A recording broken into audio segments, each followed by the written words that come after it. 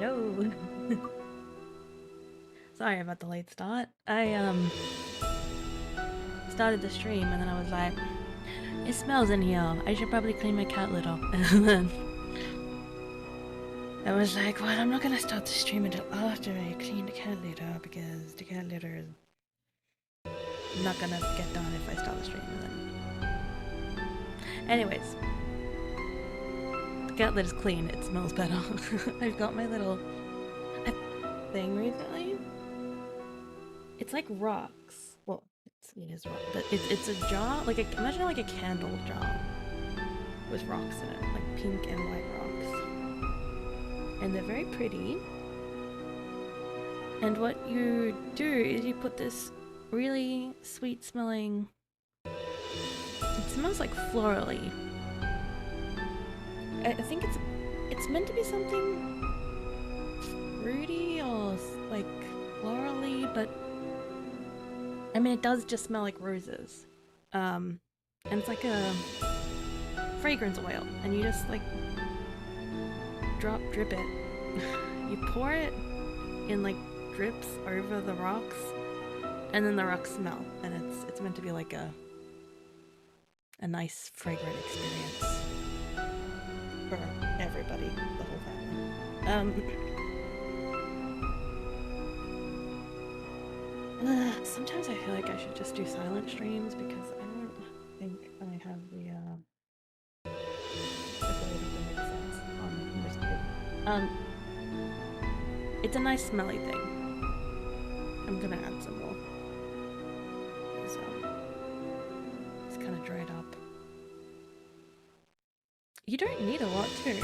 Like you need like maybe like 3 drops, and it kind of coats all the rocks. And then for like the next week, you've got like a really nice smelly stream.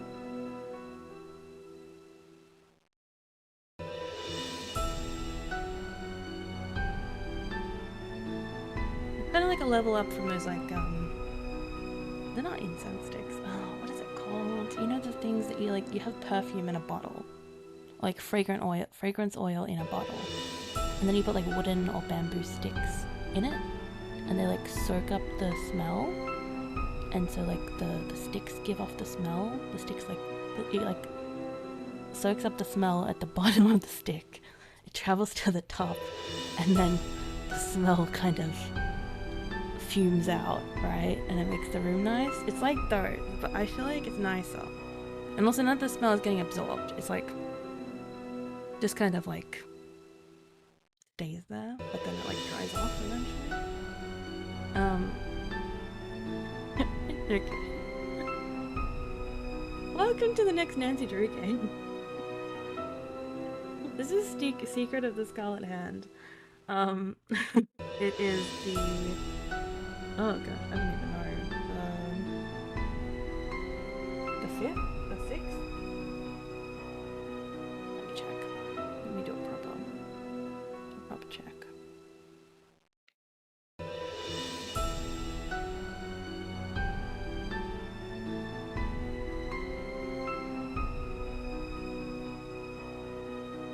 I'm going to old Wikipedia. Wikipedia. If it'll load.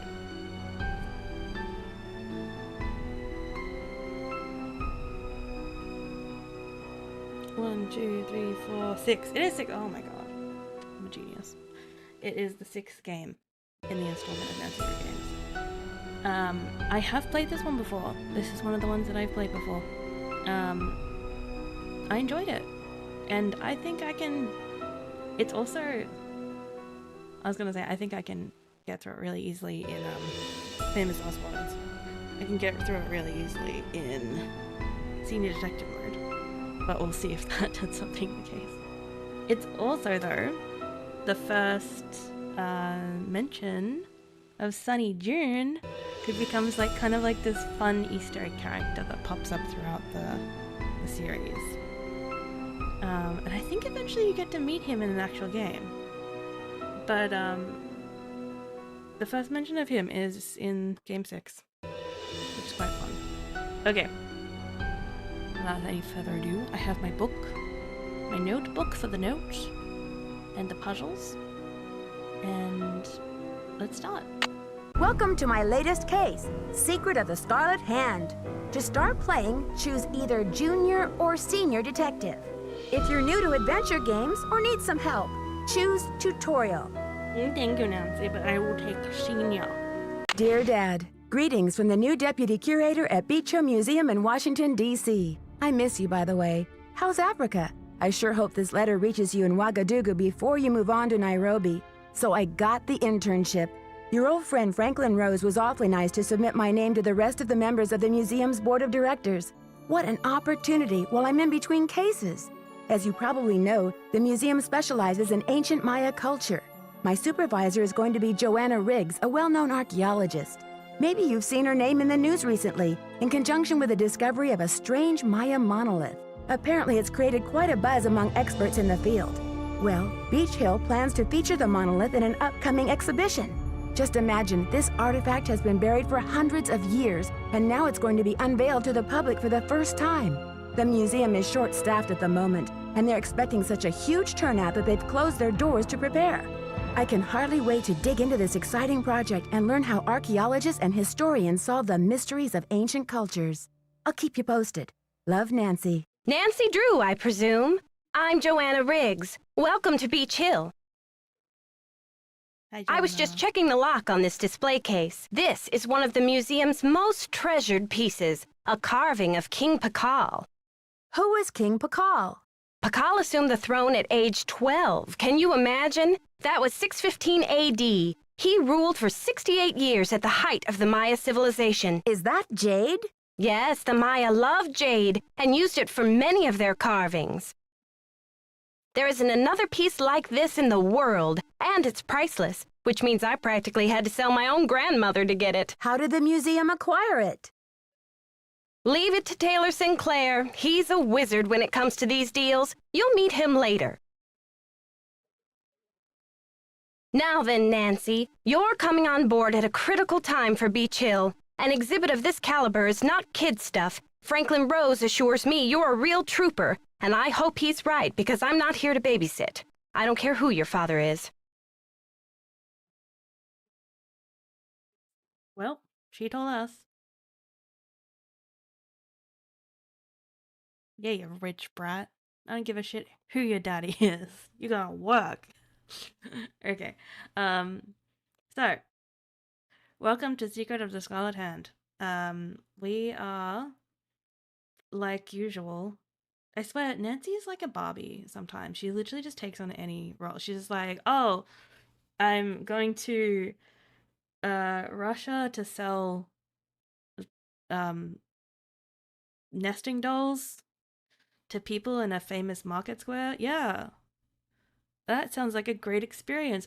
Oh no, one of the most treasured nesting dolls has been stolen. Looks like I'm on another case. Like, it's just like such a classic Nancy Drew thing to do. So we are here and we've taken an internship. I suppose her resume is like, if she ever ends up getting a job somewhere, her resume would be like, oh wow, that's extensive. She's like, yeah, I got connections. So yeah, we're here at an internship. And so far that's all that's going on. Nothing mysterious has happened yet. We're just casual teenager doing an internship. Which is wild. Isn't that wild? Like a museum being like, oh yeah, teenager, why don't you have an internship? Meanwhile, like freaking uni students in archaeology schools taking their like 5th exam, being like, I can't get a job anywhere. I need to pad my resume. God damn it, why was this position taken by some random teenager who's never planning on becoming an archaeologist? Anyways, let's actually get into it, shall we? Okay. You're coming in at a time, really critical time. Beach Hill, an exhibition of calendar is not kid stuff, so of course they hide a teenager. I'm glad to be here. Please tell me more about the exhibit. If there's one thing I've learned from my father, it's the value of hard work. Just tell me where to start. Okay, let's go. If there's one thing I've learned from my father, it's the value of hard work.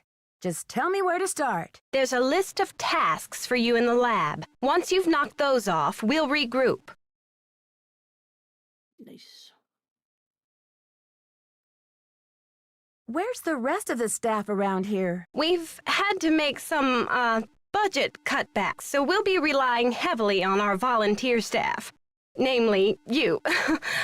Besides Henrik and me, the only people who will be around to pester you are Taylor Sinclair, my ace art dealer, and Alejandro Del Rio, attaché to the Mexican consulate and executive thorn in my side.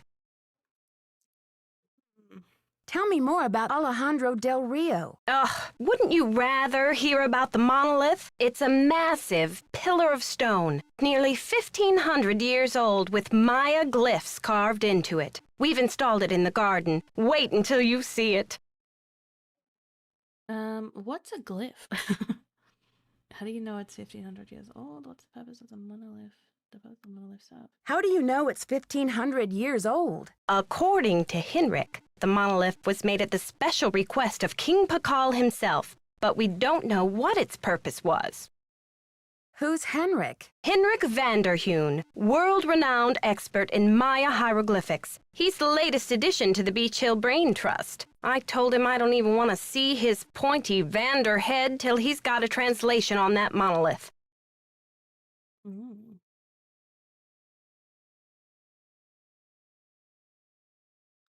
I mean, surely like an important piece like this, like something literally this big, why would it end up in an American museum? That's very weird. Like, this is very weird. I don't know. Then again, King Tut was sent to London. Wasn't it? But that was like years ago. I don't know. I like to think these things have changed since the 50s.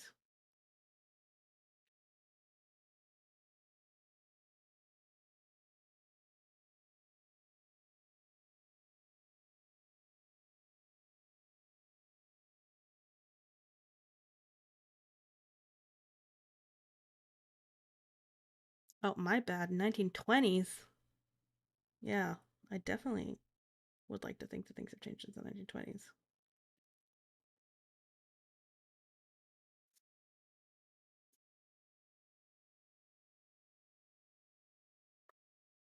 But then again, I don't know. I don't know how these things work, so maybe. You never know. Okay, I'm rambling.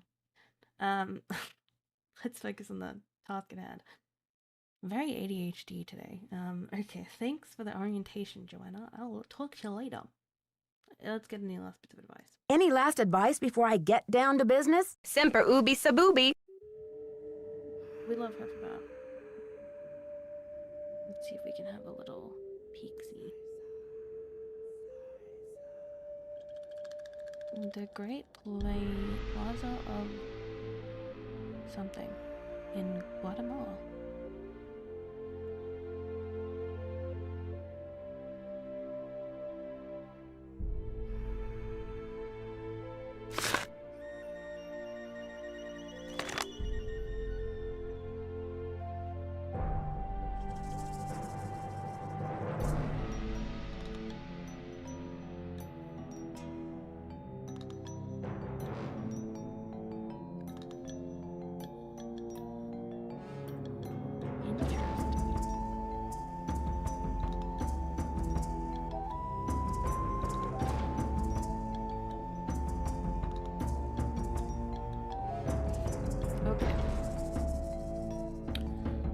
An interview with Prudence Rutherford. Wait a second, I know that name. Don't we work with Prudence Rutherford at some point during one of the games? Okay, keep an eye on that name, guys. Woo, how did a New York City society woman like yourself end up in Topeka, Kansas? Rutherford. My husband, Herbert Laszlo, was a hydro engineer when he got appointed to head up the Kansas River Flood Control Project. Naturally, we came to Topeka. When Herbert drowned, my condolences. Everyone thought I would make a beeline back to New York, but after 36 years in Topeka, I just didn't have the heart to leave. The truth is, this is my home now. Woo, just as an aside, I find it interesting that you never took his name. That was almost unheard of at the time you were married, was it? Rutherford, yes, well, I never was one to worry about conventions, and where I come from, once a Rutherford, always a Rutherford. Interesting. Well, you certainly have been a trailblazer. Now back to Topeka. What about your love for the arts? What in the world do you do for culture and entertainment here? Rutherford, oh my stars, don't underestimate Topeka, dear. The arts are alive and well here. Rutherford, we have theatre, symphony, and over 20 art galleries. I organized the St. Patrick's Day Parade and Corn Growers Ball, and I sit on the board of the Topeka Commission. What the hell is Topeka? Where's the arts too? This is the capital of... Okay, well, that answers that. It's in America. We're Mrs. Rutherford, art appraiser, is thrilled to be featuring your fire ruby necklace in this month's issue. Please tell us about the extraordinary jewelry. Rutherford, the necklace originally belonged to Herbert's mother, Hester, rest her soul. We never got along. Oh, but those rubies really did blaze like a ring of fire around her neck. Woo, you had the necklace altered when you inherited it, is that right? Rutherford, yes. Well, Hester's spirit was just a bit too overpowering in the necklace. I felt like I was going to be strangled whenever I wore it, so I decided to add a piece from my own family to balance out the energies and, make it my own. I see. There's a Mayan glyph in it. I probably didn't need to read all of that. Topeka Commission for the Arts. How cultured. Thank you, Nancy. I don't know where that came from. But,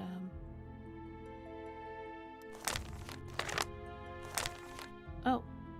It continues. You must be referring to the extraordinary Jane piece. Please tell us about it. My great-grandfather, Ruffleton Rutherford, fuck are these names, was one of the premier archaeologists of his day. His jade carving came from one of the most groundbreaking digs, whoops, no pun intended, at a Maya ruin in the Amazon jungle. I believe that year was 1898. Woo, so this is a real Maya artifact. Arthur, yes, carved by real Maya hands, and isn't it just amazing to think how many more hands this piece has passed through? Way to the 21st century Topeka, almost started to give me goosebumps. Any idea what the carving symbolize? Close up the jade carving. Well, the picture is a glyph. In my culture, it stands for a number of things. Snake, green, south, and I'm not sure what else. Fascinating, isn't it, though? The necklace is one of my most prized possessions. That's why I keep it at the villa. Just can't bear to have it locked up in some cold bank vault where I can never see it or wear it. The insurance company advises me against it, but I tell them, jewelry is to be worn in joy, darlings, don't you agree? Certainly, Miss Rutherford, and now with this article, many more people will be able to enjoy your extraordinary necklace. Thank you for taking your time, blah, blah, blah, blah. Okay, so this is probably important at some point. Isn't it kind of wild?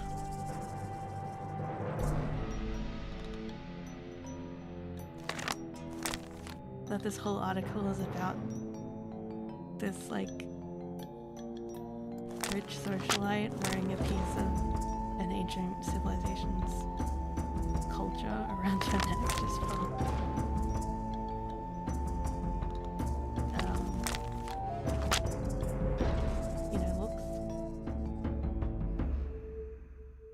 Seems a little misguided, but oh well. Very cool. Very cool. Very cool.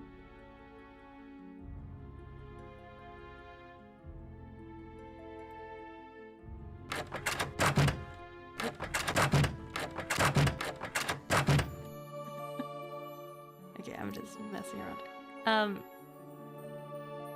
Ooh, this is the part of the game where they usually something on the floor.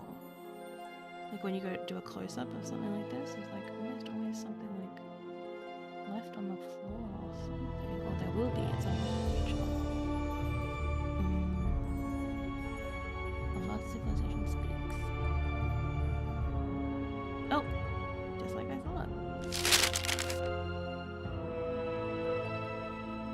Addenda to the Palenque Monolith loan contract between the Republic of Mexico and Beach Hill Museum. Okay, so it is owned by Mexico. It's just being loaned out. That makes entirely more sense to me. Fantastic. Okay, paragraph 7, section 8A. Not that it matters. It's a game. I know it's, you know, it didn't make sense. Okay, it's fine. Lock in. Come on.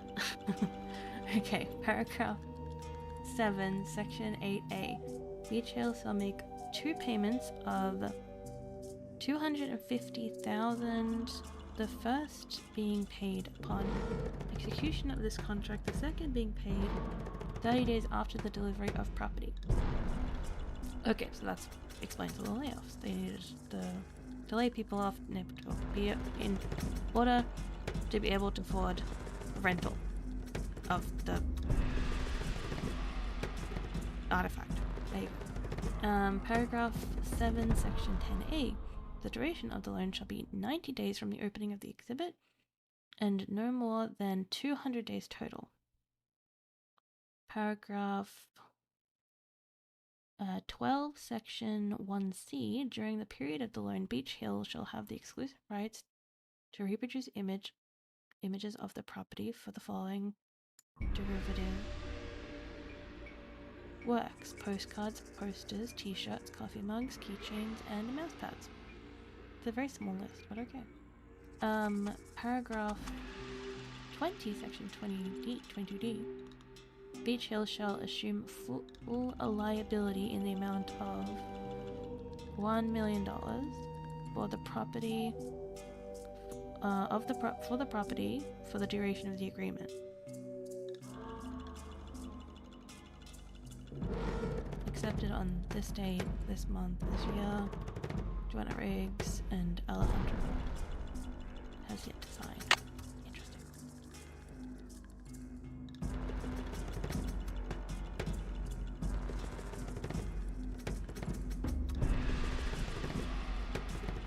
Okay. We've got of travelers. So we've got a map. Very nice. Rotunda, Exhibition Hall, Temple, Garden, and North, and then Wind God. These are things of importance to remember. We can't take it with us, though, sadly.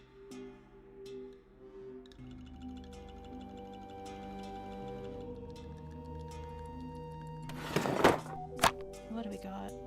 More of these. Oh! I didn't look at it properly. What does it say?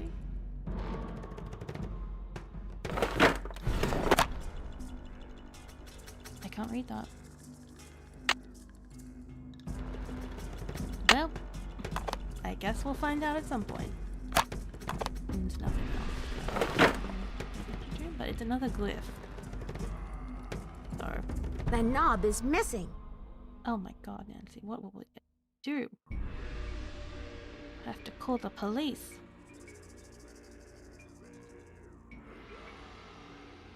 Major contributors. So far not recognizing. Topeka Commission for the Arts. That's the organization Prudence Rutherford works for. There you go. Penelope Kitty. I love that name. Vladimir Eaps. Kimbo S. Waffa. Stimmy McGruff. Rolf Stroganoff. That sounds delicious.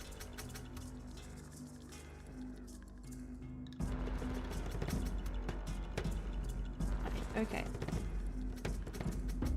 I think we've had a look in here. Enough. Let's go and have a look inside. It's locked. Ham radio used by Cortazar Alvarez Palenque. Expedition 1955.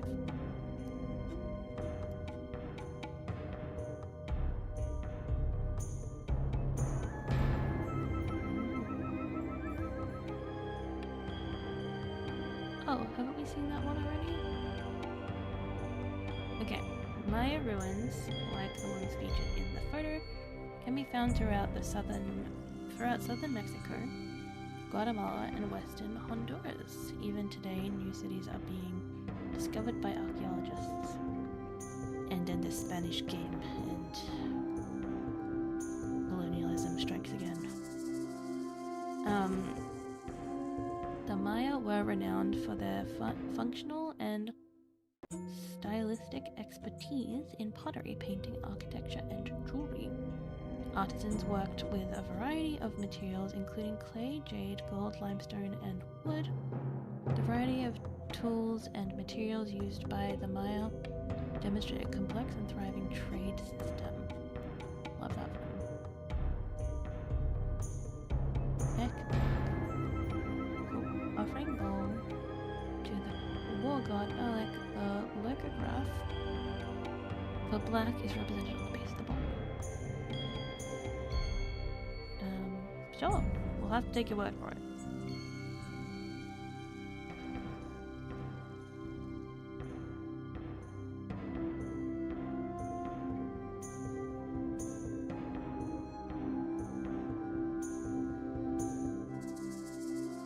Religion played an important role in Maya society. All scientific progress was impelled. Give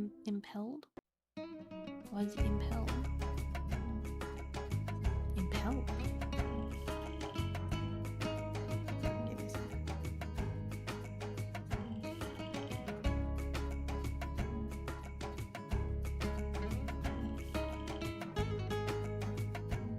To be driven, urged, or forced to take action, often by strong internal motivation, emotional or moral pressure. By the priests need to understand and manage the sacred forces of the Maya universe. Different gods represented aspects of Maya life, from basket weaving to calendar days. Even today, little is known about the role or names of the gods represented in Maya artifacts.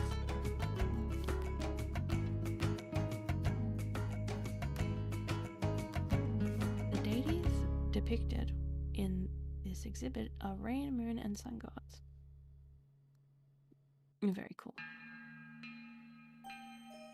Maya gods. The three masks depict the corn god, Yumcax, I hope I'm saying that right, the jaguar god, I'm not even gonna try to pronounce that because I'm gonna get it wrong, and the sun god, Ahaukin, maybe. Sulkin calendar stones used to compute the 260-day ceremonial.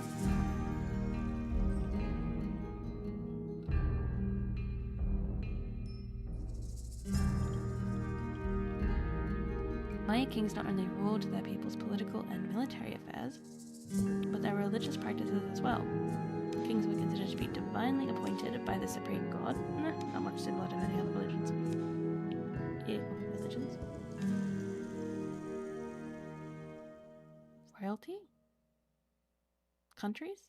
Sure. Cultures? I don't know. All the above. It's no. While the majority of kings were male, there were several notable exceptions, including Lady Kanal Ikal, who ruled over 20 years.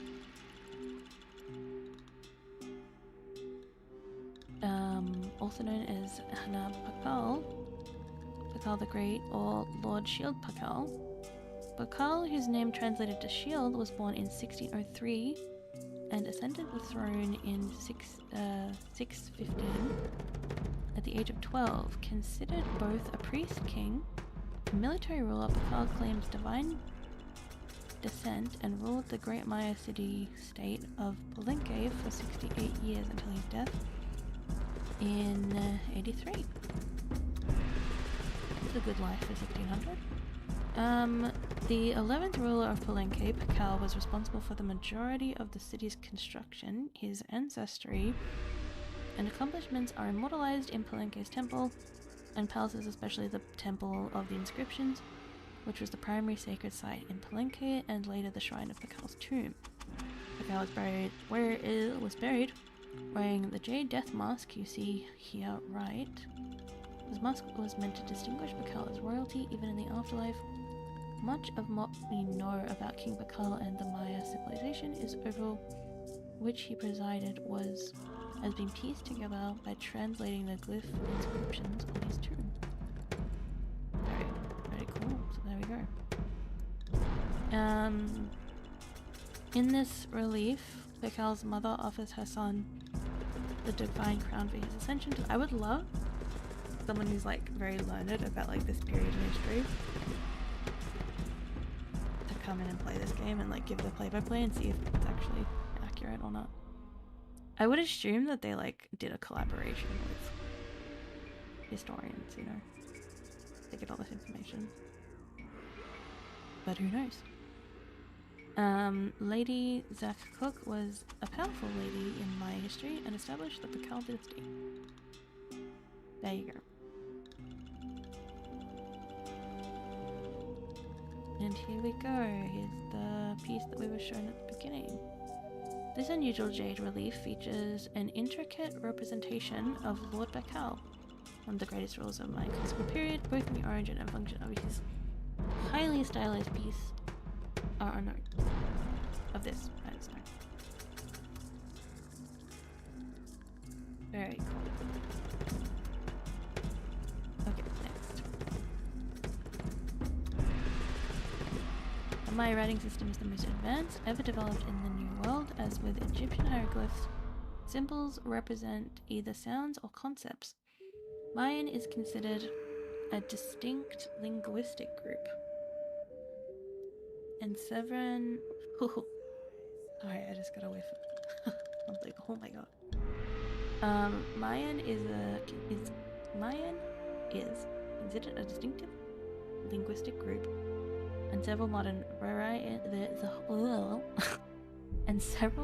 variants exist today, including quiche.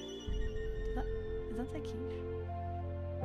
Is it pronounced quiche? I don't know. This and this, sure. Maya numerical notation. Maya numerical notation using both the bar and dot system and pictorial representations of gods. Some of the tiles are missing. That they are, Nancy. That they are.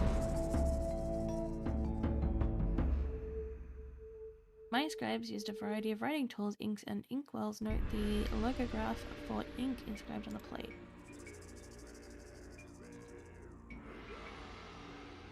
Most customs and rituals were based on religious practices and played an important part in Maya daily life. Some, such as wearing of earrings, are considered by our culture as ordinary, while others, such as bloodletting and human sacrifice, are seen as barbaric. Many ancient Maya customs are practiced today by the indigenous people of northern Central America and southern Mexico.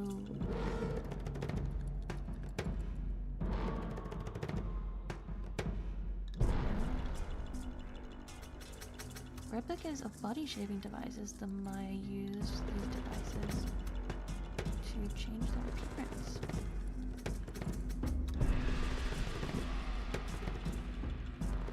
Maya ball game artifact. Very cool. And now we've got a temple replica. Should we go into the temple replica?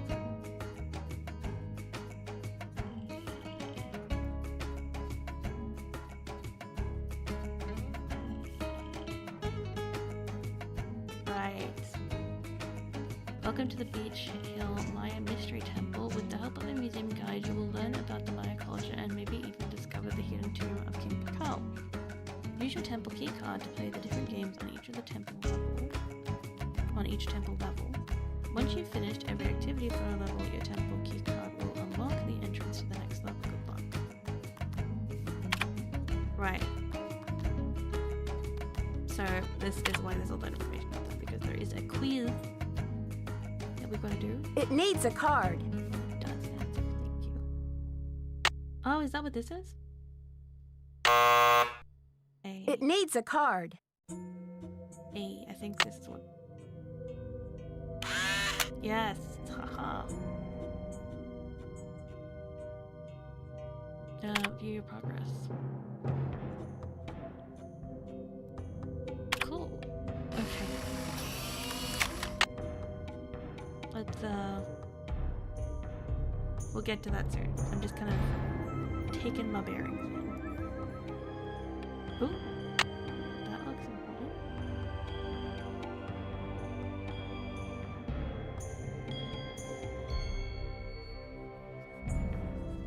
Be sure to place your temple key card in the card slot to receive credit for your activities. Oh, so we can play a game here. Interesting. Very cool. Is there anything else around here? Is it just statue? I think it's just a statue.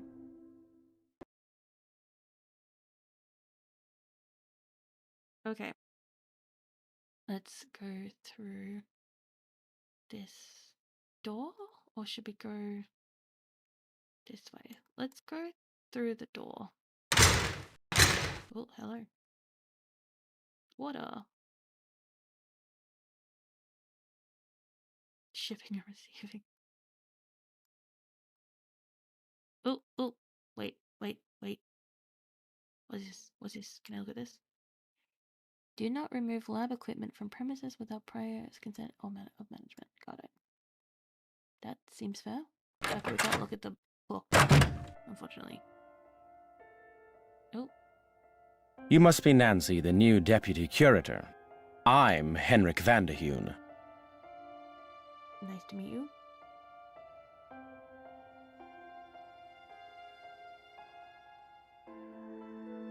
Pleased to meet you. What are you working on? Just some light housekeeping. Why are you wearing that mask? Oh, these dusty old artifacts are murder on my allergies. Anyway, what can I do for you? Also, probably health and safety thing.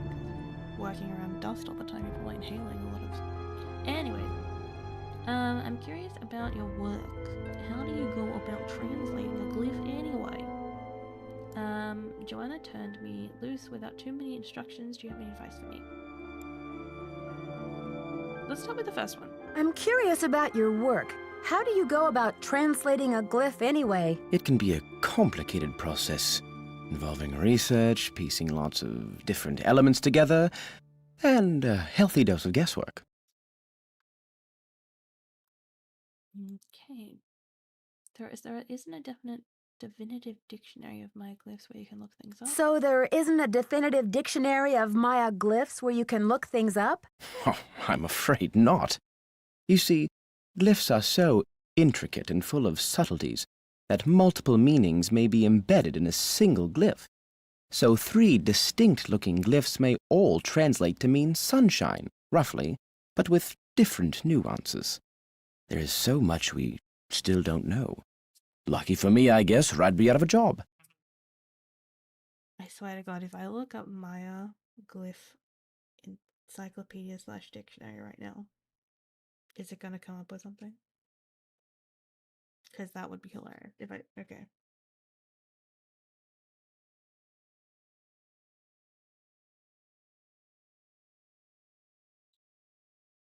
MayaDatabase.org.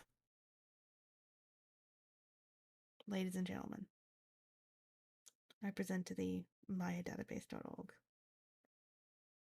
Looks like you do need to have a login, but it definitely exists. Now, at least. This game was made in, like,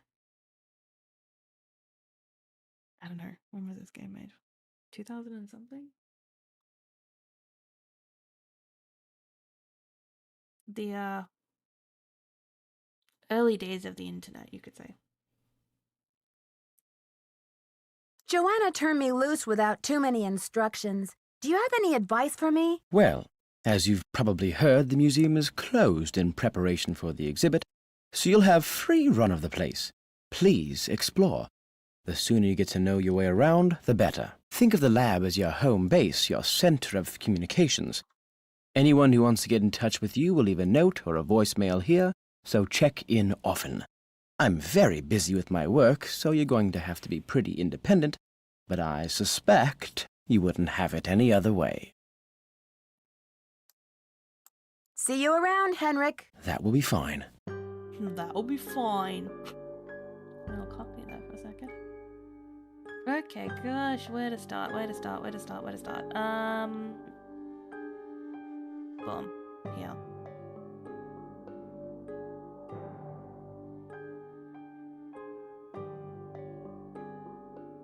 Parker Canyon Cultural Center. Sheila Schultz, Director. I see we don't have a phone in this one. Okay, 1-505-555-1222. Instruction manual.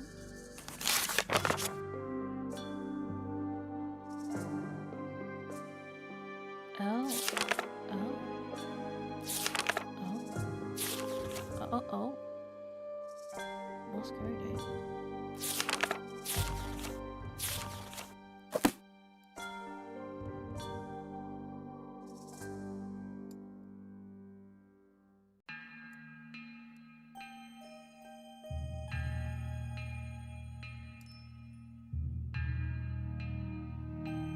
So it's how to use this radio. I shouldn't be messing around with this without permission. Got it, Nancy. I see a It's drawer. locked. It's locked. It is a locked drawer.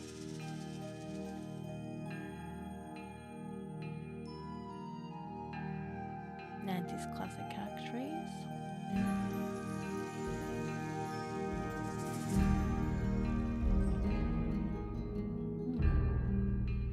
You got a bunch of numbers here.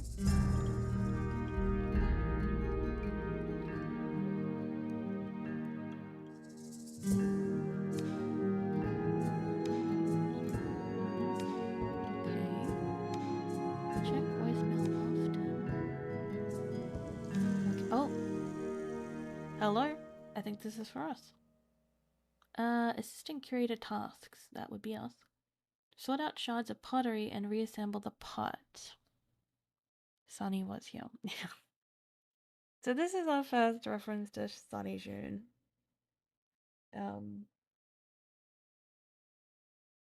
And Sunny is a character. He's obsessed with aliens. Oh, hello. Oh my god, Coca Kringle! This Coca Kringle is like an iconic Nancy Drew artifact. It's in like every single game. Now with 79.5 less fat. Property of Sunny June.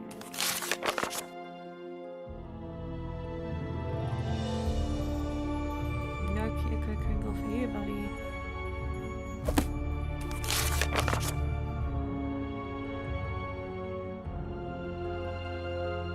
I hate that ball game. It's all random. Or is it? Choosing when I pass when the computer passes. 4 pieces of corn. Different than dice. Try Pascal's triangle. 1 and 3 frequency of 4. 2 ... Blaze Pascal's triangle. Aliens did it. 2 Mexico artifacts. Alejandro rocks. Yay. The Beach Hill Gang. Blah blah. Stop losing my things. Blah blah blah. Stop breaking my stuff. Quit daydreaming. What you got up her sleeves? Get to work, Sonny. Hurricane Sunny. Yeah, Beach Hill help. Saw Sinclair the other day. Warning, never look directly at Sinclair's tie. Ooh, that audio narration thingy is going to be so much work. Hehe. Luckily, old Hurricane Sunny managed to borrow Joanna's notes for this project. Note to self, must distract Joanna only after her coffee break. Okay, let's see. Garden. Okay, so Sunny has made us a nice little map of the garden and the museum setup. Handle, handy, handle. You know, it's very handy. Must surf website. Sure, wish the lab had. Sure, wish the lab had a computer. I just have to check out the latest Alien Adventure games. www.justadventure.com. If only someone would make a game about the Maya and toss in some aliens, UFOs, of course. Game number 1. Just Adventure. I wonder if this still exists.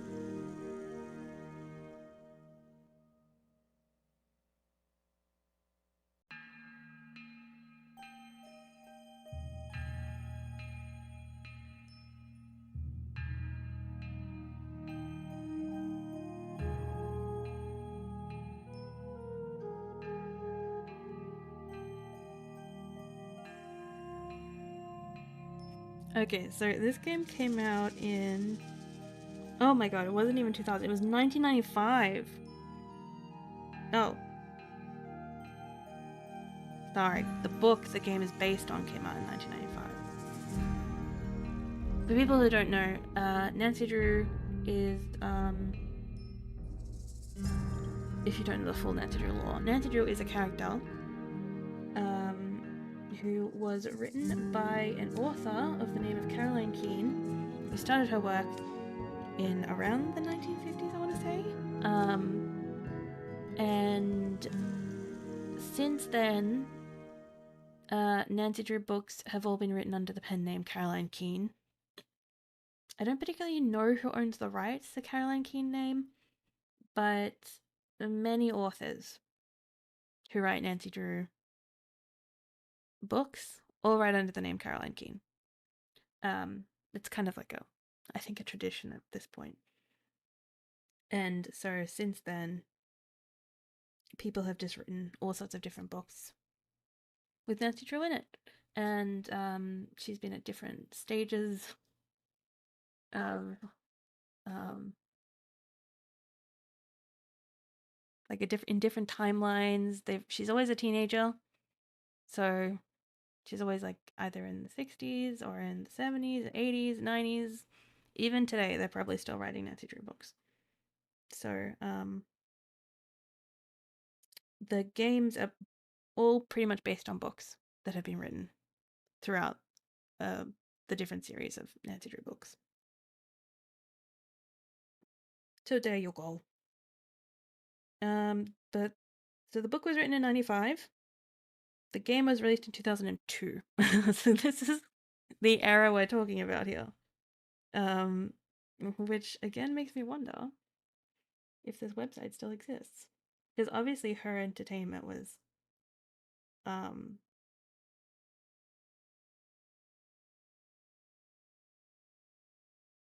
I think they might still have the domain name, because obviously they're referencing a website that they want people to go to. justadventure.com.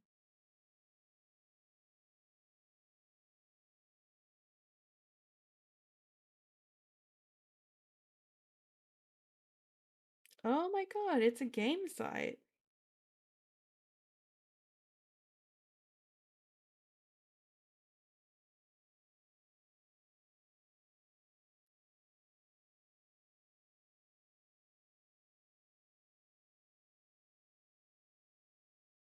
Wow.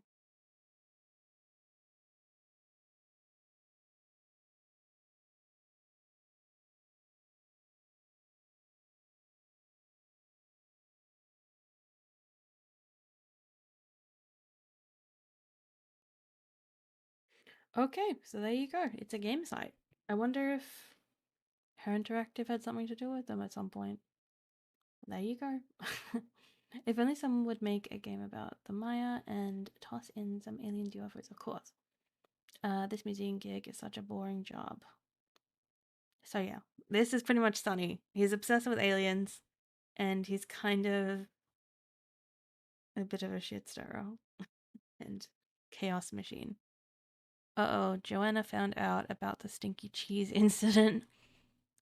Big trouble now. I wonder who ratted on me. Must have been that Coco bandit. Whoops, I hear Storm and Joanna coming over. Better hide this. So yeah, it looks like he was fired from this job for leaving cheese. Leaving cheese out. But this is not the last mention of Sunny June in the Nancy Drew games. I promise you, he comes back in the weirdest situations. I think that's everything we can look at right now. So the periodic table. Also, I'm so sorry. I know we're just in this, but I've actually got to go take a quick toilet break. I will be right back. I'm sorry. We'll get back into it really soon, I promise.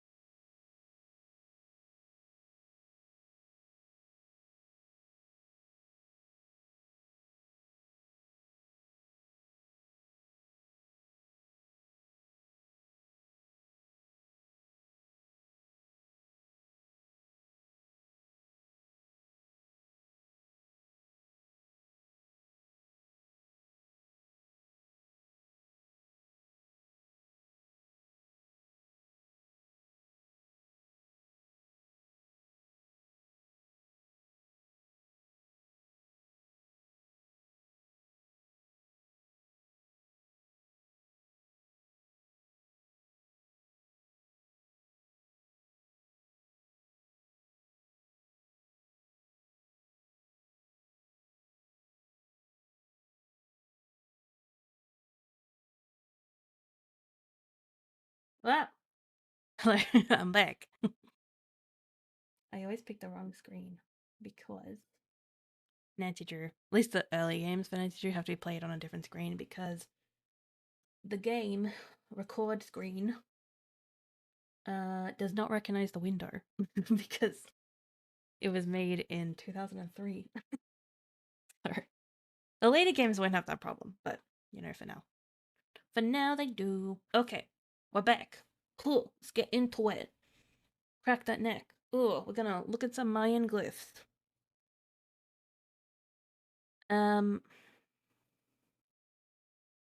The periodic table. So that's gonna be relevant at some point. So all these things I'm looking at, I'm just getting a lay of the land before we head into all of the clues. Sorry, before we head into all of the puzzles. Because all of these are clues for those puzzles. And once you start doing the puzzles, you want to like know where to head to next. You're like, oh, this wants me to do this. That reminds me, that place had a periodic table. That's where I would find the answer to that. So, there you go. That's why I like to play it this way. You can do absolutely nothing in this corner. Not a single thing. Not a single thing. What's this? Ooh, do not operate without permission. I shouldn't be messing around with this without permission. God, Nancy, you're such a square.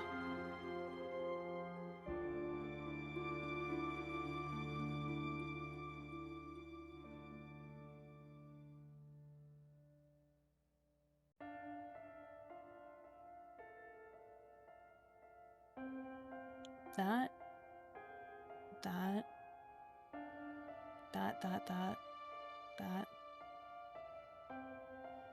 I think they're all the same asset. Anyways. Not important. Okay.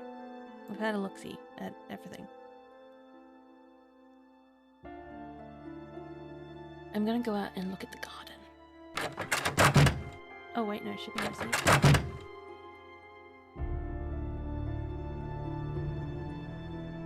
Oh.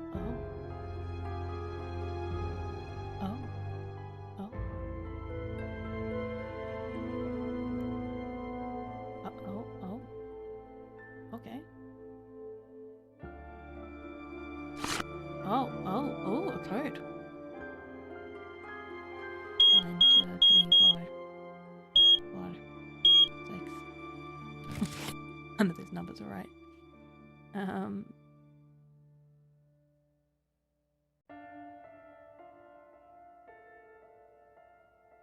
We can't even pop the bubble wrap? That's sad. Oh. Ceramic clay, Diego Delan, jade.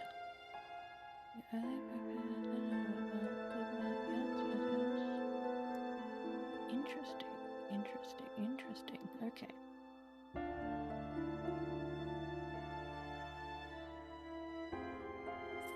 Sunny stuff. Oh, there you go.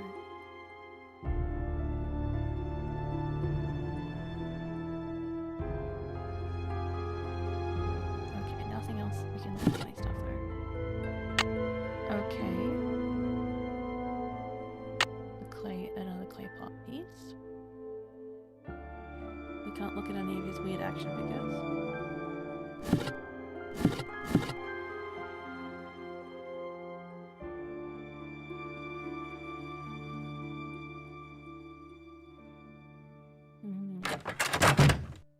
Okay. Let's go check out this garden area.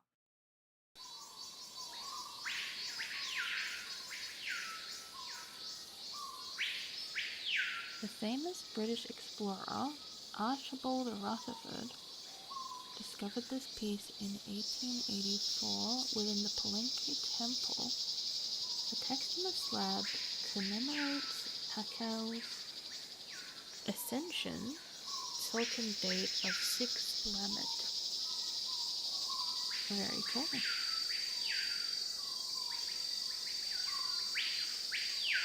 The marriage between Shield Jaguar and Lady Zoc is represented in this piece. Lady Zoc offers a shield and jaguar helmet to her betrothed. I see. Very cool.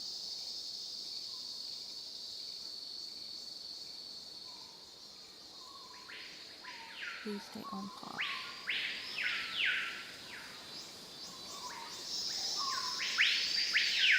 This panel is one of several commissioned by Bird Jaguar and details the capture of a Kahal, a prominent local nobleman.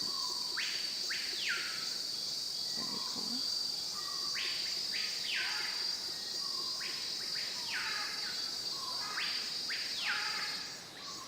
Okay.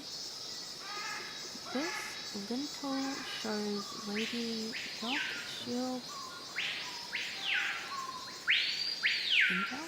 Lintel?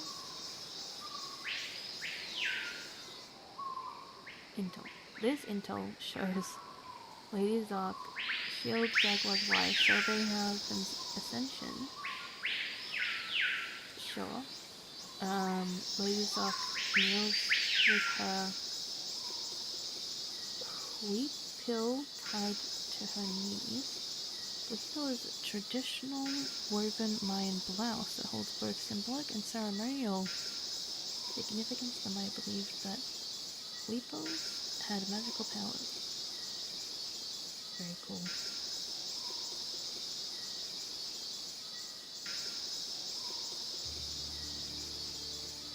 So this is the monolith, eh? Interesting. Do I look?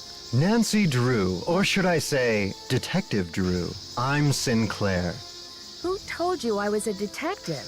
I was at a meeting with the BOD recently, and I caught wind of your appointment and your credentials. Very impressive, if I do say so myself.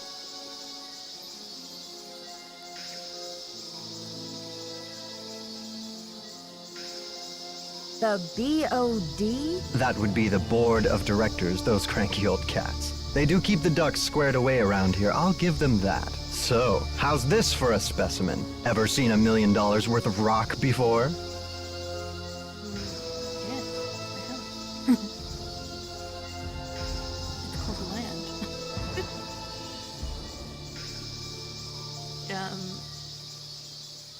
But Beach Hill didn't buy this piece, did they? My understanding was that it's on loan from Mexico. But Beach Hill didn't buy this piece, did they? My understanding was that it's on loan from Mexico. Ouch. Well, they did say you were sharp. Seriously, though, thank goodness you're here. I'm afraid the museum may be in terrible jeopardy. Okay, weirder. What kind of jeopardy? Oh no, is there something I can do? Oh no! Is there something I can do? Joanna told me to butt out, but I'm so fond of Beach Hill, I just hate to see it fall prey to scoundrels. What scoundrels? It's a sensitive subject. Meet me in my office later and I'll explain everything then. You've got me worried. Can't we talk now? Just meet me later. 707 Bing Cherry Boulevard. I've got to go. Enjoy your first day at Beach Hill! Hey, random teenager I snuck up on. Come meet me at my office in this random location. And don't come with anyone. Okay.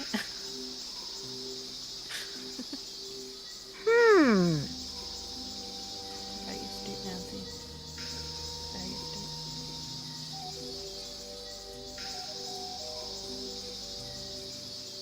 This side looks damaged. That it does, Nancy. That it does. Looks like this side is missing a part. The plot thickens. Procedure figures are a rare couple whose detail is unusual for this area. The function of the artifact is unknown, but may have been part of a throne. Inscriptions reveal that the piece was dedicated to the goddess of the moon, Ixchel? Ixchel? I don't know. I will be butchering these names. I do apologize. Little is known about the release. It this relief, it depicts a nobleman standing on captive. Note the elaborate headdress and cape containing the reference of Tlaloc, the rain god.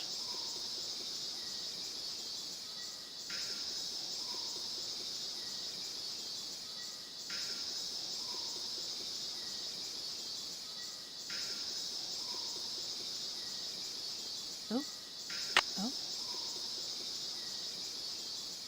This altar was dedicated during the reign of the 16th ruler of Kukan, Yax Pasha. The focal point of the artifact is the large two-headed crocodile. The creature is called a Vicephalic monster, and it represents the continuous cycle of life and death. I don't see a crocodile, but cool.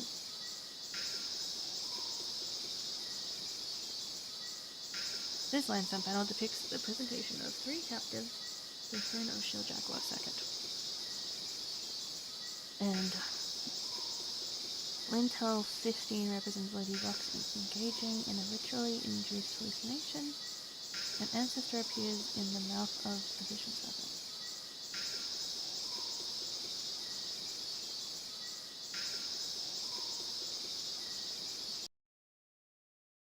Well, there you go. That's the full museum. I think we need to put this in here, right? Just one more tile. Okay, we can't.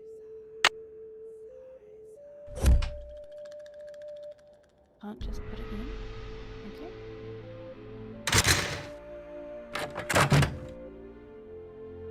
Okay. Okay. Let's check this list out. Okay. Let's go. Sort out the pottery, the shards of pottery, and reassemble the pot. Bring addenda to Monolith Loan Agreement. Consult the signature. Okay, so I need to take this to this guy. Order bubble wrap. Match recorded narrations to appropriate displays in the meeting center. You'll need headphones for this. Reorder my numbering exhibit in the main exhibition. Right, that's why we have the little timer. Got it, okay.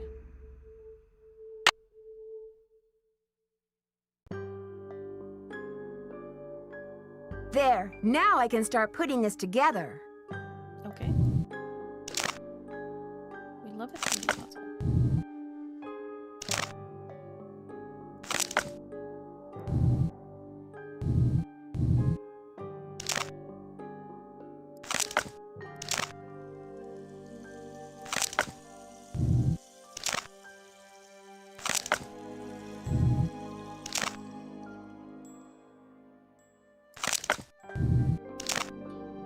There we go.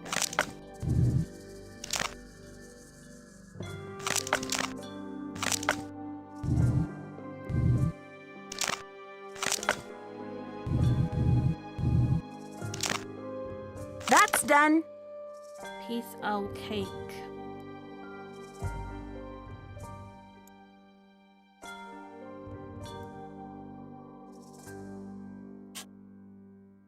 Done. I haven't finished that task. Okay, order bubble wrap. Okay, we need, what is it? It's 5.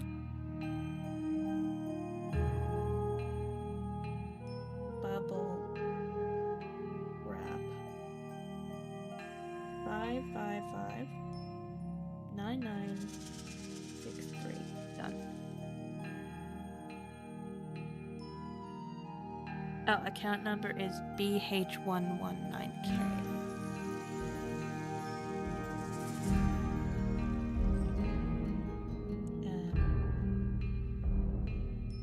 BH119K. Contact Silvio Jr.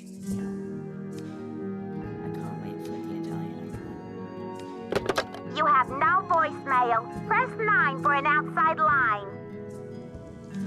I love that so much. Oh my god.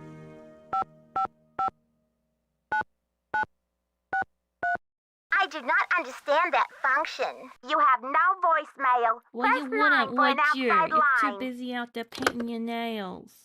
God. Okay. 209. 202. 202. 202. I did not understand that function. You have 2555599. I do not understand that function. You have no voicemail. What the heck? That's the number.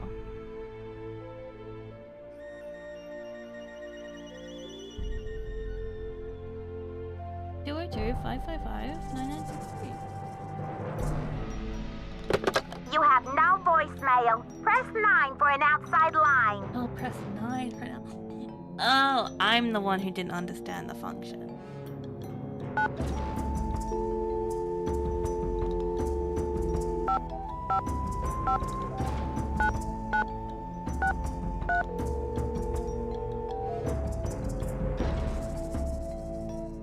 Silvio's Curatorial Bonanza is open from 9 to 5 Monday through Friday. Please call back during regular business hours. Gee, you can't even do business around here. What a kick in the balls. Keep it real restoration. Okay, well, I guess we gotta do that again. Match recorded narration. What? Reorder my numbers.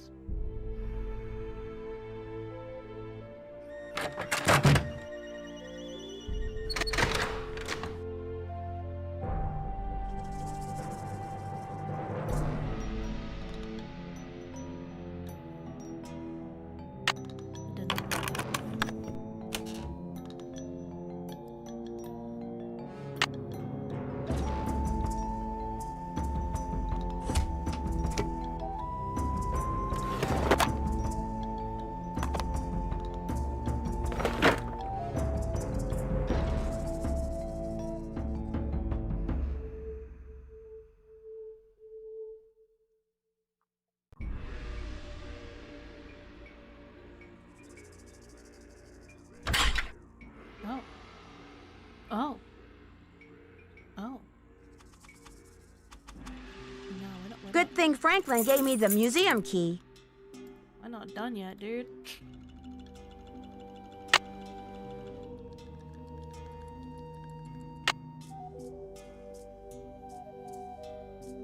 The Maya used different methods to represent numbers. Here is an example of the numbers from 0 to 19, from top left to bottom right. Although the geographic range of Maya cities is well known, it is difficult to determine the range of Maya influence. Interesting. Ceramic bowls, such as the one featured in this exhibit, may have been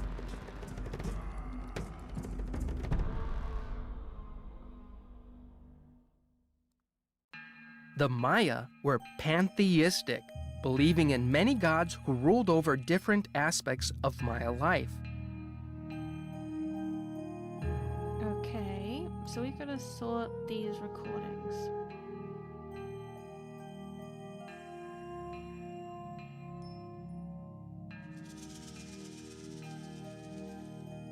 Well, this one seems right. ceramic bowls, such as the one featured in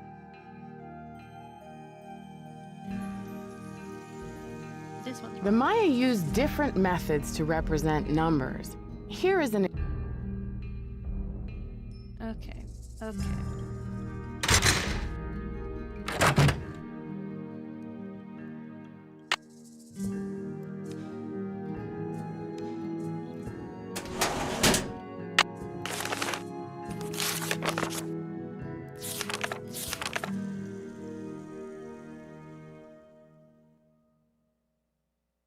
Okay.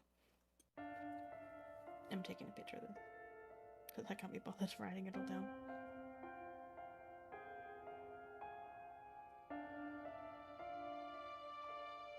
Okay. And we're just going to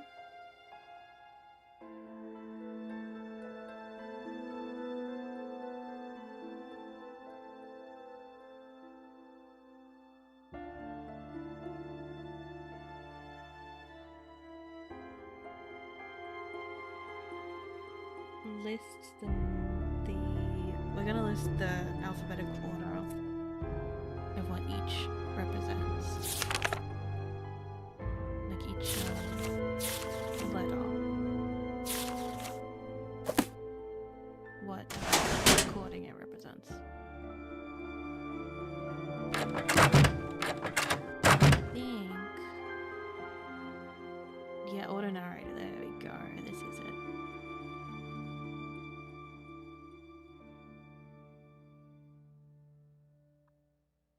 The Maya used different methods to represent numbers. Here is an example of the... Yeah, this is the ham radio. Not the ham radio. Okay, we're gonna go out and just... And then we'll come back and we'll fix it all.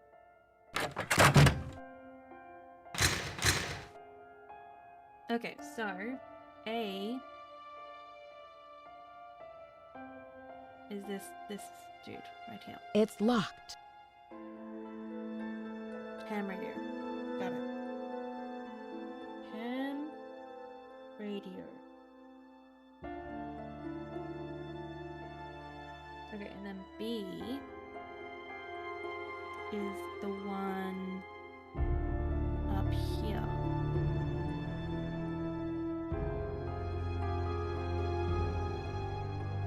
This is B. Scribes. So B is about scribes.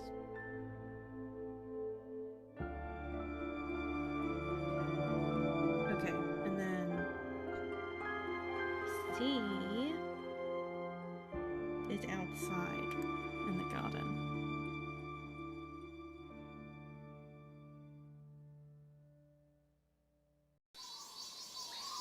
So C is on this side.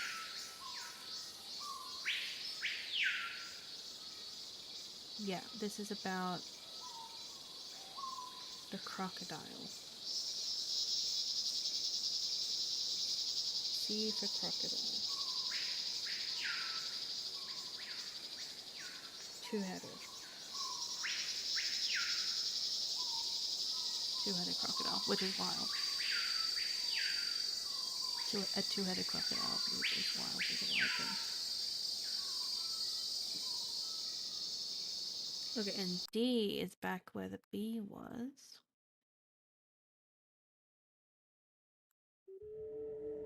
Yes, this is the number system.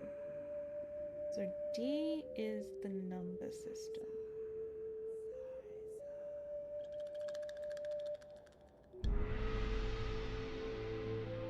Fantastic. And E is middle right. So this one over here. Middle right. Lord Pacal.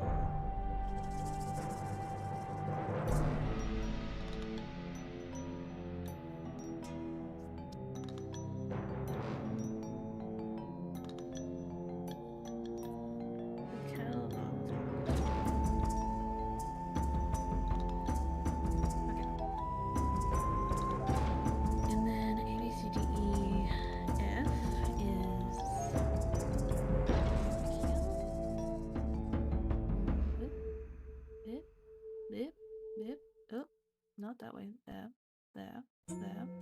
here. Maya ruins. Range of the Maya and New Zealand being discovered by archaeologists.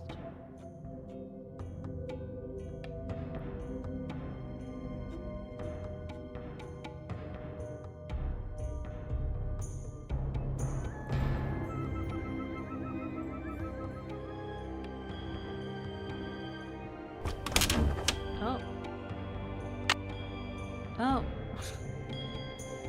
Shit. I didn't realize that was not meant to be there. Oh, there you go. So F.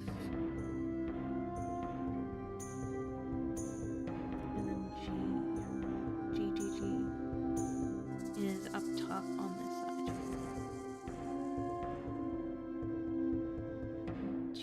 Oh, this is literally this one. Body shaping.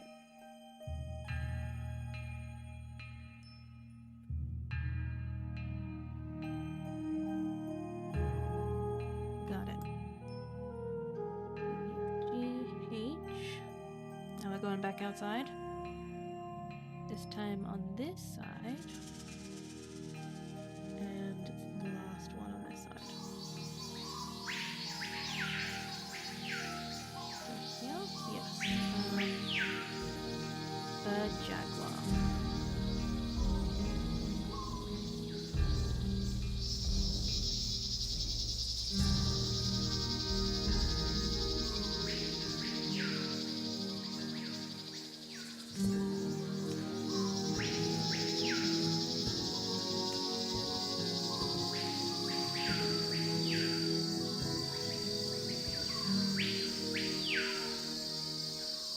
One second, guys.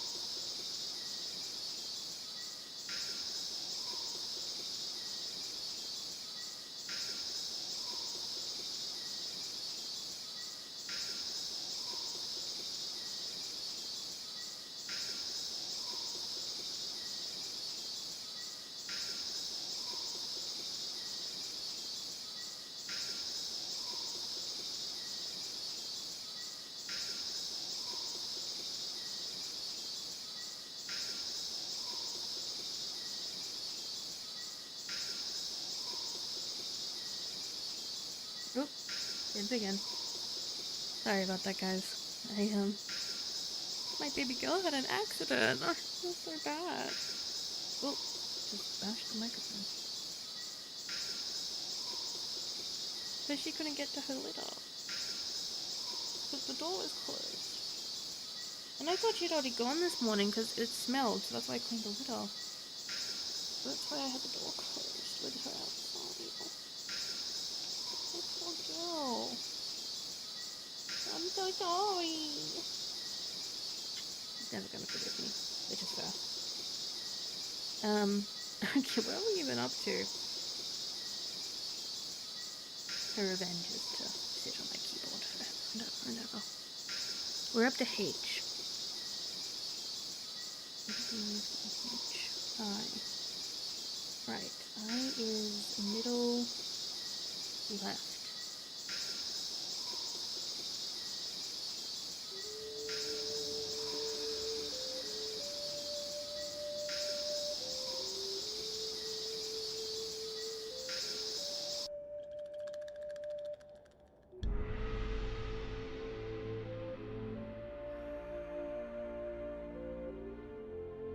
Is this it?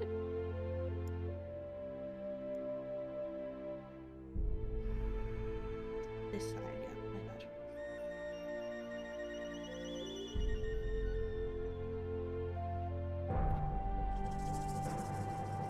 Yes, my gods.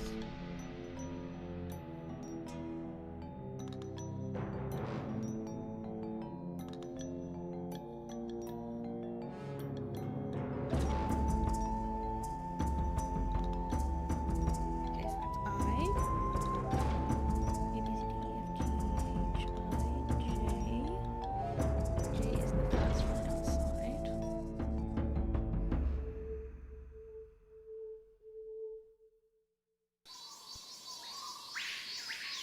And this is the Rutherford slab.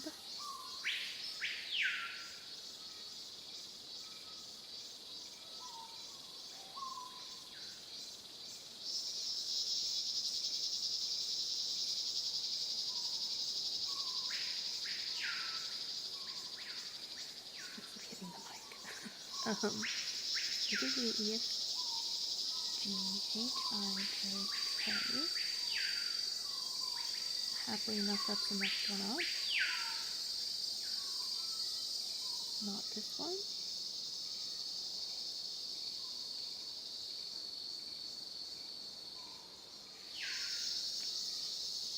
Oh, I've messed up. I put the bird jaguar as H when it should have been.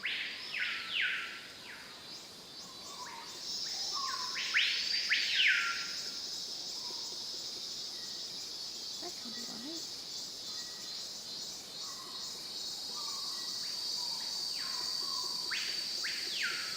Oh.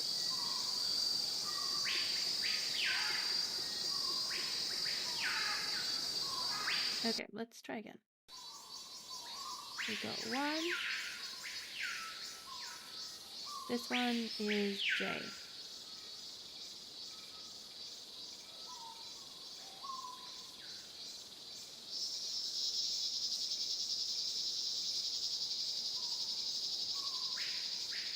This one is K. Okay. And we had it right. Back to...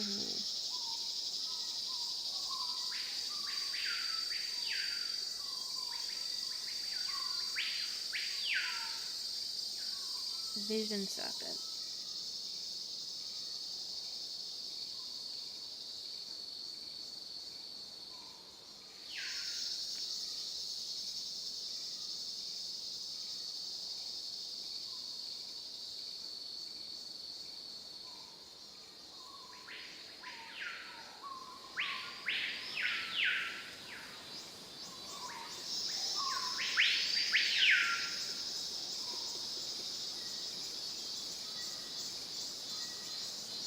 Okay. A, B, C, D, E, F, G, H, I, J, K, L.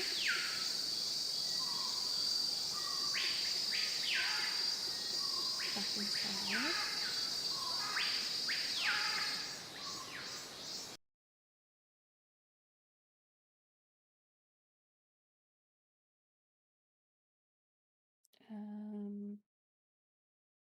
This is the back. This is the bowl, which I'm pretty sure is correct.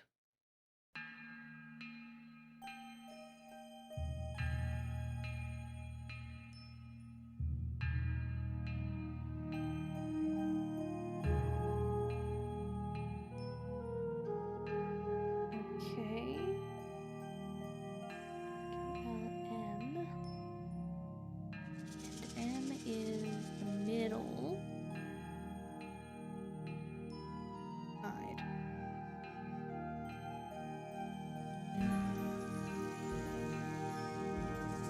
The cow's ascension.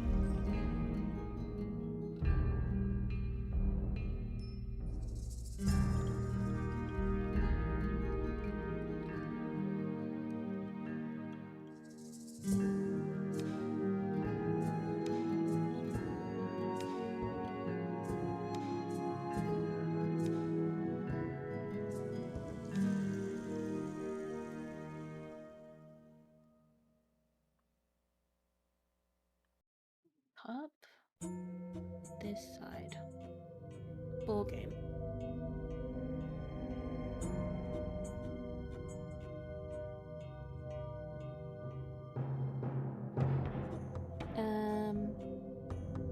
And last of all is O. And that is outside. But literally right outside this one.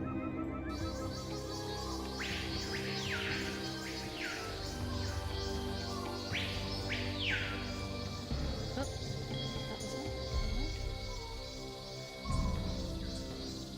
This one, carved panel, shield jackal.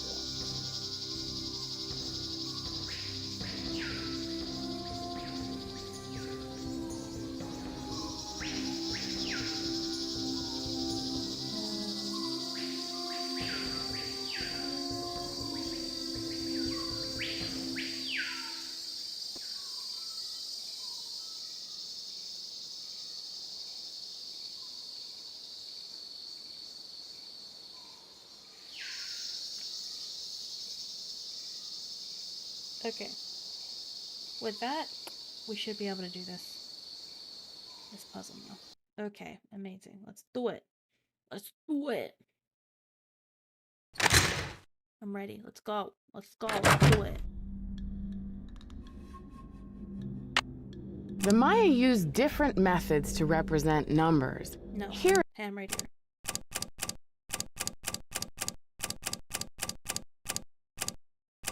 I am Lord Picard. Nope. Lady Zach Cook. Nope. The Maya were pantheon. Nope. ceramic bowls. Nope. Archaeologists work in some of the most remote areas of the world. Ham radios are often the only means of contact. Yep. Next. Nope. Goes down. Okay. B is done. Scribes.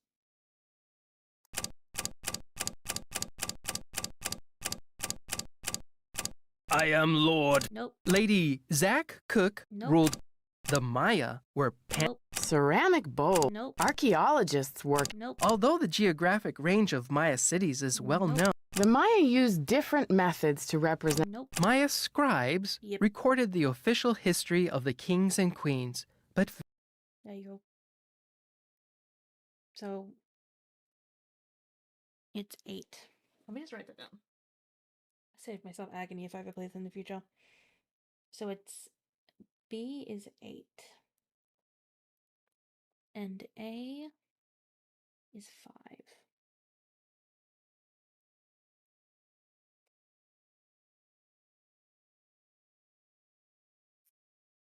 Okay. Also, it helps because we can skip those numbers. Going on. Okay, C.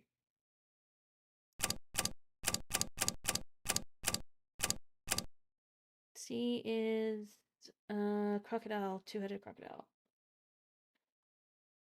I am Nope. Lady Zach. Nope. The Maya were Nope. Ceramic bowl. Nope. Although the geographic range. Nope. The Maya used different methods. Nope. In addition to adorning themselves with jewelry, Nope. The Maya ball game. Nope. Ritualized bloodletting was a common practice. Nope. The 4 miniature gods clinging to the vision serpent are the headband twins. Nope. The date on this slab uses Nope. Strange, supernatural creatures, sometimes called monsters, played an important role in Maya mythology. These monsters were often associated with the earth, caves, or mountains.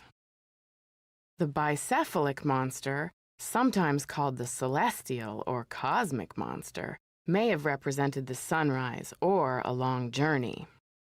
I think this is it. Tentative 14.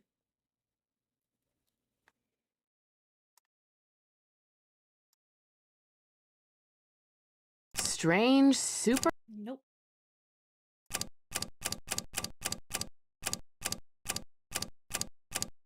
This one is the number system. Actually, no, it's 4, right? ceramic bowl. Nope.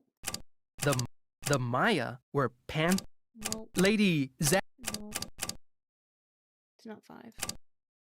Although the geographic Nope. The Maya used different methods to represent Here we numbers. go. Here is an example of the numbers from 0 to 19, from top left. Amazing. Okay. E.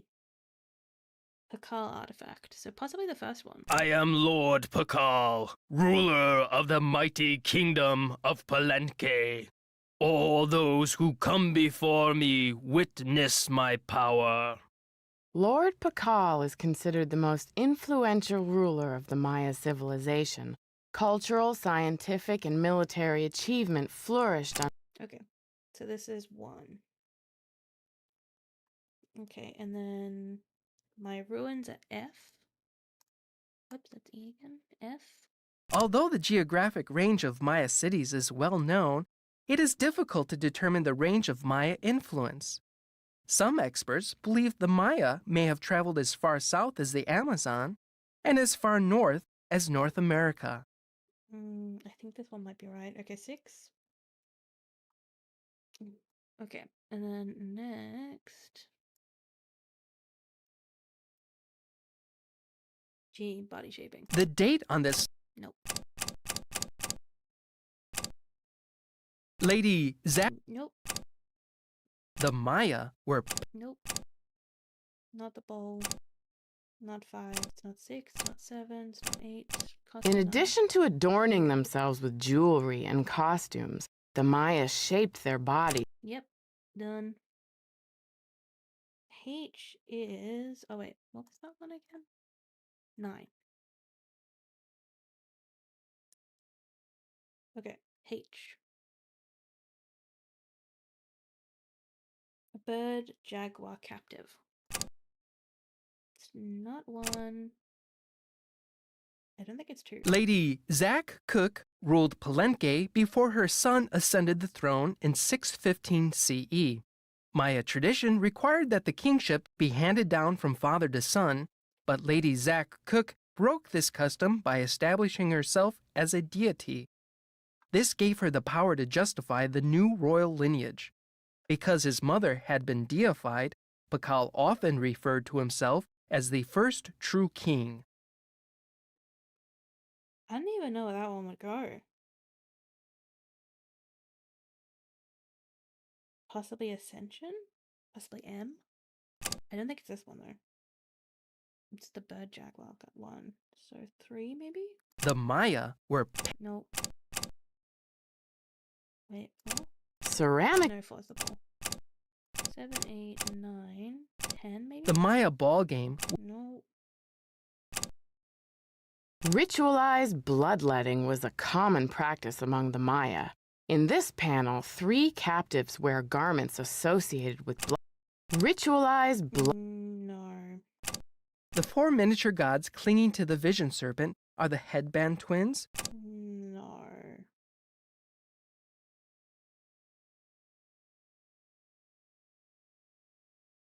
Vision Serpent's K.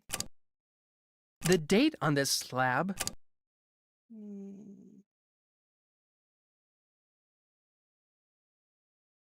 No. 15? The Maya kings were often in a protracted state of war with local kahals. Here, bird jaguar stands This is it, bird jaguar. The Maya kings were often in approach. Yeah, H, bird jaguar. Got it. 15. Okay.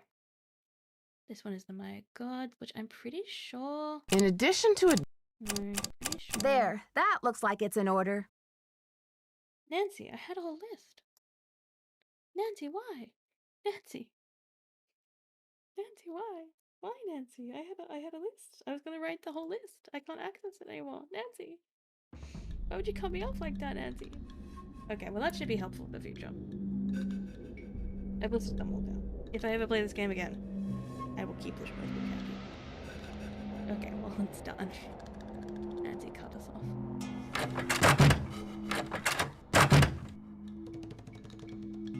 Okay. Reorder the... Nope. Match the recordings. Done.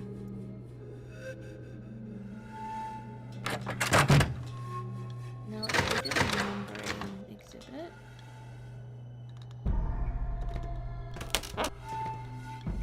Right. I forgot I don't know what the order is.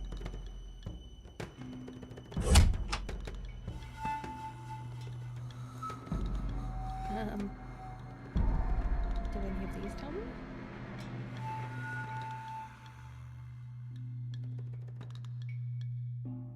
They do not. Okay. Maybe we can get some help?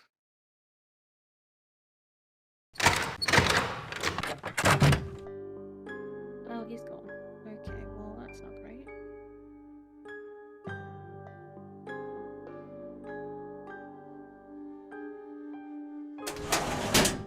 Does anyone give us any help here?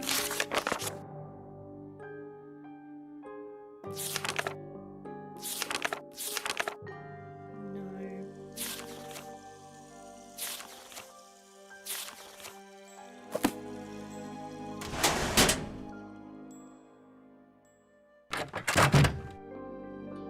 What time is it? Oh, it's like 6 in the morning.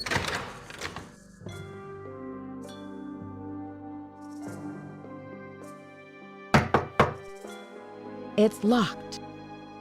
How they got it at 6 in the morning? Okay, let's go back. I mean, let's see if we can do any of the others. What was the last one? Whoops.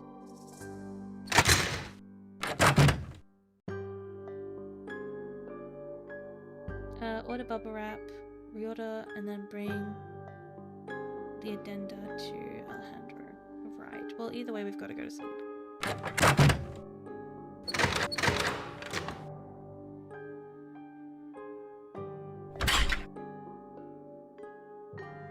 Let's take her to the hotel. Get some much needed rest. Do some hunk shoes. Get some ZZZs.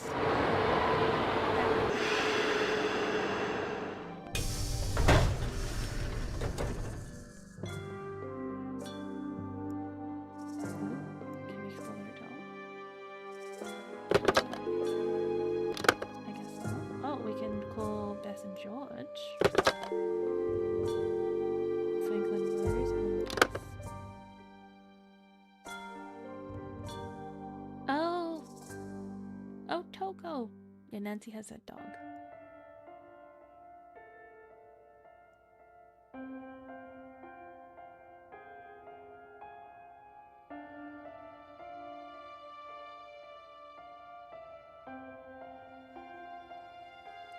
Okay. Well, let's get like 2 hours of sleep.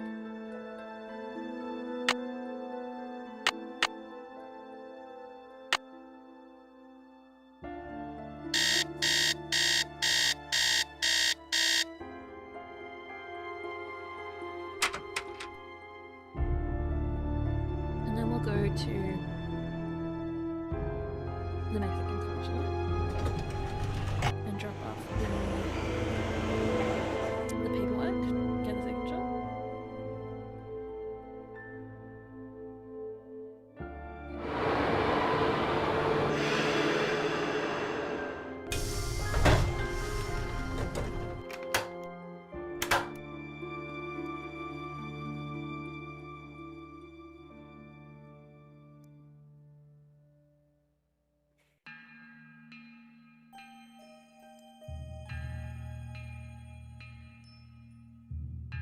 Okay.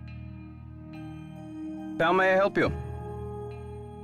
Hi. I'm Nancy Drew, the new deputy curator over at Beach Hill. Should we show off? Buenos dias. Me llamo Nancy Drew. I have some paperwork for you regarding the loan of the Palenque monolith to Beach Hill. So, you're Joanna Riggs' newest pirate in training. How does it feel to join the ranks with the modern-day conquistadors? Dude, aren't you like a descendant of the conquistador? Just saying. Like, you don't have to be happy about it. I beg your pardon, but how does a deputy curator become a pirate in your book? You had better brush up on your history, young lady. When the Spanish explorers invaded Mexico, they became known as the conquistadors, or conquerors.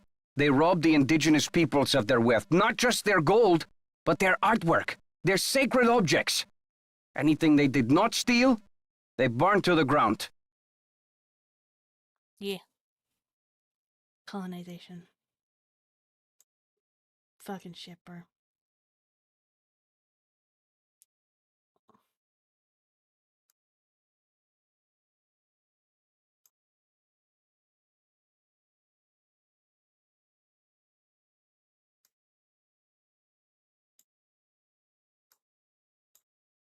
Alejandro, I understand that many crimes were committed in the name of exploration, but that was hundreds of years ago. What does this have to do with Beach Hill? There is more. In the 19th century, archaeologists discovered the ruins of ancient civilizations predating even the Aztecs. Many of the dig sites were robbed, and the stolen artifacts were sold off to art museums and collectors around the world. Today, finally, it is illegal among most civilized nations to remove an artifact from its native country. But sadly, there are thousands of precious antiquities with highly questionable provenance floating around the Western world. Yeah. Illegal. Tell that to the London Museum. Brinch.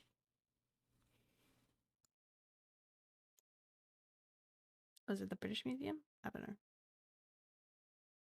It's to display the artwork, not to celebrate it, so the public will be able to enjoy it and learn more about the people's great talents and achievements. This, Nancy, this is your angle.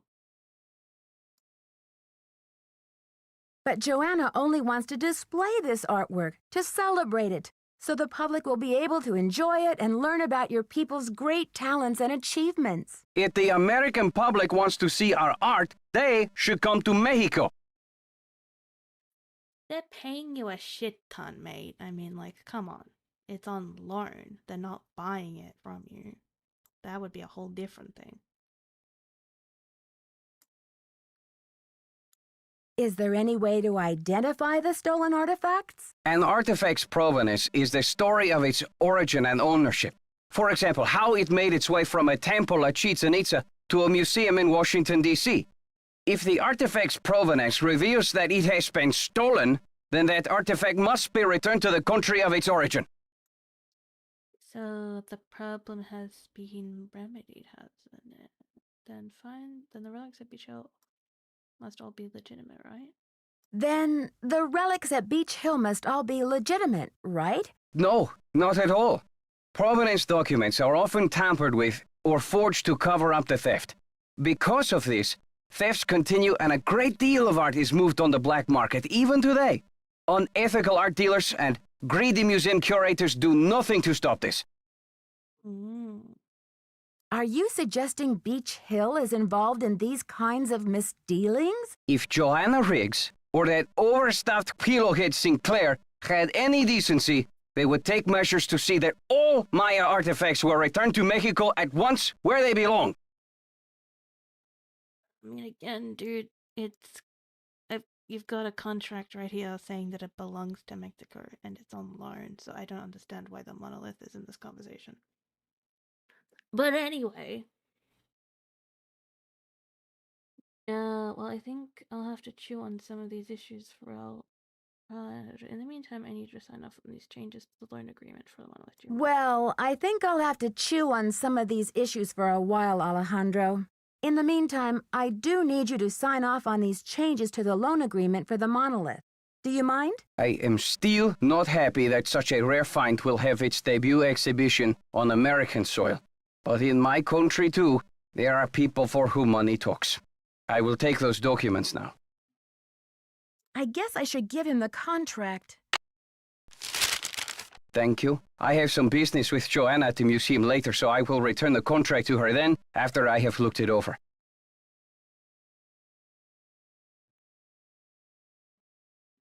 Are you sure? I don't mind waiting. You may consider your mission accomplished. Well, okay then. Goodbye. What a spirited young man.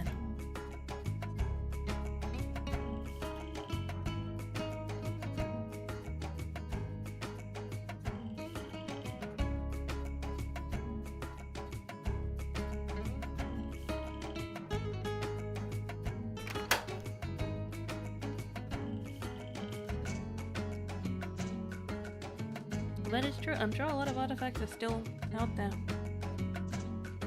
And owned by private collectors rather than the descendants of the people who originally owned them.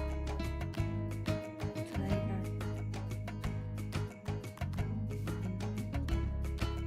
go. Like, for example, did you know that Bob Ross, all his stuff isn't actually owned by his family? Like, none of it. And that's just artwork. That's not even, like, you know, historical stuff. Should we go to Taylor? No. Go back. Finish off what we gotta do. And then we'll talk to the guy with the pie.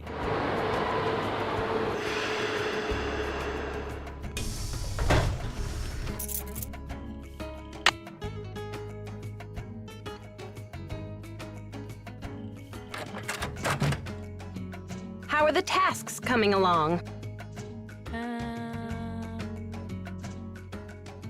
Numbering system. Yeah. Can you explain how you want me to reorder that Maya numbering exhibit? Check with Henrik on that. Okay. I've got work to do. Semper ubi sabubi. I don't know what that means, but thank you.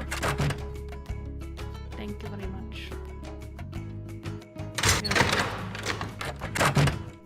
I see you succeeded in reconstructing that Maya pot. Do you know what the glyph on it means? No, I was hoping you could tell me. Place name glyphs are some of the rarest and most difficult to translate. Even most of my colleagues wouldn't have a clue about this one. But I'm a rare breed myself, Nancy, and this is one of my areas of expertise. You've got my undivided attention. The glyph on that pot signifies the great ancient Maya city of Copan in Honduras. There happens to be a very important dig going on there right now.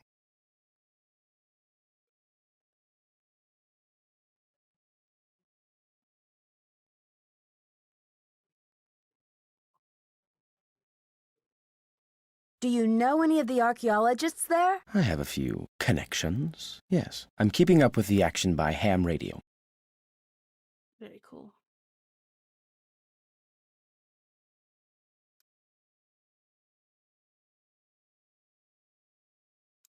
Did you know the deputy curator who was here before me? Hurricane Sunny? I'm afraid I did. If he wasn't losing paperwork or setting off the fire alarm, he was cornering our visitors with his theory that the Maya were abducted by aliens. I'm afraid you'll be cleaning up his messes for a while. Sounds like fun. Can I give that ham radio a try? Absolutely not. The radio is a tool, not a toy. One has to be extremely careful about the kind of information one sends out over the airwaves. And I do not have time to monitor you. And besides, the vacuum tubes have been terribly fussy lately. If another one blows, I think I'll go mental. What is the Spectro-X Archeo Analyzer for? It's used for identifying chemical compounds that are found on artifacts, traces of ink, blood, charcoal, and other substances. The beauty of the machine is that it can collect these traces without damaging the artifact in any way. But it cost us a fortune, so don't fiddle with it unless you get Joanna's permission. See you around, Henrik. That will be fine. That's all cool and everything, but I I need to know the numbering system and how to order it, because I don't read Maya glyph. Howdy. See you around, Henrik. Bye. Oh my god. Classic Nancy Drew games. Go check it out with this guy. Oh, this guy won't talk to you about it? Okay. Well, good luck.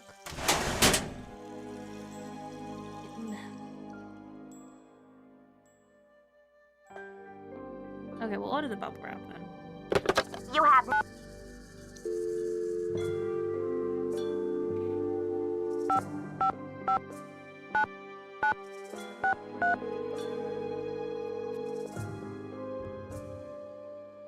Hello? Silvio's Curatorial Bonanza. Hello, Silvio. I want some bubble wrap, please. May I speak to Silvio Jr., please? This is Silvio Jr. What can I do for you? I'd like to place an order, please. Have you ordered from us before? Yes, I think so. We have an account number. Okay, good. That saves me a lot of paperwork. What's the account number? BH119K. BH119... BH119K? Beach Hill? Are you serious? That's right. I'm the new deputy curator, Nancy Drew. Well, whoop-de-doo, it's Nancy Drew. Well, whoop-de-doo, But Silvio's it's Nancy Curatorial Drew. Bonanza no longer does business with Beach Hill. I've sent all 6 of the outstanding invoices to a collection agency. And you jokers won't get another packing peanut out of Silvio Jr. ever. Do not call here again. Okay, well.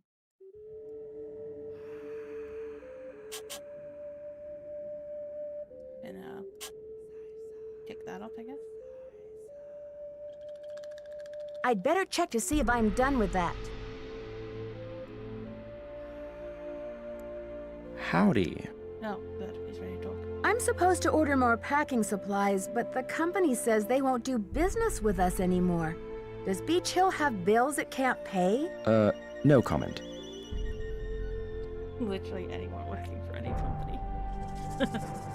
Yeah, everything's shit. The people who run this place are a jerk. I'm just here because I have a mortgage.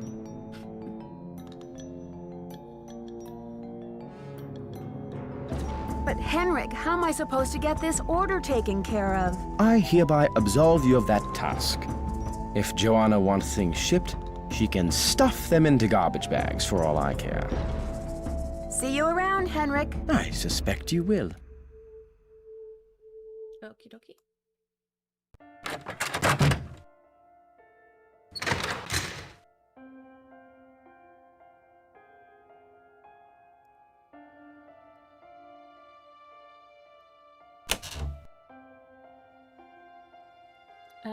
So I'm gonna do a little guesswork here.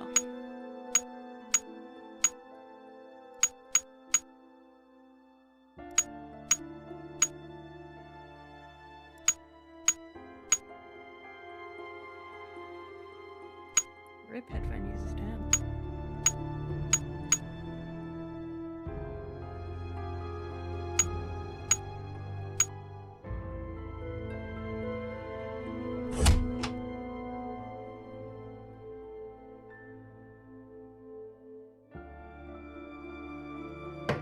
Come in.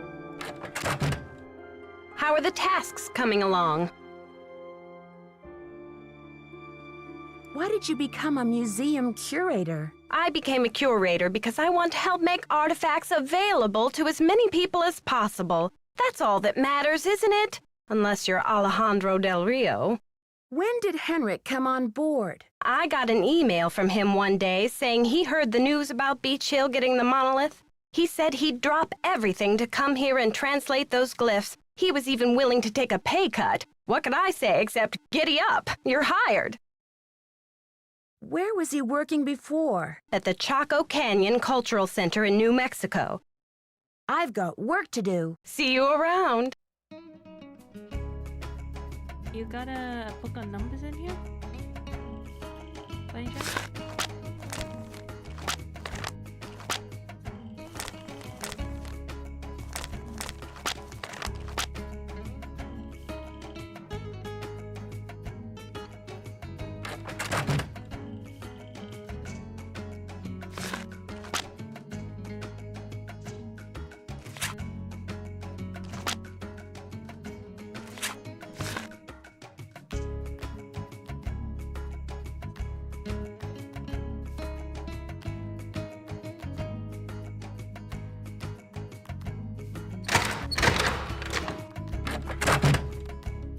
Howdy. See you around, Henrik. Bye. You're also unhelpful.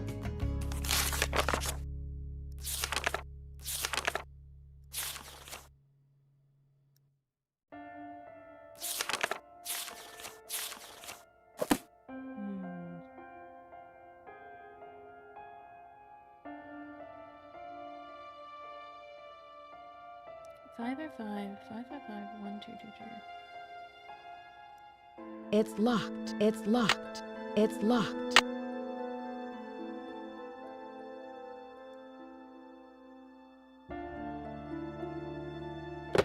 You have no voicemail.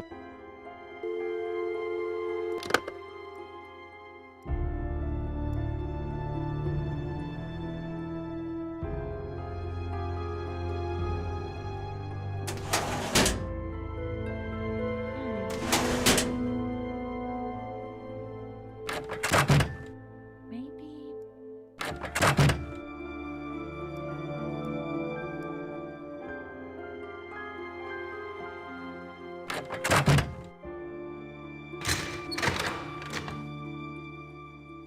The Maya used different methods to represent numbers. Here is an example of the numbers from 0 to 19, from top left to bottom right. Notice how some numbers are represented with bars and dots, and some are represented with pictures. But possibly on like the disk side. Let's go check that out, and then if it's not, we'll come back. Why Nancy can bring her laptop to the museum with her beyond okay. I mean Nancy, it's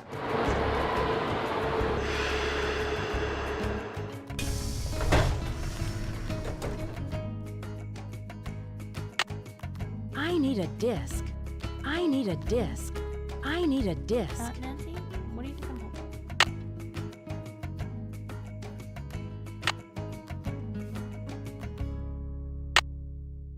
Okay, let's look at the notes. My dad's friend, Franklin Rose, asked me to volunteer as an assistant curator at Beach Hill Museum. The museum is preparing an exhibit on the ancient civilization of the Maya that includes a monolith recently excavated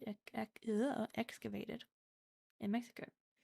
Met my boss, Joanna Riggs, who showed me the museum's prized possession.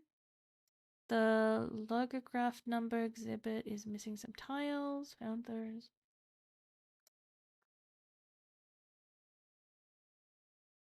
Why is everyone's phone prefixes 555 strange?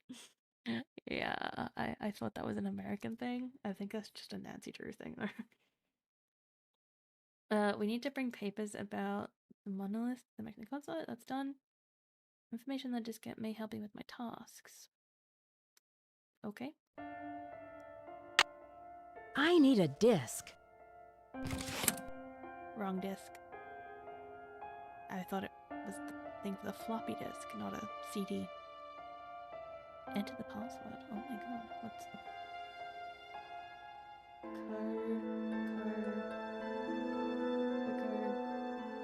Pringle? Oh my god, you're fucking kidding me. Bro. I'm a genius.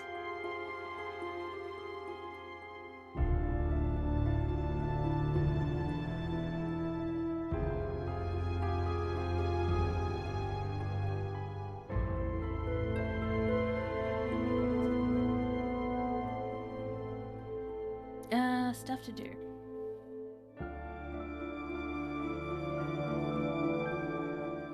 Conformatic narrators. Okay, that's all done. We don't need to worry about that. Unless he's got more stuff. Oh my god. The numbers were right there? Dude.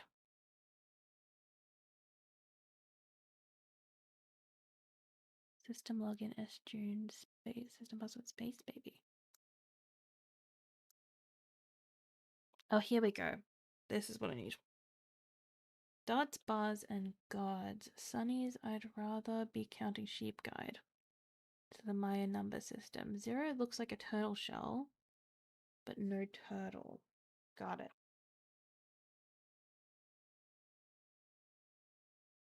1 dot equals 1, 2 dots equals 2, etc. 1 bar is 5. So 1 equals dot, 5 equals bar.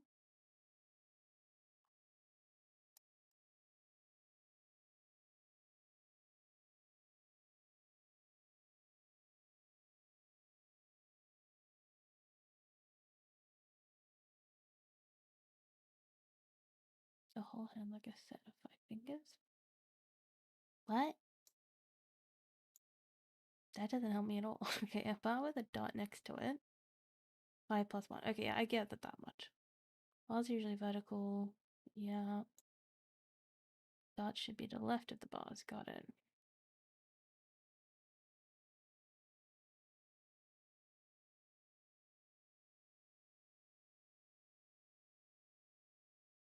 Anything that's not a dot or an eye, ignore.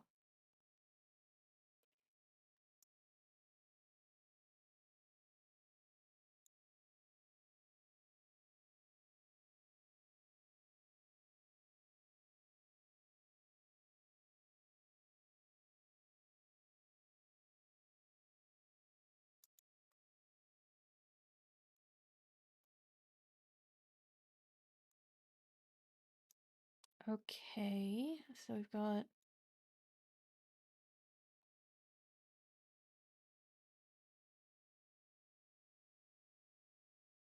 one,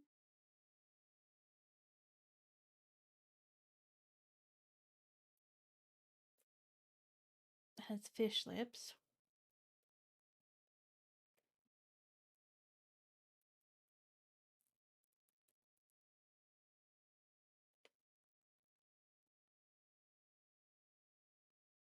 Big nose.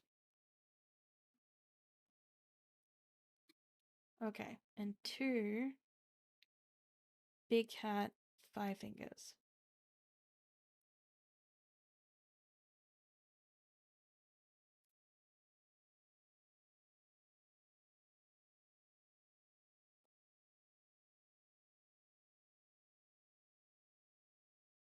Five fingers, semi-oval.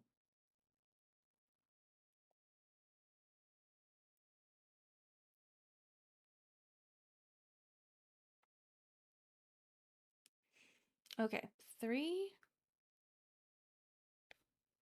Doctor, got it.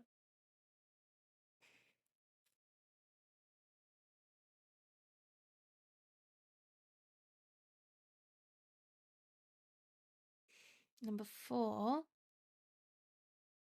tongue sticking out.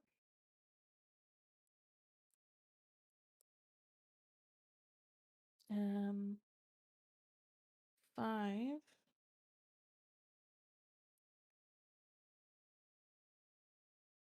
wrinkles, fancy hat.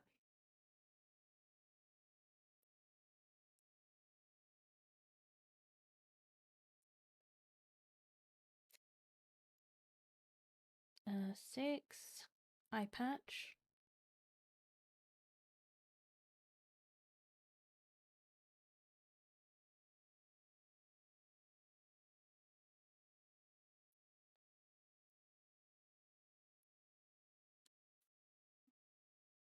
7, rectangle glasses.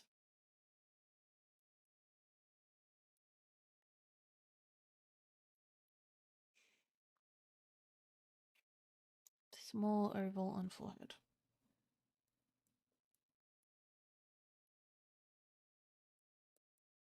Got it. Oh my god, there's more. Okay, 8.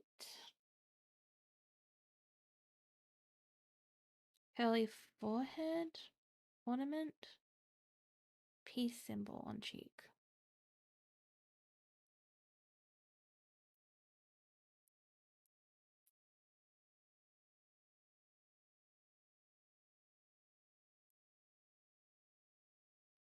I don't think there were this many of them.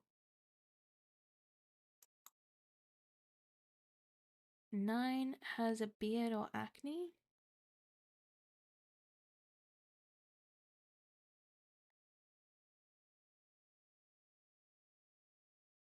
10 looks like death, no nose, and removable jaw.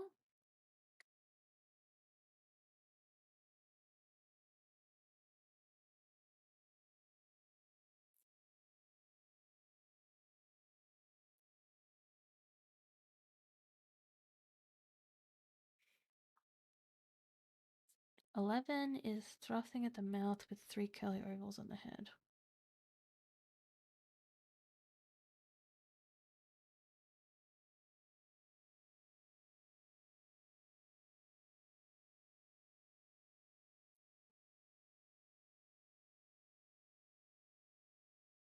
"12 we don't know, so I'll just skip that. 13 has a T on the cheek.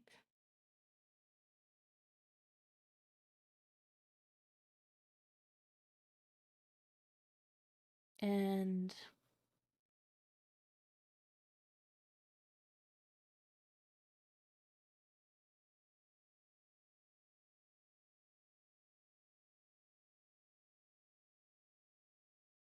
the original numbers, but with the removable jaw?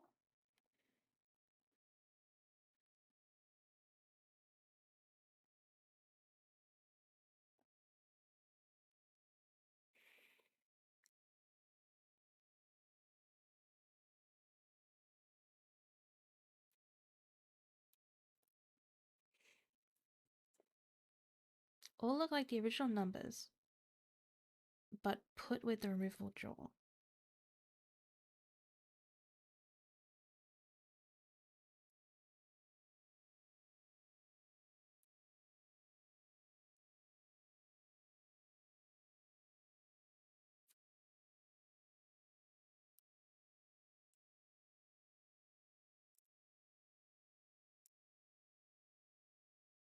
Okay. Okay. I think I have a vague idea of what to look for now.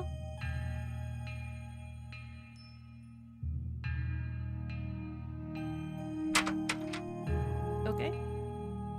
That took up way too much space in my notebook. Okay. Beach.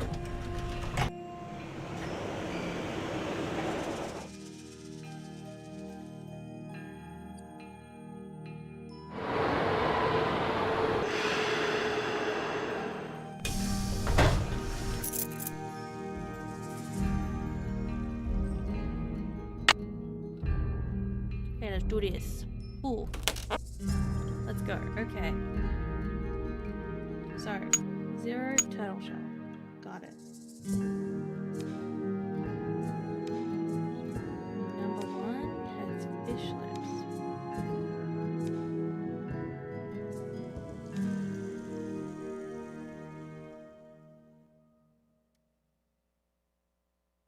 I don't think that's him.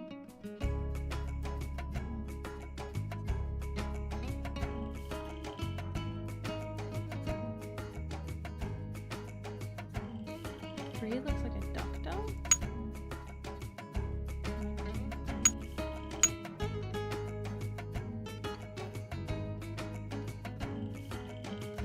Four has their tongue out. Doesn't look like any of them. Okay, well let's just get the numbers together. Okay, so 1. Dot 1. Everything else, ignore it. If it's not a dot or a bar, ignore it. Got it.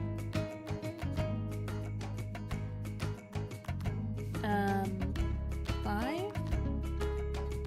1, not 0, so 1, 2, 3, 4, 5. So this goes there. And then 6. 1, 2 plus 5. 7. So that's 5. 6, 7. 2. What was 2 again?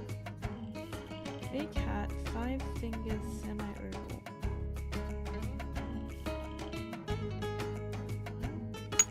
This guy? Semi-2? And 3 is the doctor.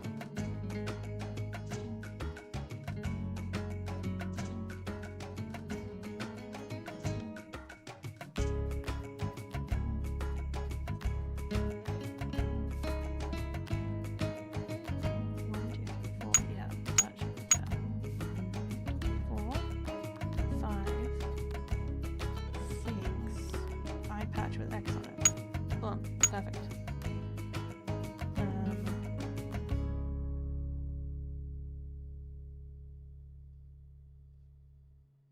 7. That'd be 8. This is just decorative. 1, 2, 3, 4. Oh, sorry, 5, 6, 7, 8. Yeah. Now this is 10, 11, 12, 13, it's 14.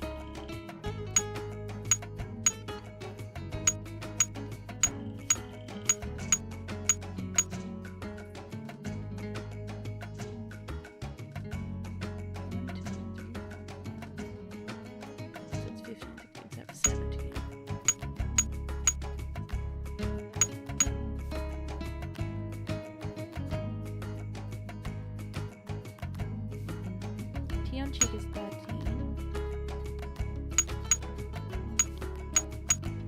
This is 10. Oops. And this is 15.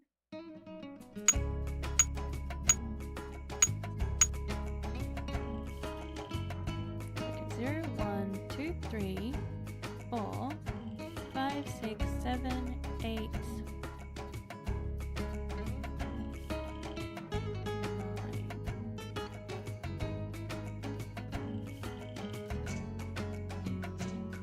Beard or acne?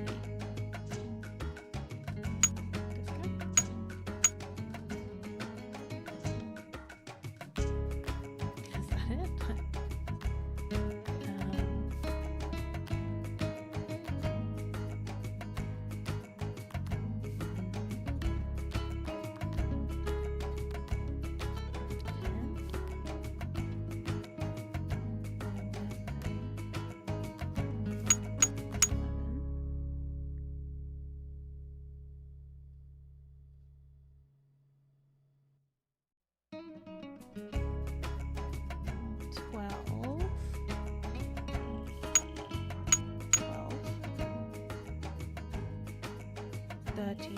The tea on cheek guy. 14, that's right. 15, that's right.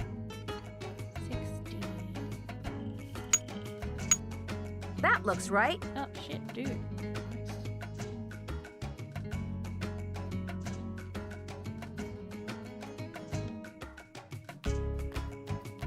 Nice. Okay. I'm just gonna cross out the ones that weren't relevant.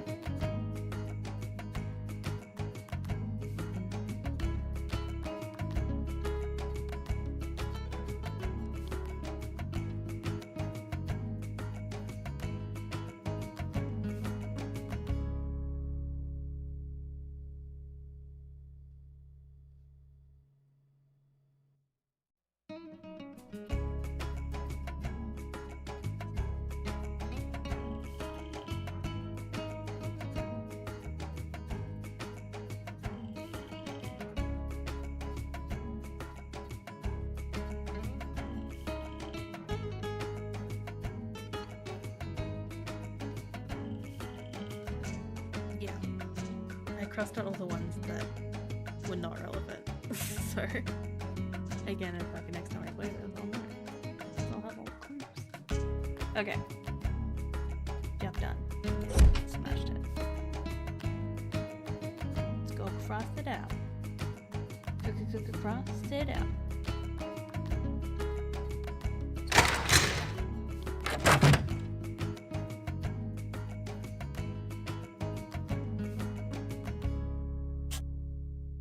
Hey, job done.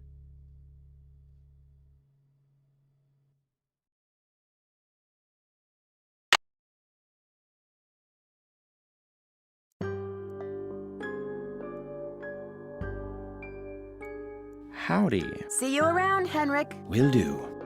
Okay.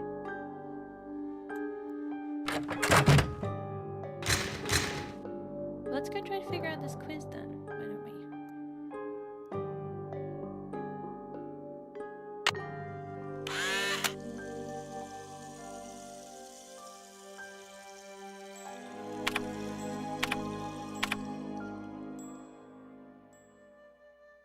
Okay. Quiz.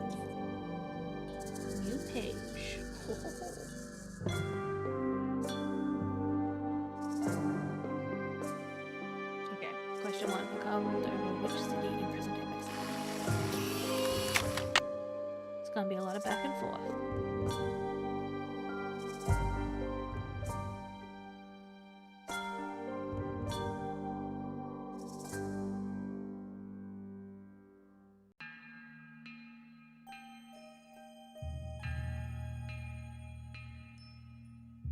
Palenque.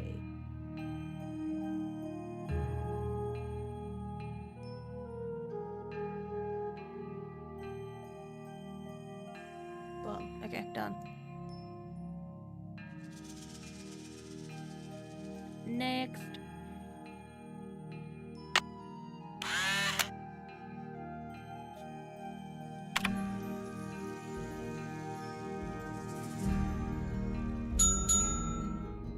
I know I'm right. Okay, what's the name of Pakal's mother?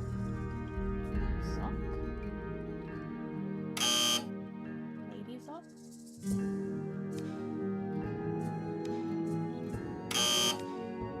Find out. It needs a card. Oh, no, Nancy. God. It was here. Ba-ba-ba-ba-ba-ba-ba.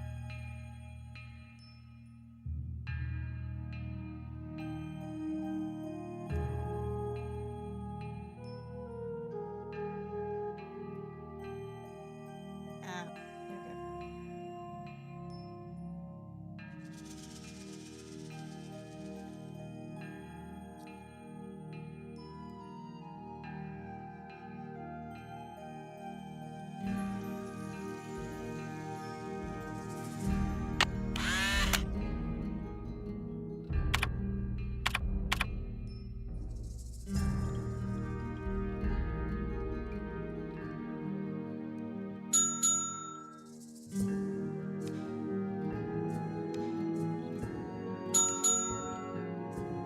What is the name of the calendar used to compute the 260-day ceremonial year? I know this.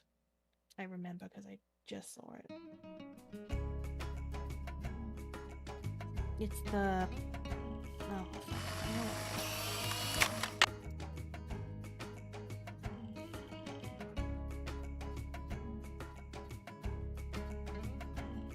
Not that. Oh, must be behind it. Ah. Tolkien. I remember because it sounds like Tolkien.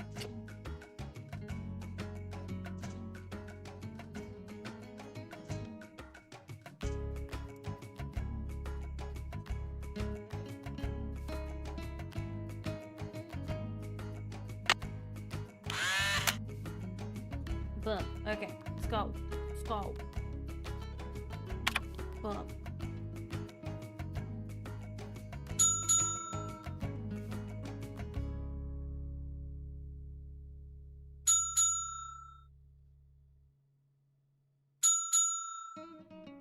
What is the name of the supreme god of Maya mythology? That's a great question.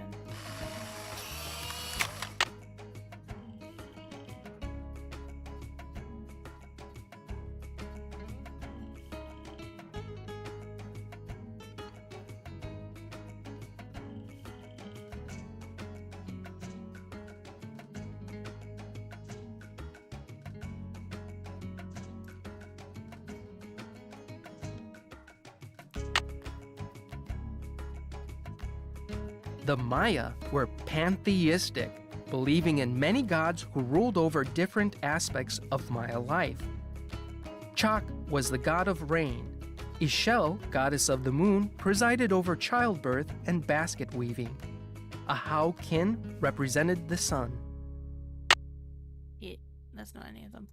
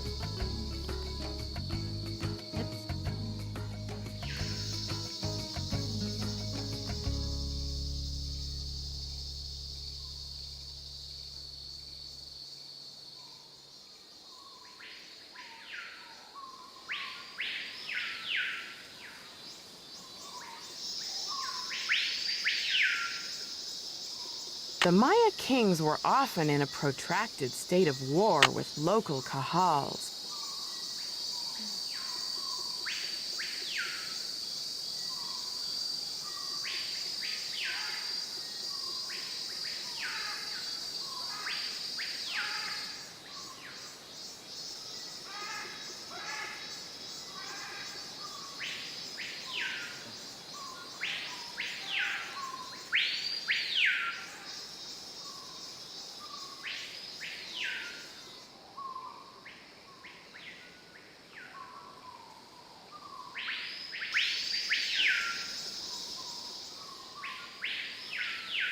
The four miniature gods clinging to the vision serpent are the headband twins, Hun, Ahau, and Balaam, and the twins of sacrificial dance, Chak, Shib, Chak, and the baby jaguar.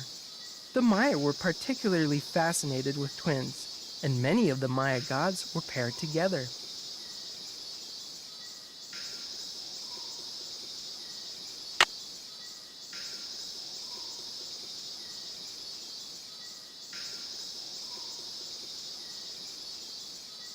I don't think it says that on any of them.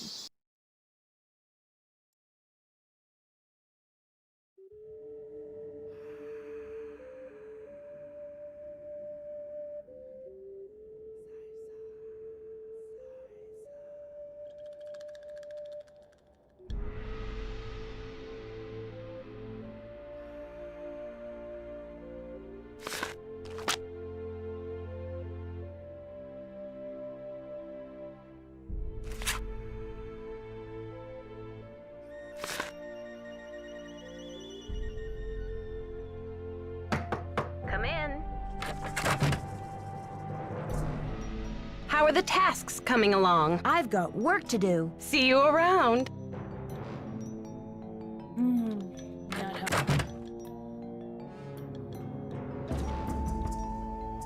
Oop.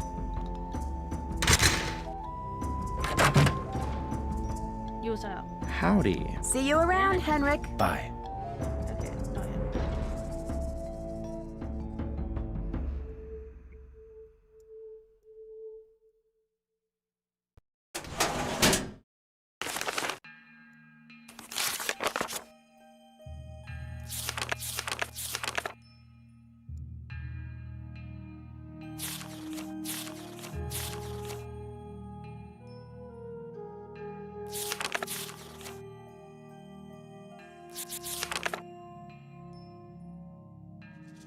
I would like to leave now. Ah, there we go.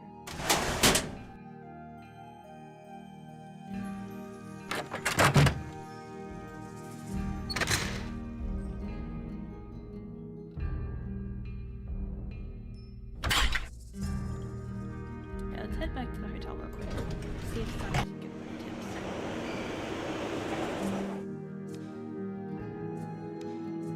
I like to call people as like I'm so stuck. And we're not quite there yet. Like we're close, but we're not quite there. 6 o'clock.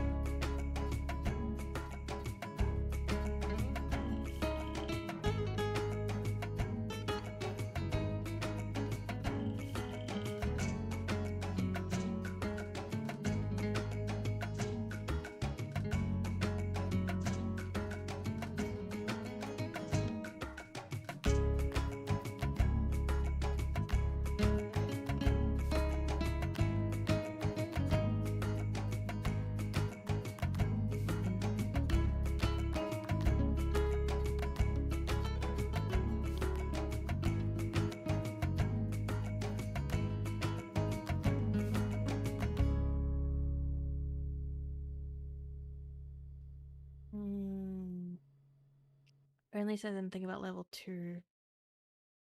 Which means it's gotta be there somewhere.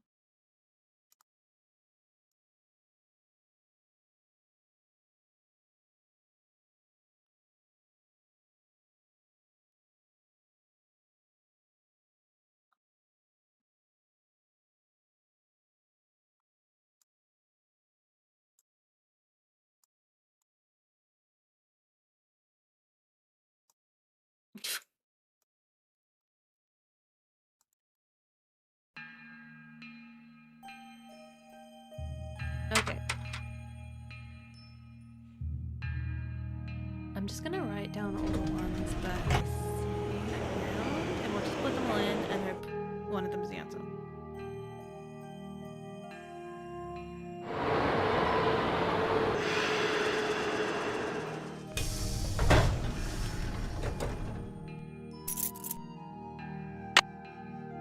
Okay. So I think got this guy.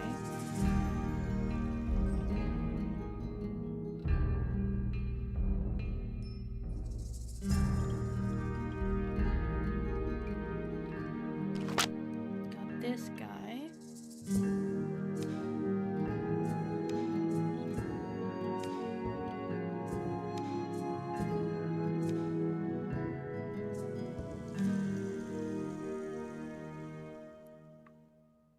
Um,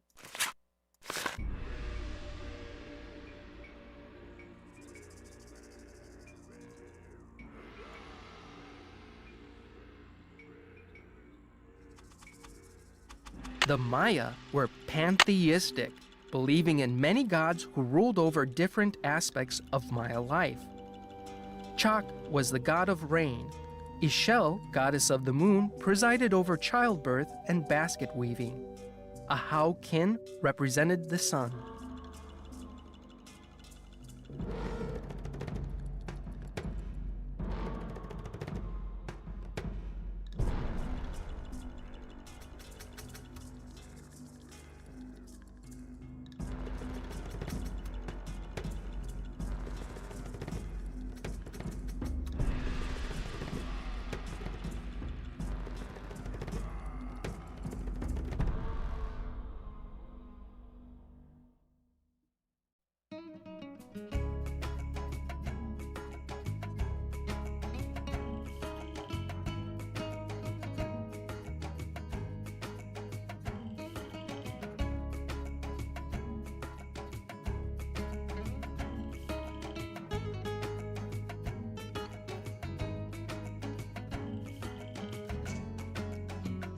Okay. I'm assuming it's this guy, because he's mentioned multiple times.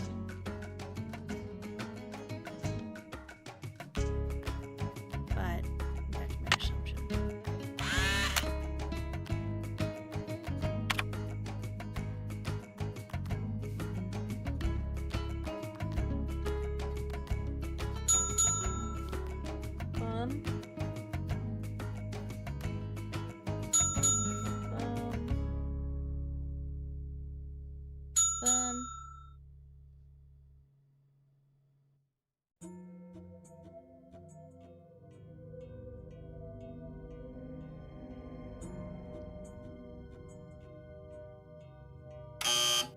Okay, not him.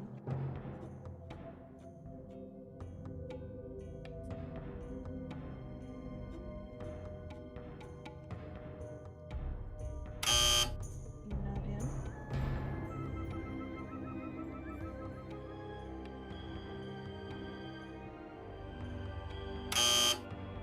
Not them.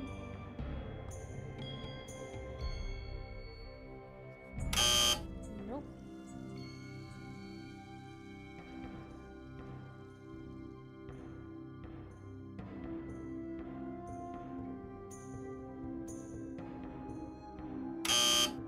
Nope.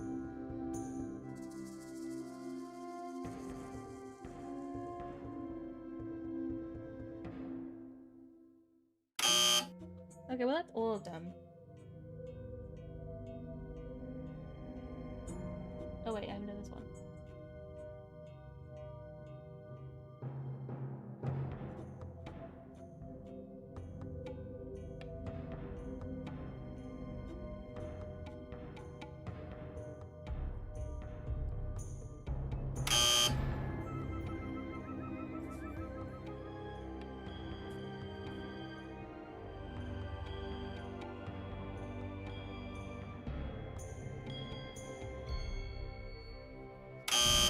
Nope.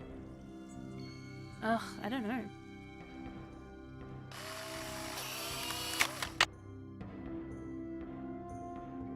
It's locked.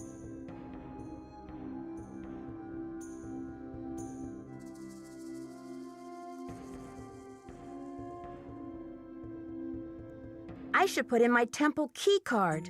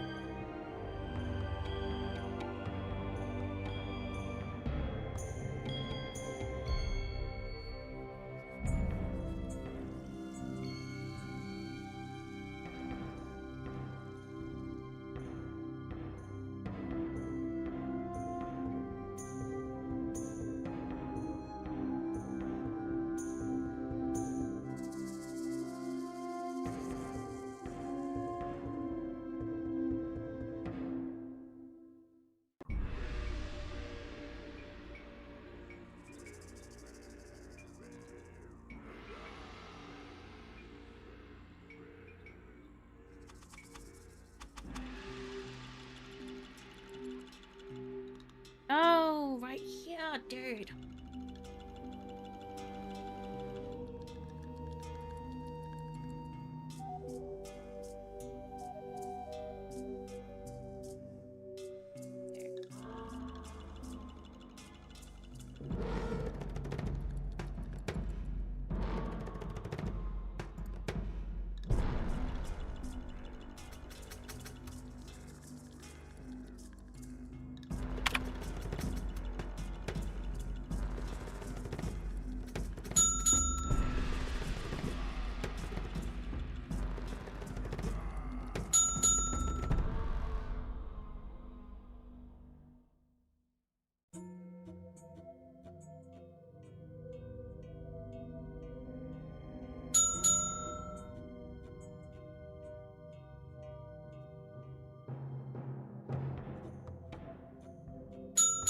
Boom! Did it!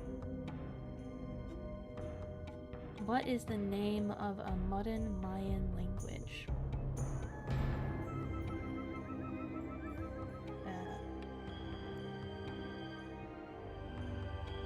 No clue.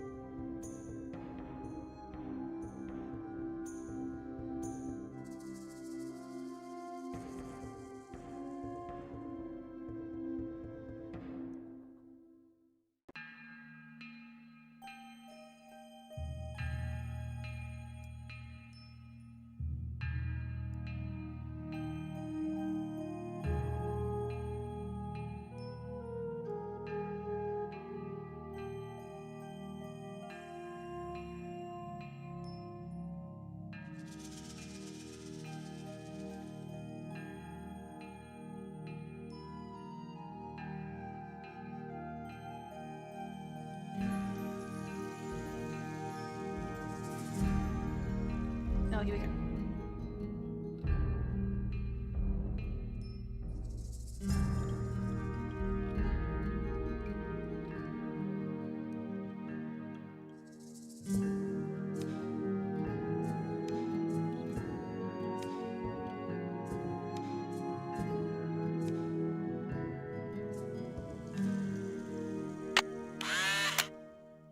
Okay, this time we got it. This time we got it for sure, for sure.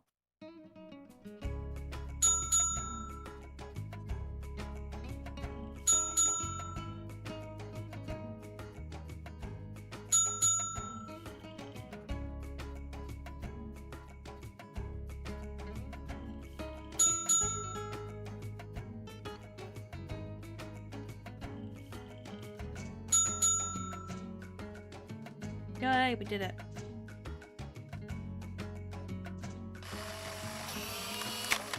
Amazing.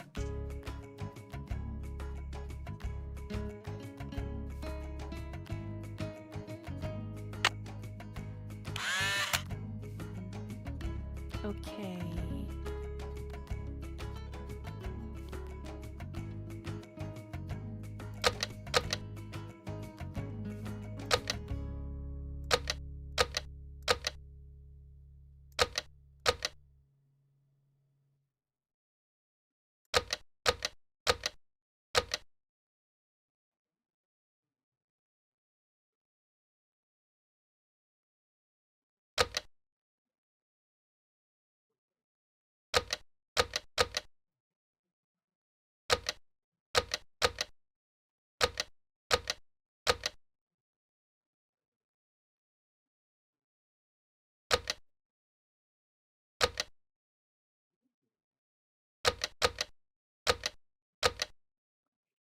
Okay, well, no, this one's 19. This one's definitely north.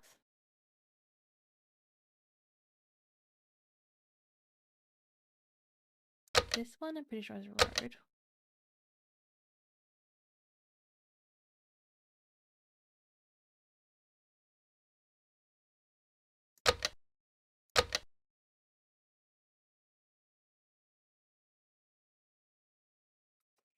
Dang, bro. Okay.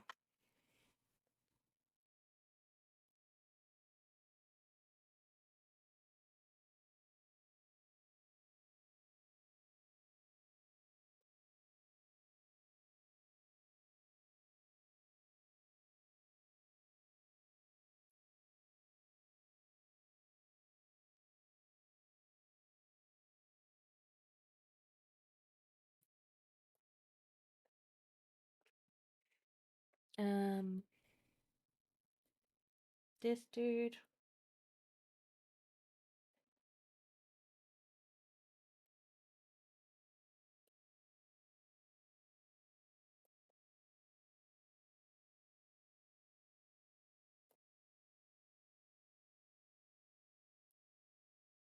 That's north. Um.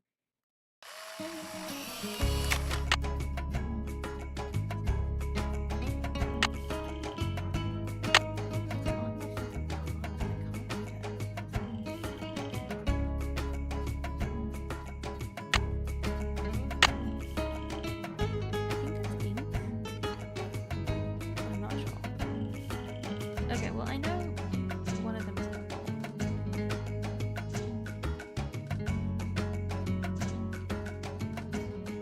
Black.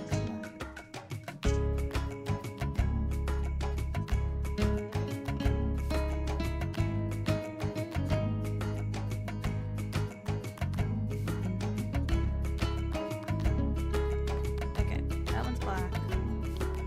This one I can't read. I think it's ink.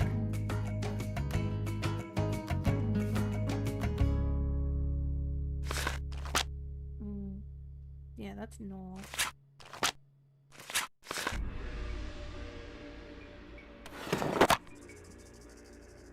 Does that say ink? I feel like that says ink. It's so small I can't read it. I think that's ink. And then road is literally on the road. Yeah, that's road.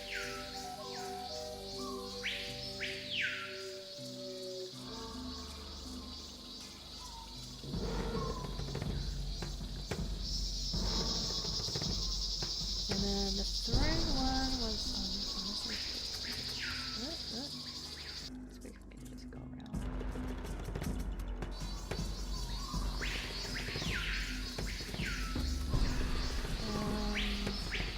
No, that's actually not it.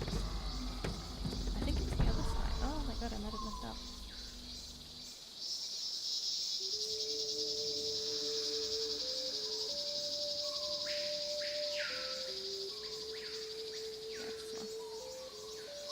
Throne, here we go.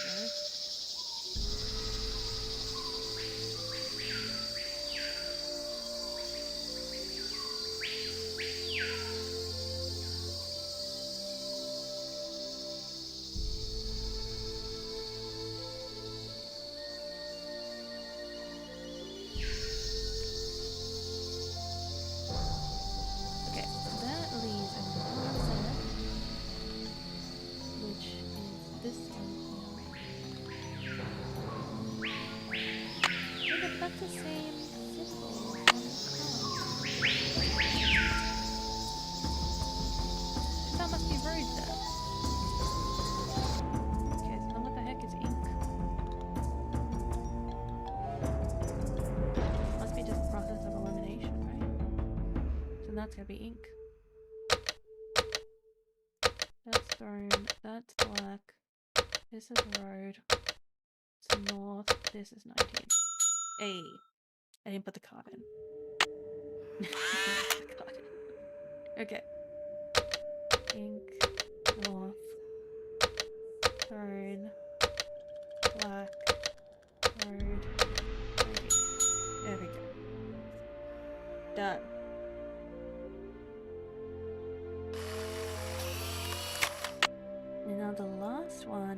missed a game, I'm pretty sure.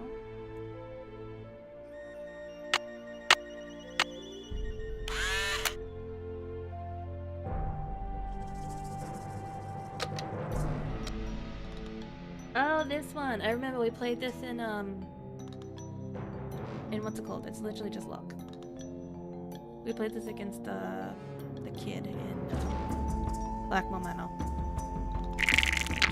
Hey! Hey! Hey! Hey! Hey!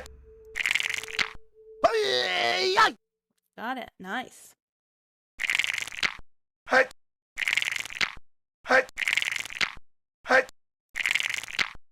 Hey! Hey! Hey! Oh, he might get us. Hey! Hey! Hey! Hey! Hey!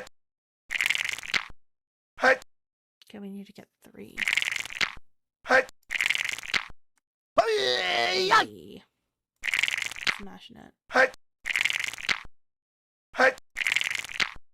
Hey! Hey! Okay, we need to get 3. Hey! Oh, 1. Damn it. Hey! Hey! Hey! Hey! Okay, we need to get 3 again. Hey! Hey! Damn it. Hey! Hey! Hey! Hey! Oh shit. Hey! Hey!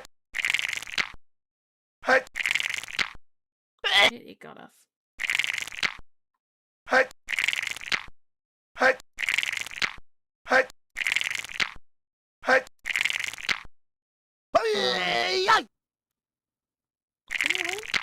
Hey! Hey! Hey! Hey! Oof. Oof. Hey! Not good. Hey! Hey! Hey! Hey! Hey! Oof, he gets 3, that's screwed. Hey! Damn, I screwed. Hey! Hey! Hey! Hey! Hey!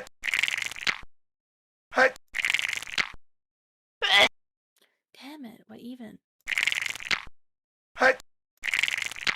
Hey! Hey! Hey! Okay, just 3. Come on, 3. Yes, yes.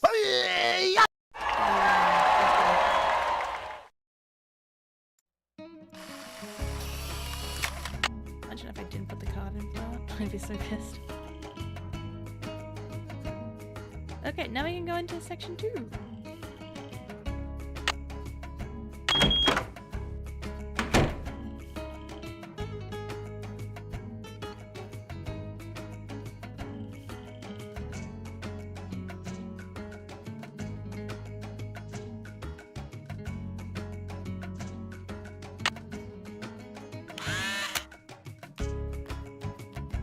Oh, it's another quiz. Oh, God damn it.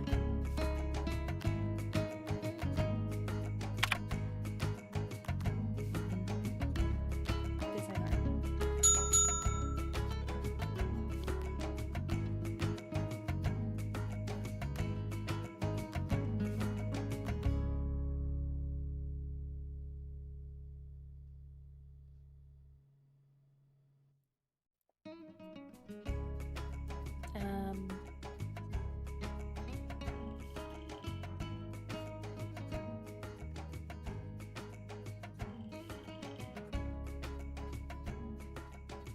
The two-headed thing, right? Dang it.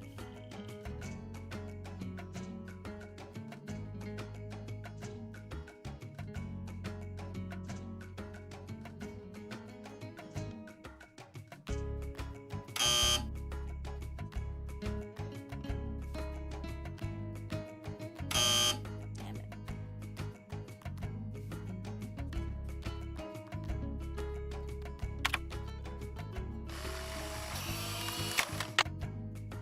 freaking quiz.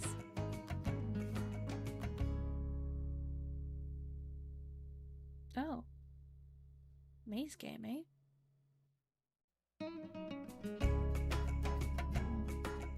Oh, this one. This one's kind of annoying. From memory.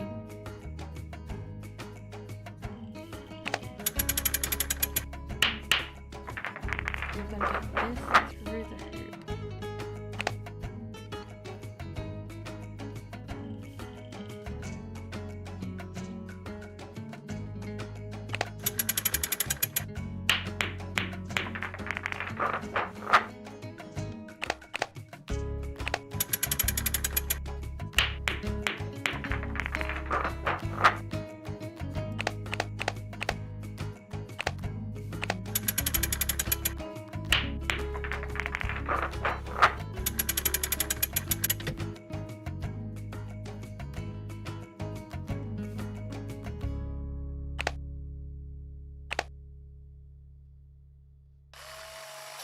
Oh. Well.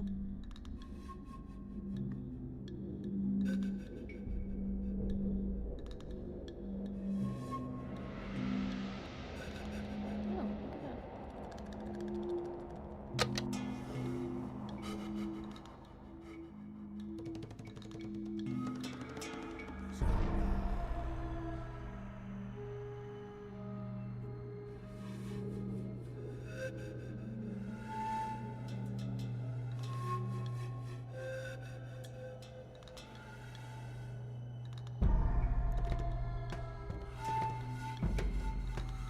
Okay, I'm sure that'll be important later.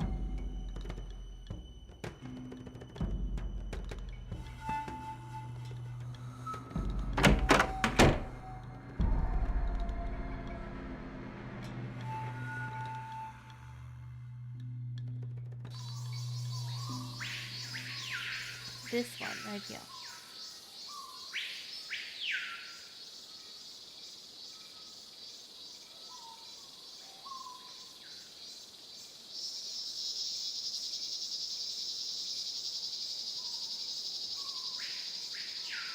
Bicephalic.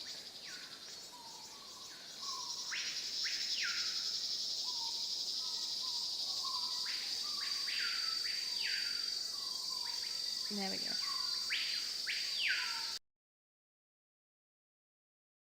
We're gonna get through it. We're gonna get through it. We know what we're doing. We're not stuck or anything, you know? That is the difference with this game and other Nancy Drew games I've played. I'm not stuck. I know what to do. It's just I need to take the steps to do it, and it's a ball ache, honestly. It's not that much of a ball ache, but you know, it's taking time.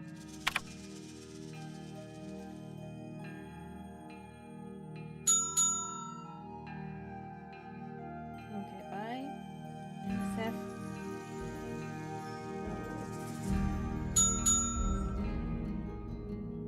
Well, a decorative woven blouse. Oh, I knew this one. Shit. I knew this one. Let's go.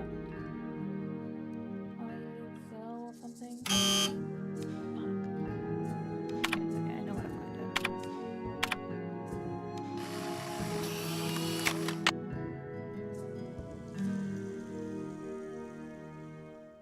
What is it, baby? What is it?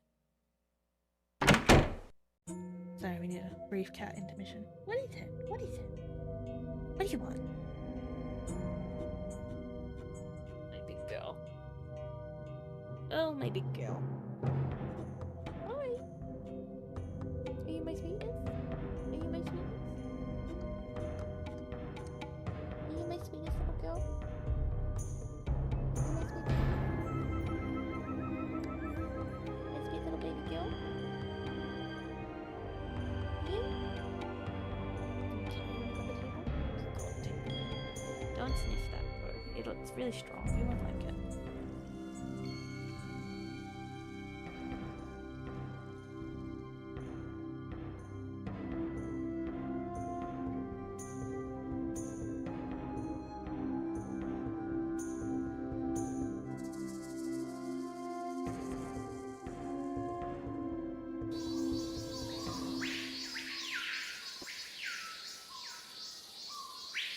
Ah, I was way off. Not even close.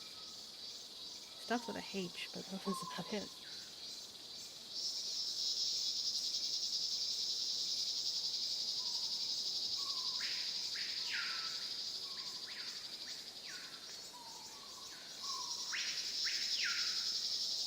Okay, go back.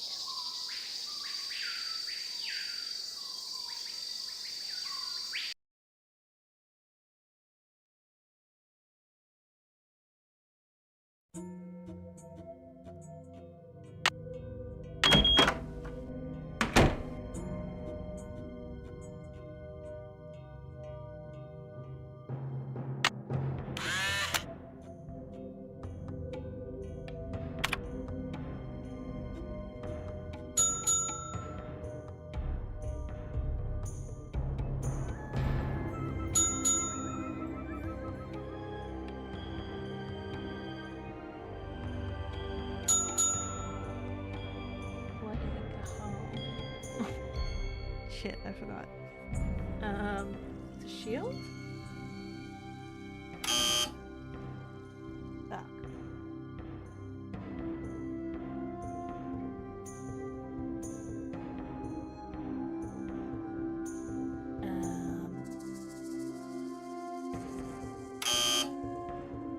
Ball?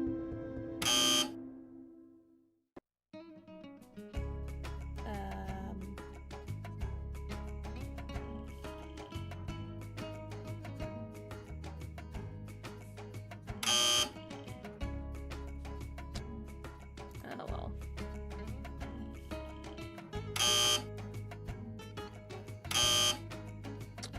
I don't know. We'll find out. We'll find out.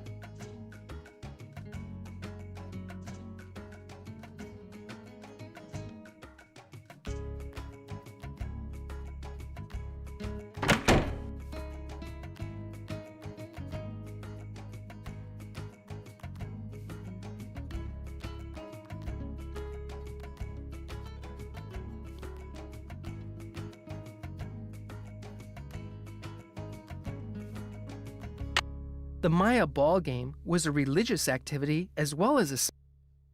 In addition to adorning themselves with jewelry and costumes, the Maya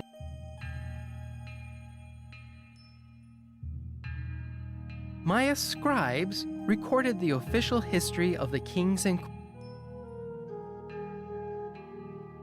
Oh, Ian gets right here. The Maya used different methods to represent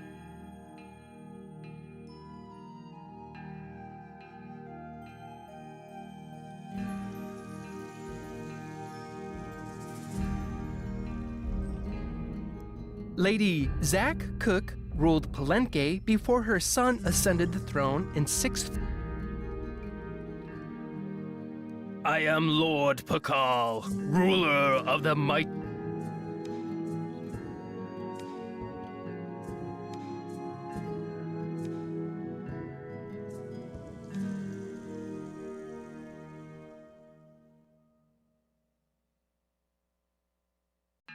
The Maya were pantheistic, believing in many gods who ruled over...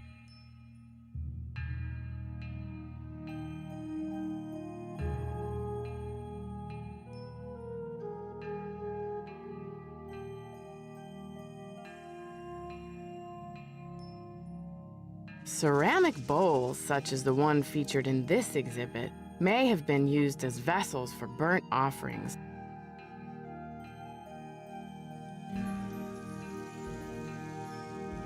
Although the geographic range of Maya... Yeah, it's gotta be outside. The date on this slab uses the Tzolk'in.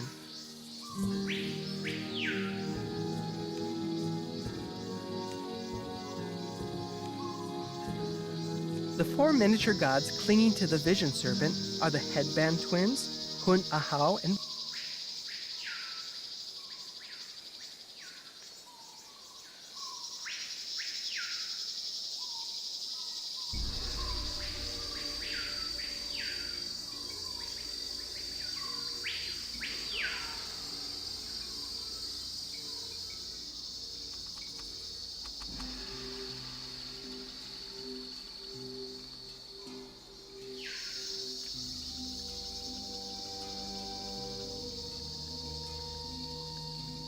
strange, supernatural creatures, sometimes. Ritualized bloodletting was a common practice among the Maya. In this panel, 3 captives wear garments associated with bloodletting.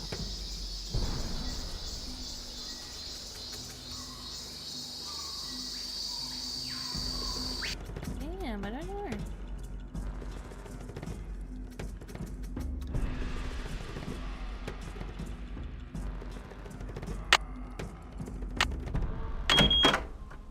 It's locked. Sorry, baby. I'm sorry.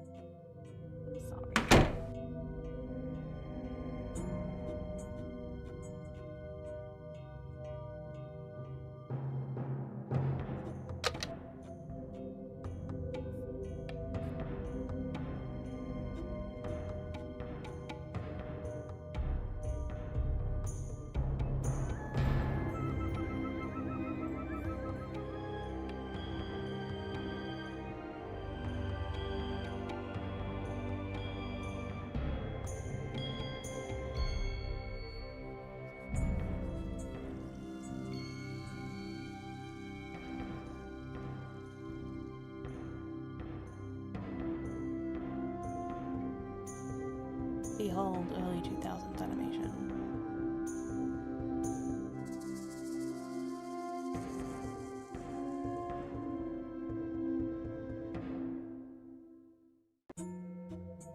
Huh. In the budget, I guess.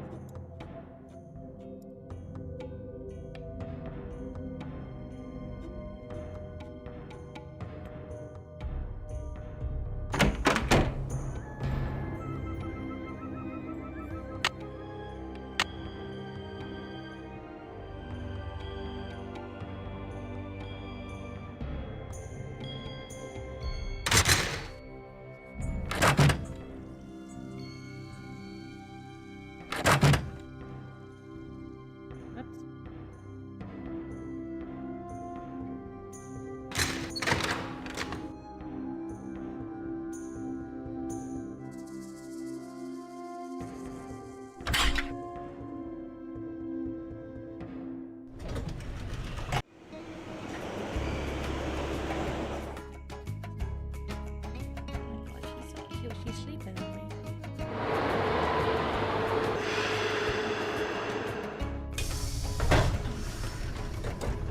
And she's respecting the space of the keyboard. Oh my god. I'm gonna cry.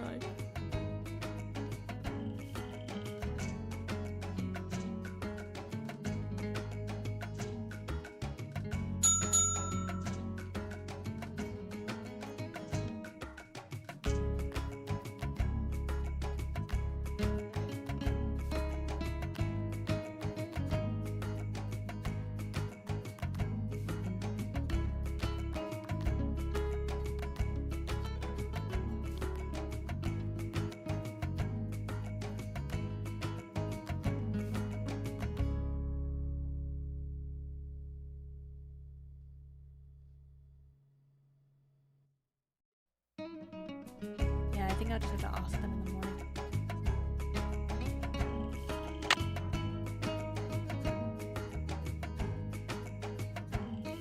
Oh, wait. I'm trying to click on the bed, but it's the clock. Okay.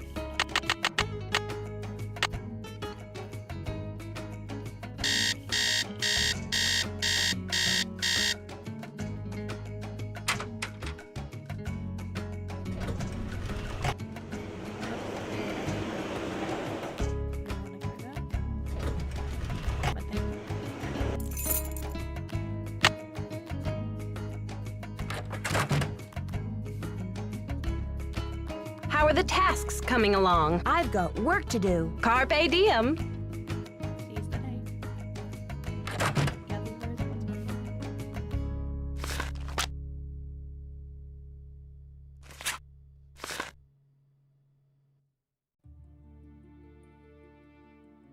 I gotta be missing something.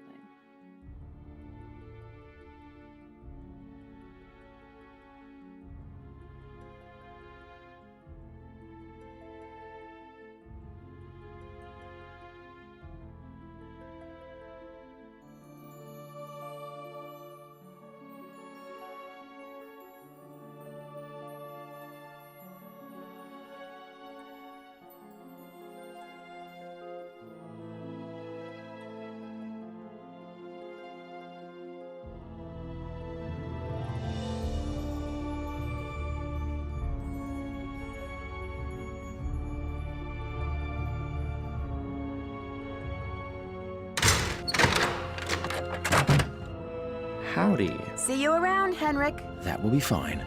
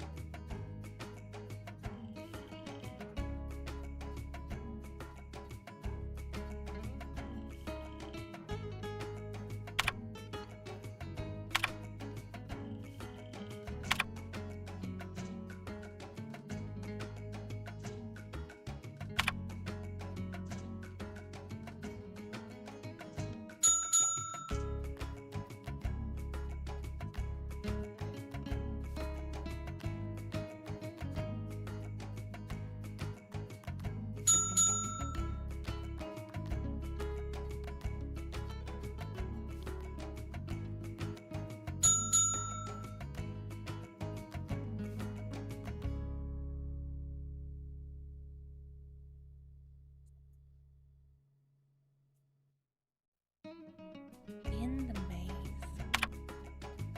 No, sorry, in the temple.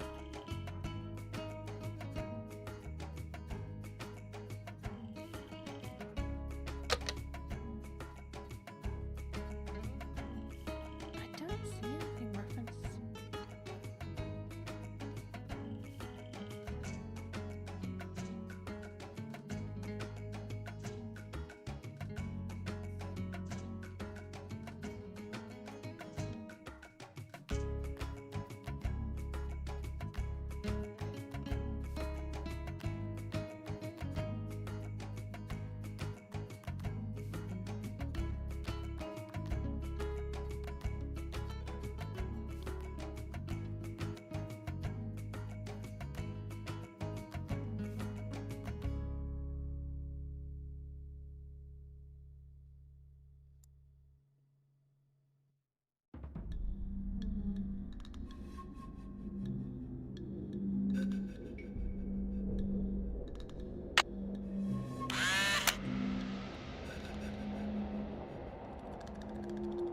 Well, let's do this.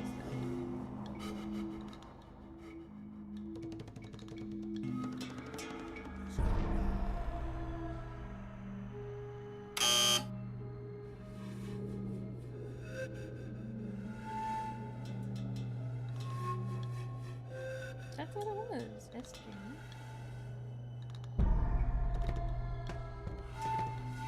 Password. Export.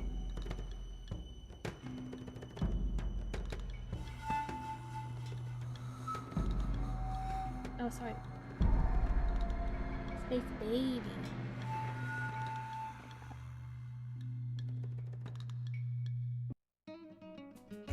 Oh gosh. I feel like I'm back in Windows screensaver from 1995. 1 year after I was born. Me as a 1-year-old playing screensaver based games. No, that's just how outdated the software on my parents' computer was.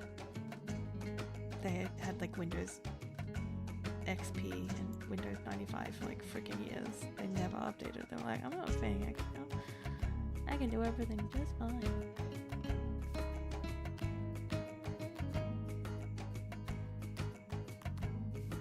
pay for a subscription by ours. Never would have happened.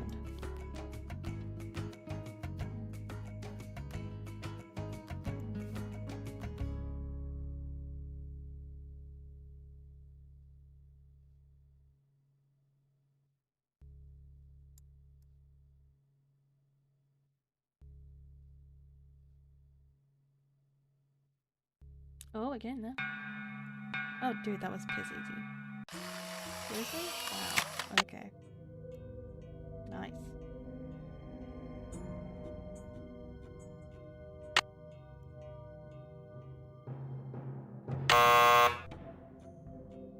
I just wanna go in.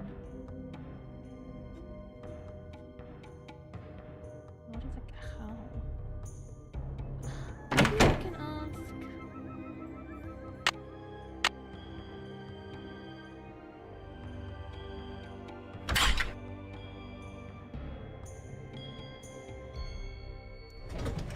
Very weird. Maybe I can ask. I don't know.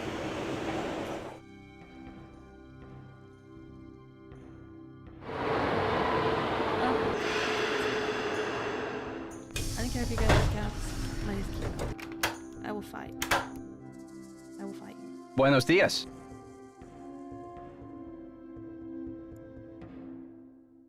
Why did Mexico choose to lend the monolith to Beach Hill and not some other museum? Johanna Riggs outbid everyone. I had no idea a small museum like Beach Hill could afford such an expensive arrangement. Well, mate, isn't your fight with the, your government and not the people who won the bid, but rather the people who let museums outside their country offer a bid?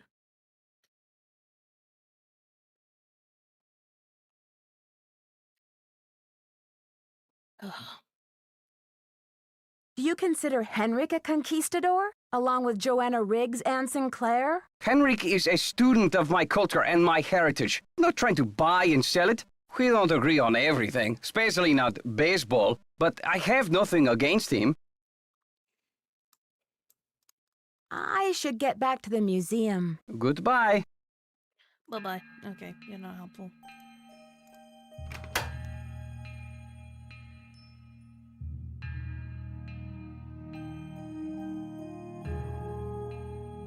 My last option.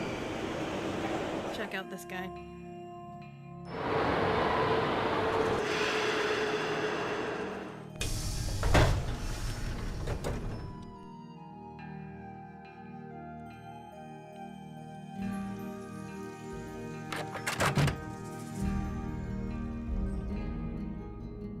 It's about time! Oh, my fears are like maggots infesting my poor old carcass.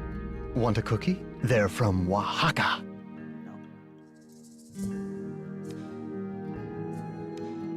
No, thank you. You said Beach Hill is in jeopardy. I need to know why. The art world is being ransacked, Nancy. Prudence Rutherford, a major patron of the arts, had her fire ruby necklace stolen from her villa in Topeka. 2 weeks later, a whole display case full of rare Maya artifacts was heisted from a museum in New Mexico. Do you think there's a connection between the two thefts? Who knows? I'm just telling you, this community, our friends and colleagues, my people are being systematically trounced by thugs. Who's to say Beach Hill won't be next? You've got to do something. Okay. Doesn't Beach Hill have a security system in place? The museum has a basic alarm system, but it's not exactly state-of-the-art. I've urged Joanna to approach the board about making some security upgrades, but she just keeps saying that the timing isn't right to ask for money. I understand your concern, but what can I do to help? We need your eagle eyes. We need your bat ears. We need you to sniff out the stink of trouble. Leave it to me. An unpaid intern, still in high school.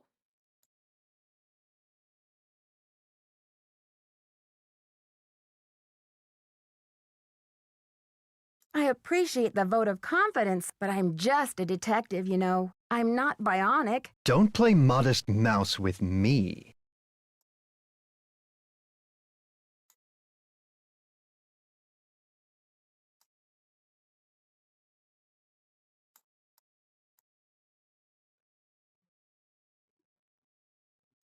Modest mouse? Most people call me Nosy Parker. But anyway, tell me something about the art business.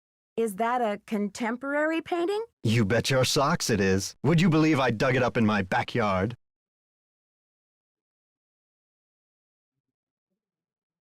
No, but I could humor you.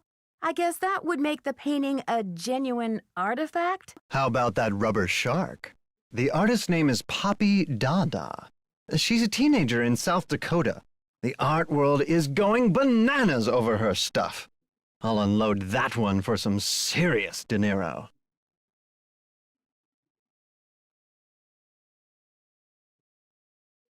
When you sell a piece of art, what kind of commission do you get? Standard, 10%. It's no king's ransom, unless of course you sell something for $1 million. Too bad I'm not allowed to put that monolith on the market, huh? You're funny. Joanna says you performed an act of wizardry in helping Beach Hill acquire the Pakal carving. Getting those provenance docs together was a pig and a half. Oh, they're on the up and up, I assure you. But to have been at the height of my career back before the crackdown, those were the days.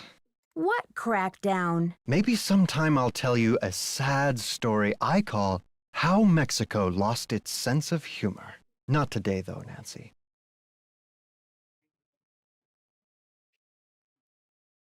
I smell a duty head. Alejandro says you're unethical, a modern-day conquistador, that you're robbing Mexico of its cultural history. And I say Alejandro is the real bully of the playground, a lunch money extortionist who loves nothing more than to see the other boys and girls go hungry. I'd better get going. Thanks for stopping by. Well, I'm no closer to... I remember this is important.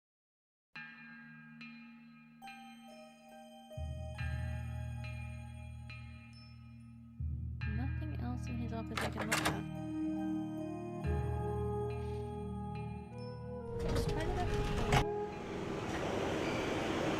Oh, thank you, baby. You're so sweet. Sweet girl. Baby.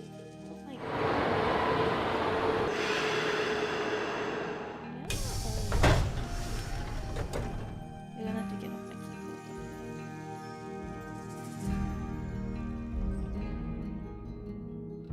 Don't get me wrong, I would jump in front of a bullet for you, but you gotta get the fuck off my keyboard.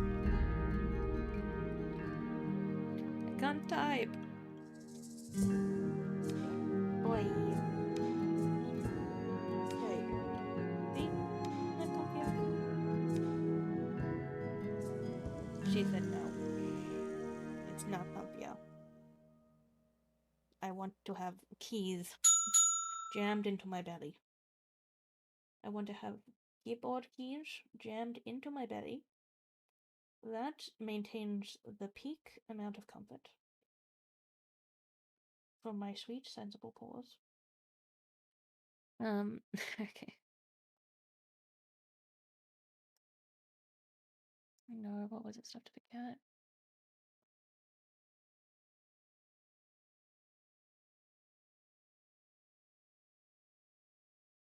Matchmaker? Should I just try Matchmaker?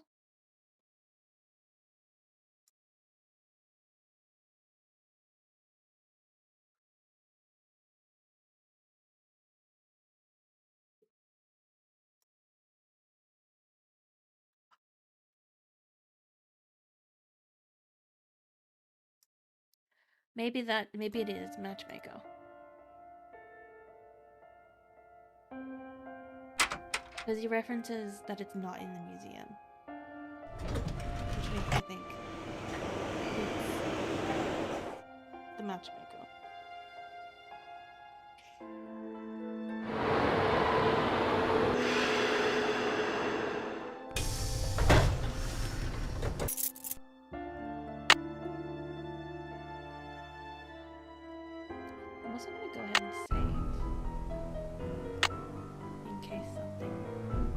Funny lady. What? I'm gonna put one here. That's a string.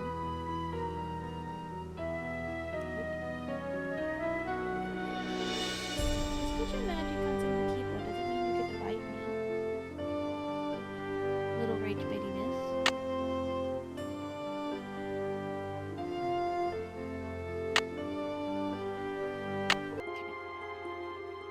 Just in case we lose our footing.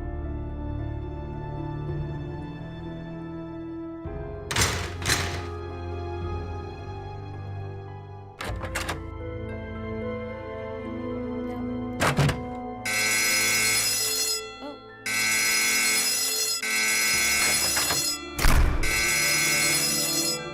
Beach Hill's been hit.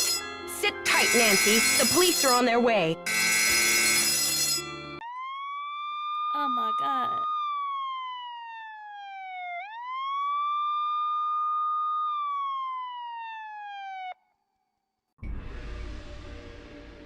Oh my god. Nancy Drew stumbled upon a new mystery.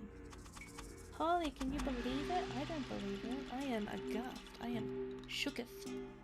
Shooketh-wooketh. I should talk to Joanna before I touch anything. Oh my god. Oh my god. Come in. Someone has cooked up my worst nightmare and served it to me on a plate. Science. Okay. I'm sorry about that theft. Must be terrible at the museum. I'd like to look at the crime scene myself. I'd like to have a look at the crime scene myself.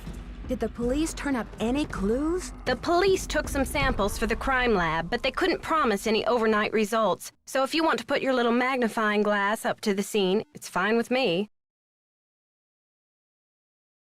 What were their initial findings? Who knows? Right now, my priority is to get a move on this insurance claim. Do you think Alejandro would go to extreme measures, like stealing, to reclaim Mexico's artifacts? Who knows? I've got work to do. Go to it.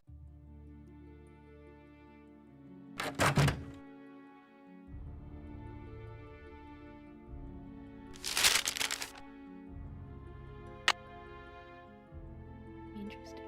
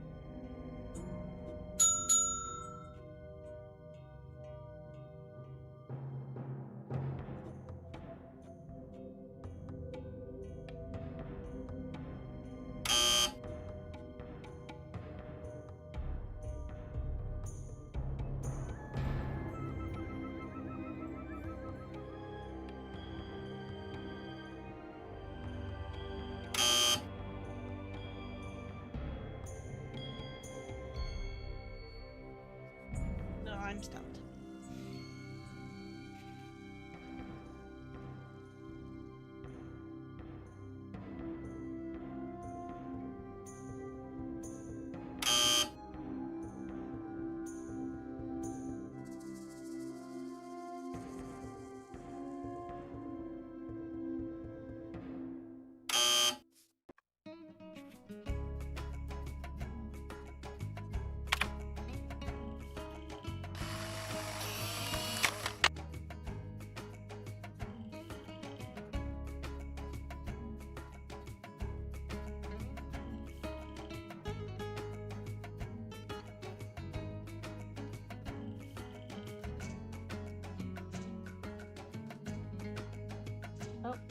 Oh, Polly, I think you're sitting on my pen. No, Polly, no, why? Polly, no! Oh, no, it's under the keyboard. Never mind. Never mind. I'm sorry. I falsely accused you. I'm sorry I didn't trust you.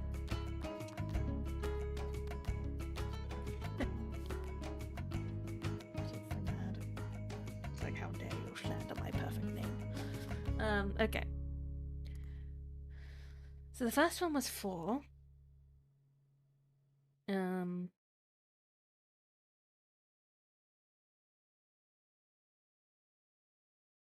Level 2 game. 4. Bum. Yep.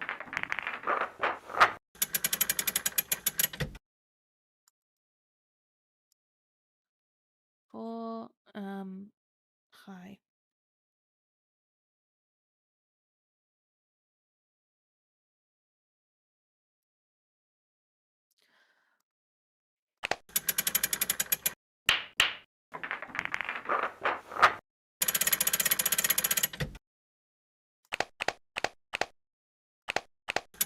Is this trial and error?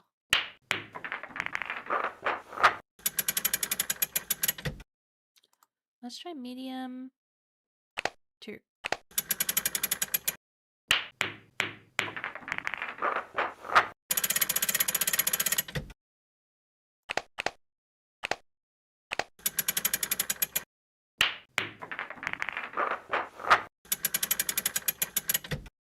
Okay, medium 3.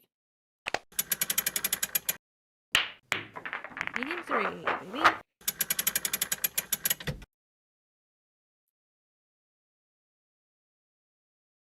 Let's go low 6.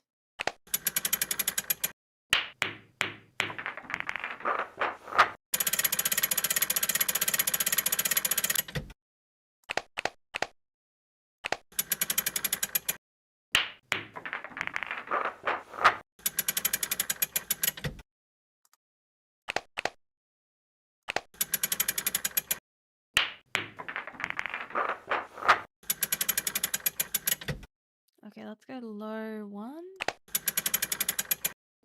No.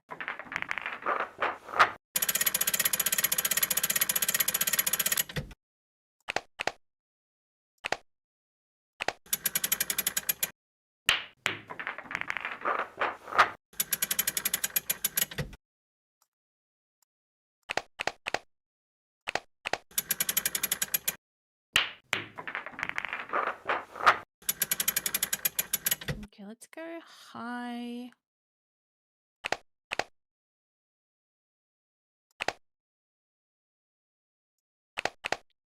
High 5. Too high.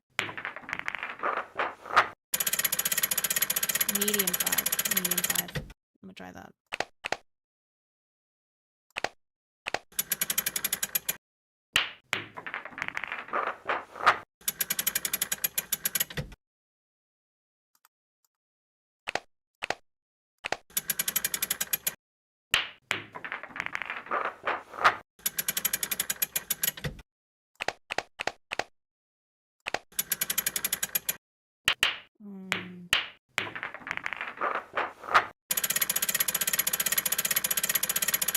Oh, it's just gonna be a pain to put.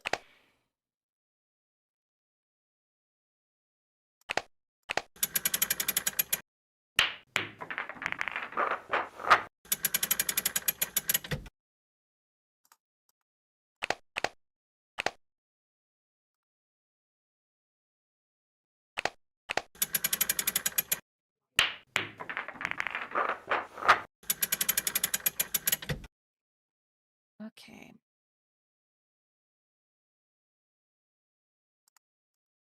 Medium 2.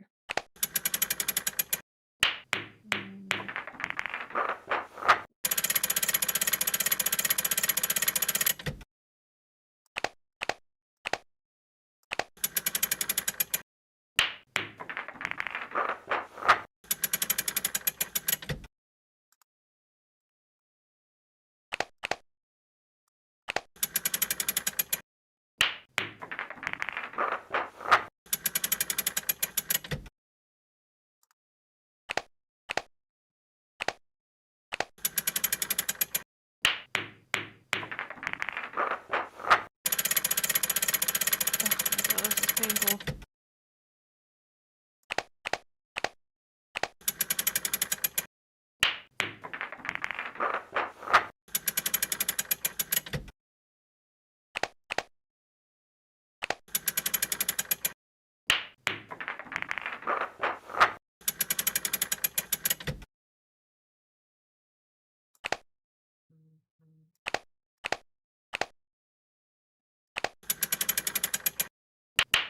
Too high.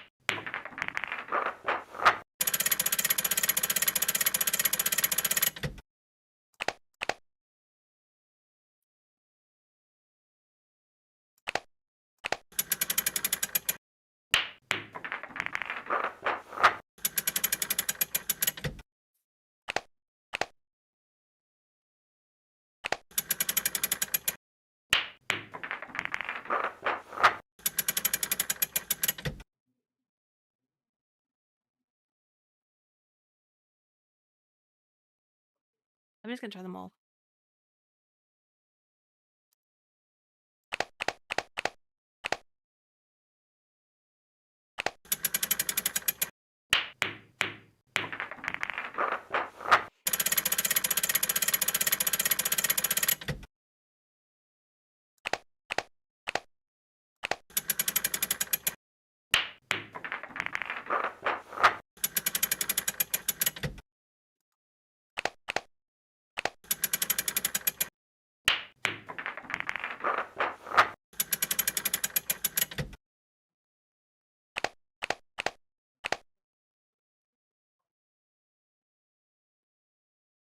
Did I do low last time? I don't remember. I think I did low.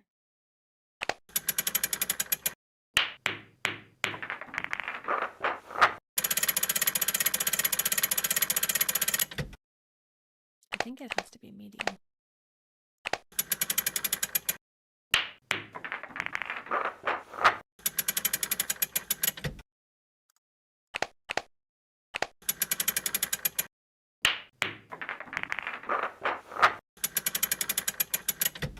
I'm gonna do medium 4. Fuck it.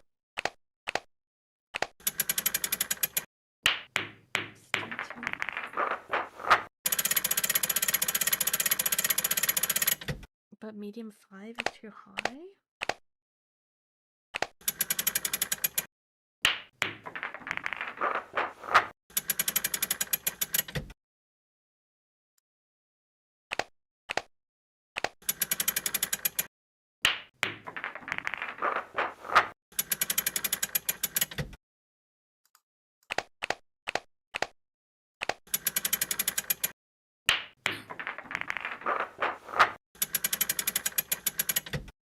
Dude.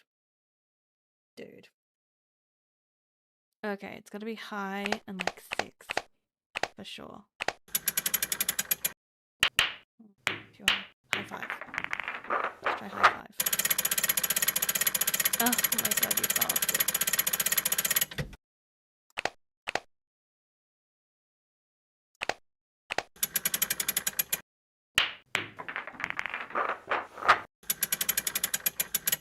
Trial and error, baby. Trial and error.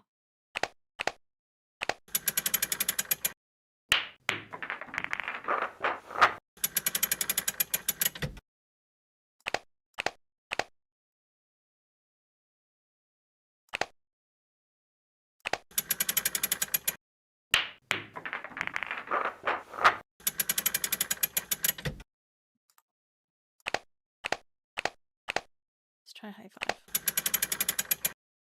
Shit.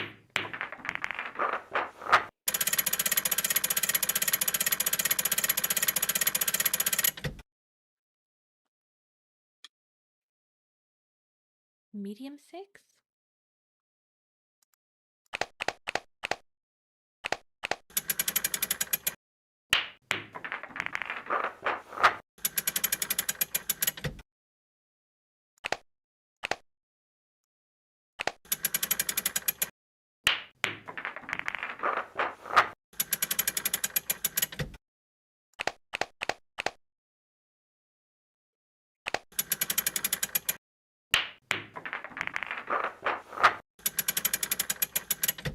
I'm gonna go medium 6.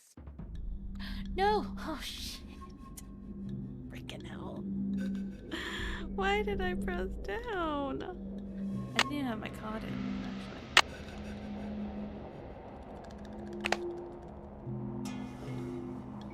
That's just evil. That's just plain evil. Okay. Why? It's 3 medium.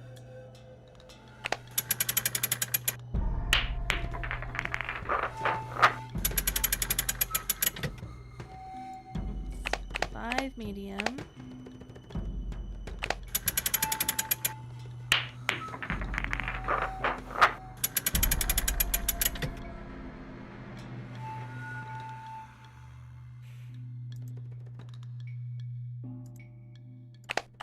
I'm gonna go low 6.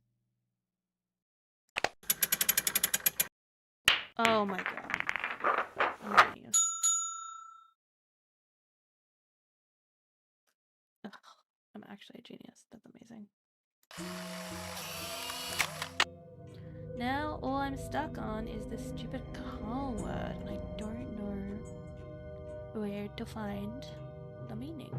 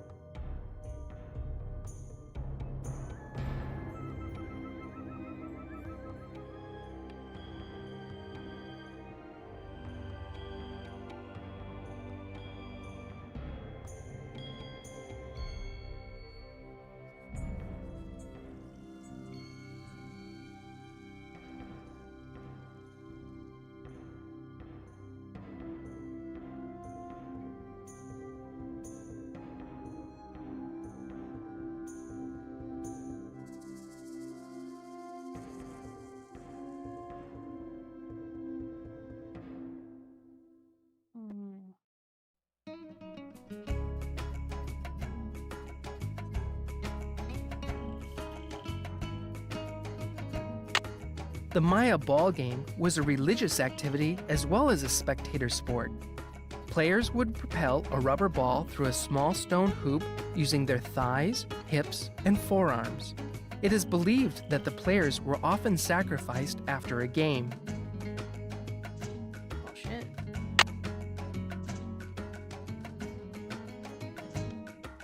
In addition to adorning themselves with jewelry and costumes, the Maya shaped their bodies to heighten their beauty.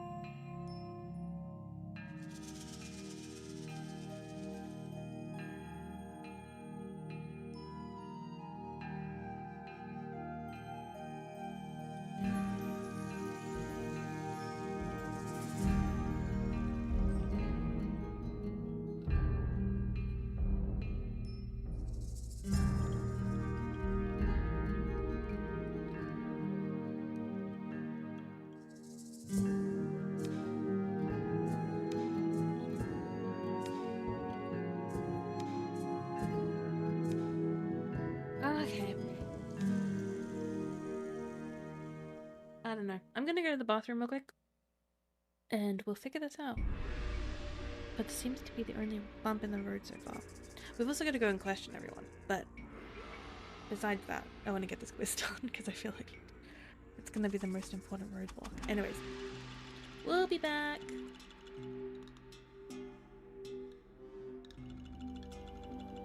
Maybe?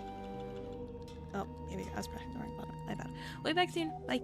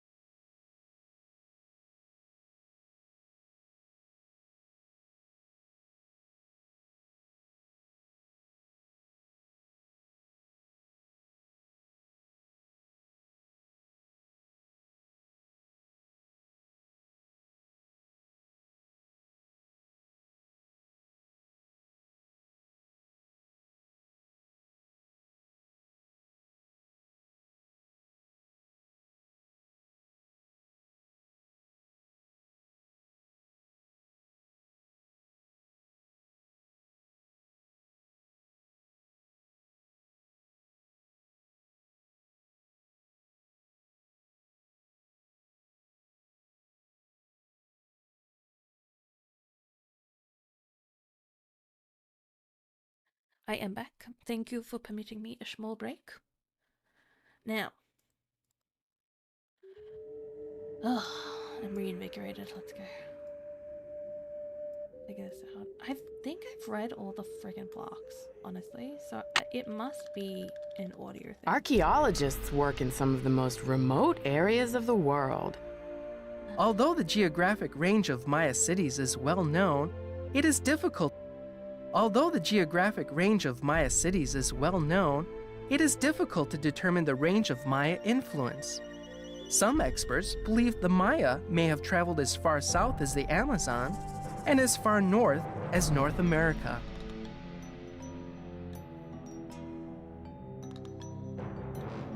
Ceramic bowls, such as the one featured in this exhibit, may have been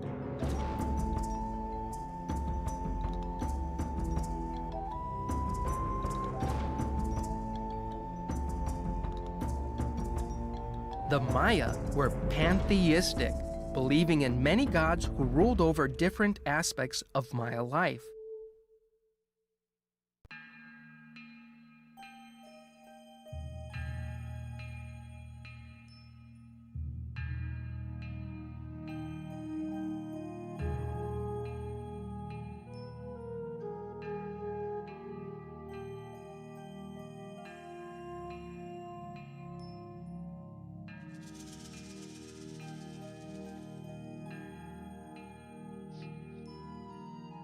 Lady Zach Cook ruled Palenque.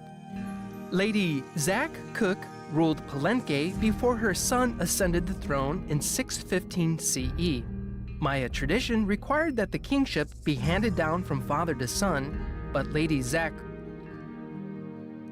I am Lord Pakal, ruler of the mighty kingdom of Palenque. All those who come before me witness my power. Lord Pakal is considered the most influential ruler of the Maya civilization.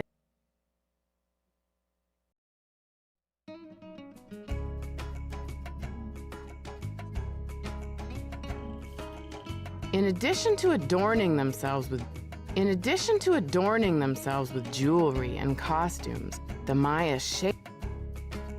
The Maya ball game was a religious activity as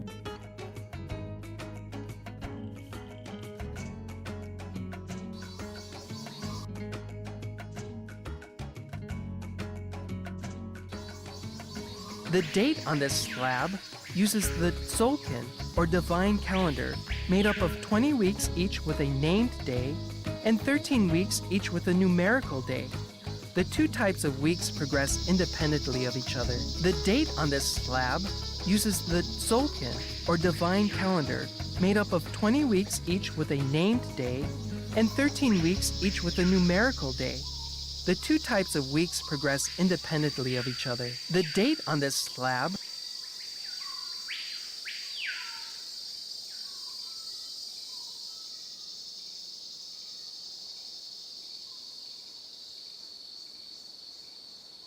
The four miniature gods clinging to the vision serpent are the headband twins, Hun, Ahau, and Balaam, and the twins. The four miniature gods clinging to the vision serpent are the headband twins, Hun, Ahau, and Balaam, and the twins of sacrificial dance, Chak, Shib, Chak, and the baby jaguar. The Maya were particularly fascinated with twins, and many of the Maya gods were paired together. The Maya kings were often in a protracted state of war with The Maya kings were often in a protracted state of war with local kahals. Here, bird jaguar stands to the right as a captured lord kneels at his feet. The kahal holds a broken umbrella, a gesture typical of a supplicating captive. Maya kings were often in protracted state of war with local kahals. Captured the Lord. So Lord, does that be the Lord?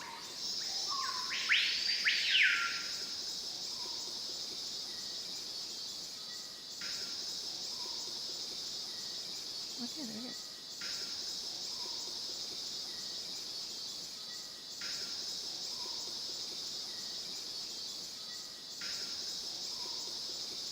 The Maya kings were often in a protracted state of war with local kahals. Oh.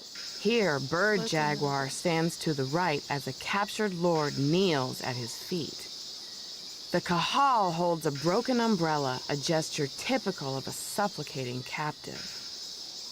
The panels on a separate commission by Bird Jaguar and details his capture of a kahal or prominent local nobleman. So do we say nobleman or localman or prominent? I'm just gonna write local nobleman.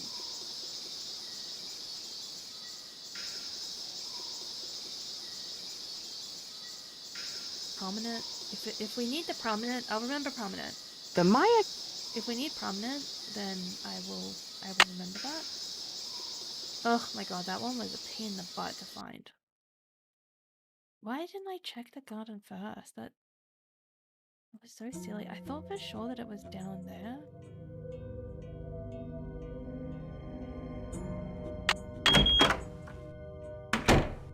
I should have checked the garden first.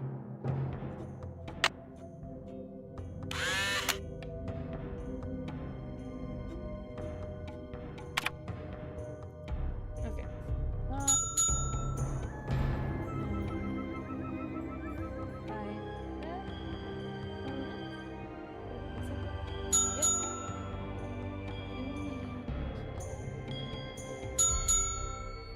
Okay, try the Lord first.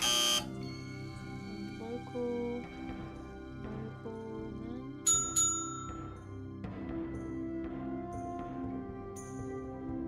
What's the name of the Maya matchmaker? So this was the one that Sonny was referring to. Can't find the answer in this in the museum. SJ. Okay.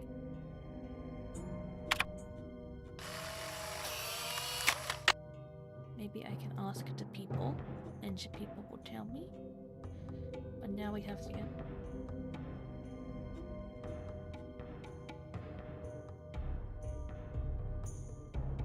We did not need the prominent in the end.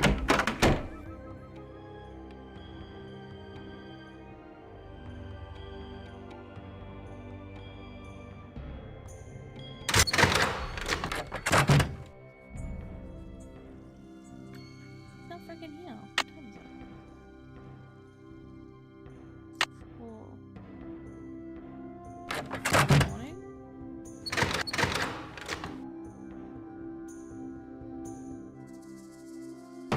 Come in. No, she's here. Need something?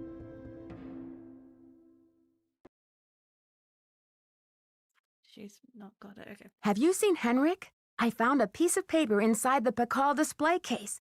It had some glyphs on it and a print of a red hand. I'm hoping he can give me a translation. What am I, fish food? Henrik's not the only one around here who can read a glyph, you know. Well.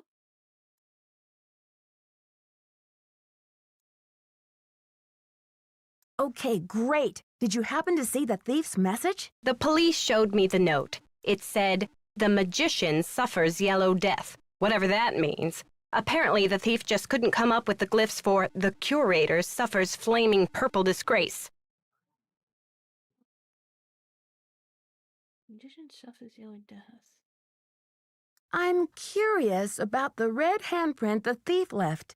Does it have any significance in Maya culture? Afraid I can't help you there. What I want to know is what the hand was printed with. It's obviously not finger paint. Why don't you do a little analysis on it in the lab? I haven't seen Henrik since the theft.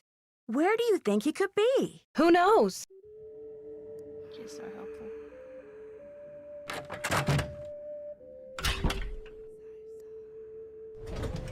Ah, shit. I went to the wrong place.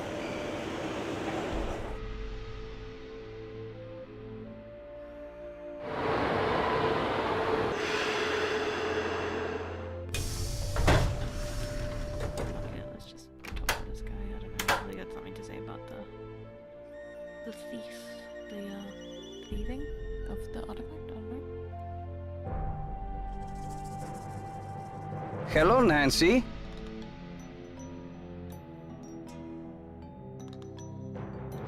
Do you know much about Maya glyphs? You've got me there. I know Spanish, English, Portuguese, several indigenous languages, including Quiche and Nahuatl, but I have yet to learn the language of glyphs. Oh, Spanish. How interesting.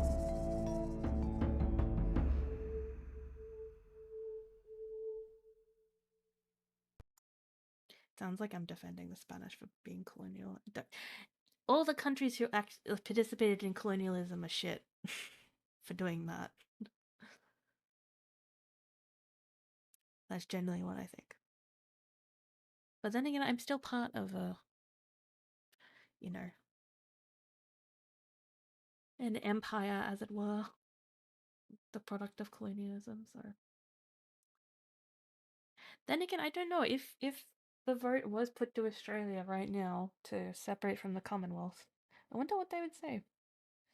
Would we say yes? Would we say no? I don't think we're really affected that much by it, honestly. Like, if you were really to look at the day-to-day lives of everyone, I don't think, like, we have the what's his name? The general not attorney general, the something general.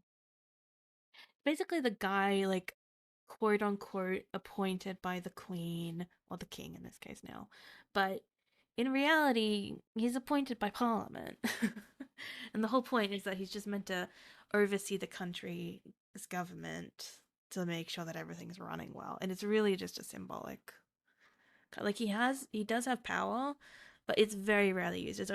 He'll only step in if, like, the constitution says we're meant to hold parliament every so and so days or so and so months, and if the current PM doesn't do that, then this guy will step in and be like, "Whoa, you need to hold parliament. Like, you need to hold parliament, or you need to hold an election, or just make sure that the constitution is upheld. Basically." I've got to open my door for my cat. I'm coming, baby. Come in. Come in. Come in, hello.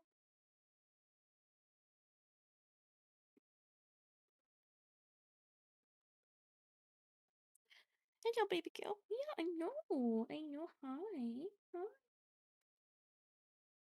Okay.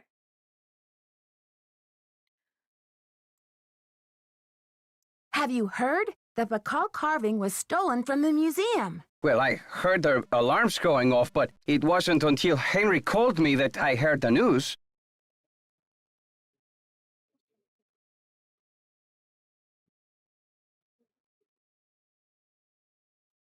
Henrik called you? When? Where was he? I've been looking for him. He called shortly after the robbery. I presumed he was calling from the museum. Is that so strange? But you said you were in the museum. Hmm?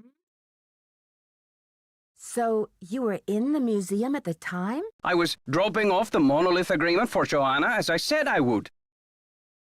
Did you see anything suspicious? I was running late. I just figured somebody tripped a wire and I kept going. Whew. Damn. Oh my god, you're so fucking cute. I love you. I love you so much. I love you so much. Oh my god. Oh my god. Oh my god. Why are you so cute?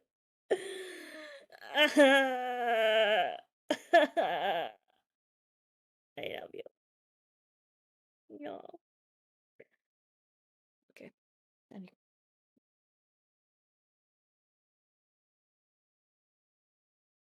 Some people say that, like, cats put off this hormone or something, or have, like, a chemical in their pee or their poop. I don't know exactly the ins and outs of this theory, but basically there's, like, some kind of chemical or hormone that cats give off that make humans, like, react to it and think of them as, like, real, like, they're babies or something. And I don't know about that theory because even if it were true, I don't think she particularly likes the level of love that I give her. I think she's very much like, whoa, chill out. Like you need to calm down. It's odd that I didn't see you. Well, I was in the back. So I'll need to alert the police so they can ask you some questions. I have diplomatic immunity, so I do not have to answer any questions. But I will because I have nothing to hide. okay. Nice. Good. Sweet. But if you have diplomatic immunity, why did you just steal everything? Don't you care about the disappearance of such a rare Maya artifact? That artifact was lost to me as soon as it left Mexican soil. So my friend Pakal goes underground for a while until he is sold again. Suddenly, he turns up in Amsterdam or Hong Kong. Unless he is rightfully repatriated to Mexico, what's the difference? I mean, you know where he is in one. You don't know where he is in the other. That's probably a decent difference. I should get back to the museum. Goodbye. Buenos dias. I should get back to the museum. Yes, you should. My pronunciation's horrible. I should stop speaking languages. I'm really not good at it. Should we go to Taylor? Now that we're out and about?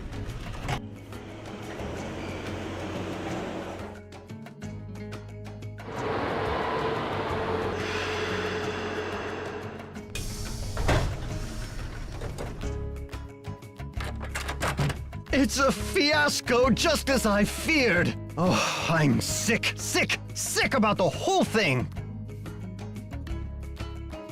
Yes, your fears seem to have been quite visionary. I was in the museum when it happened. Have you spoken to the police? I told them everything I know. I mean, I coughed up my brains right there on the table. Guy's so dramatic. So, do you think this is linked to the thefts in Topeka and New Mexico? That awful red hand was left on Prudence Rutherford's jewelry box in Topeka and on the display case in the museum in New Mexico. What's the chance they're not connected? Do you know Prudence Rutherford personally? Oh, we saw each other at functions now and then. Poor Prudence. She adored that necklace. What's the name of the museum in New Mexico? The Chaco Canyon Cultural Center. They had a beautiful collection up there, worth a bundle, too. I appraised some pieces for them a few years back. Why do you think the thief is leaving this red handprint? To be a gruesome scoundrel? The Pakal thief's glyph message translates to, "The magician suffers yellow death." What in the world do you think that means? You've got me there. I'd better get going. Bye now.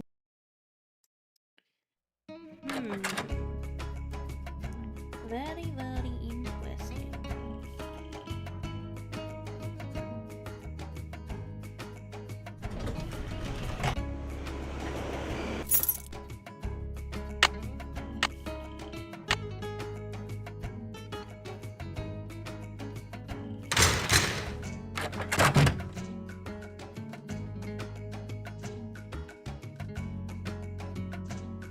Let's call these guys.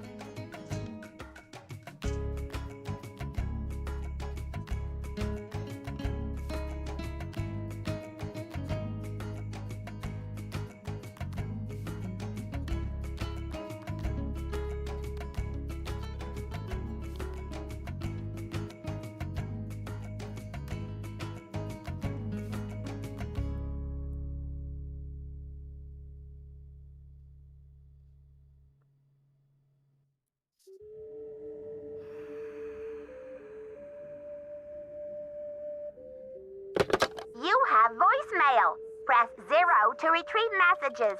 Press 9 for an outside line. A voicemail for me? Oh my god, girl. Nancy, hi. It's Franklin Rose. I'm calling because it's just... This theft is very bad news for the museum. You can't imagine the limb we went out on to acquire that Pakal carving. It's been one of the museum's main attractions. I don't want to take you away from your internship, but if you can do a little investigating, well, I think I speak for the whole board when I say we'd be very grateful. Give me a call when you have a chance. And Nancy, thanks. To replay messages, press 0. Press 9. Little does he know I'm already on the case. 1 5 0 5 5 5 5 1 2 2 2.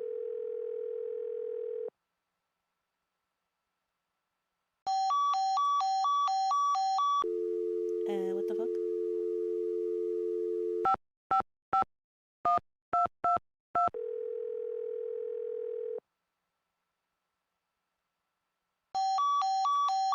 What the shit?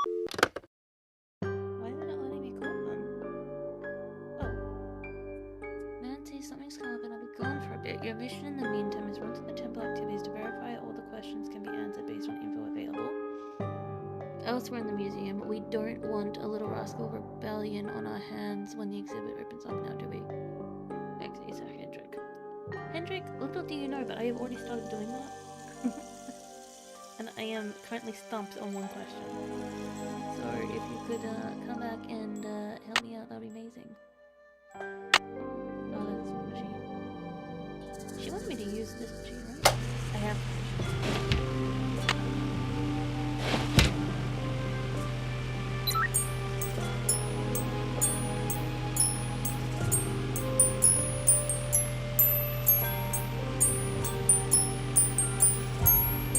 Okay, I've got a graph of the chemical used for the handprint. Now I've got to match it up with a known substance. Okay.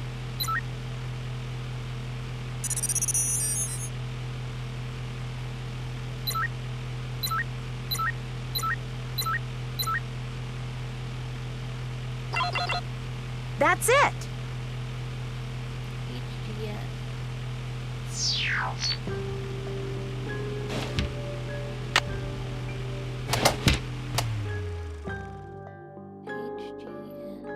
S stands for sulfur. Thank you, Nancy.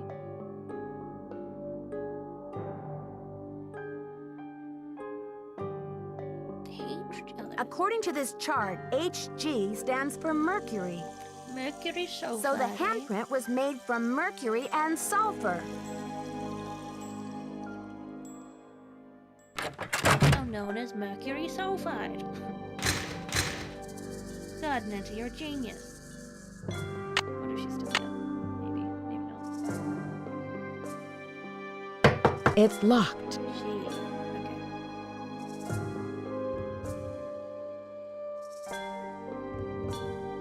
Well, Sunny said there's nothing in the museum to give the clue about. I don't think he'll be there at this hour. I keep accidentally clicking on that, and I really don't mean to.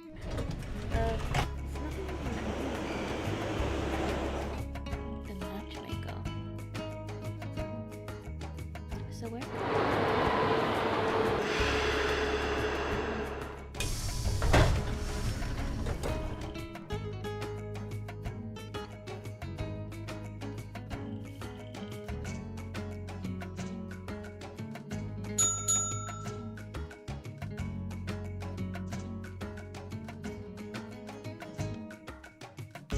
He's way too touchy about that all-time radio. It's either I'm blind, it's about, or I can't find the exhibit that has an answer. Or we never put it in. Details. Joanna is no help on this, so I'll have to wait for a lot of visitors getting very frustrated with this question. Once we open the museum, I'll let Henrik deal with the trauma.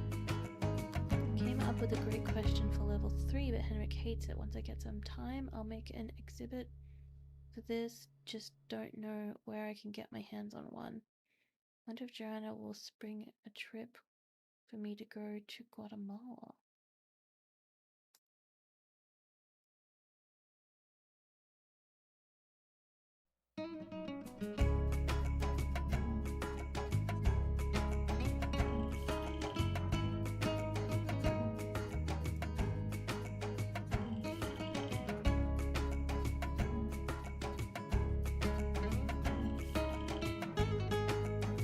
Oh, I take out the 1 and I just use the 5.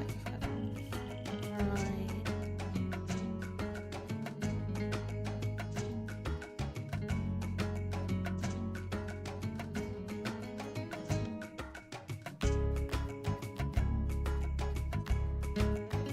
Okay.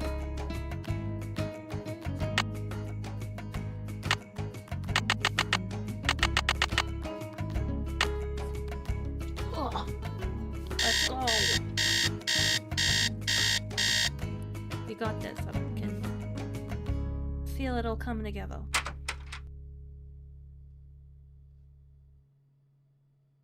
Maybe I'll just use the phone here.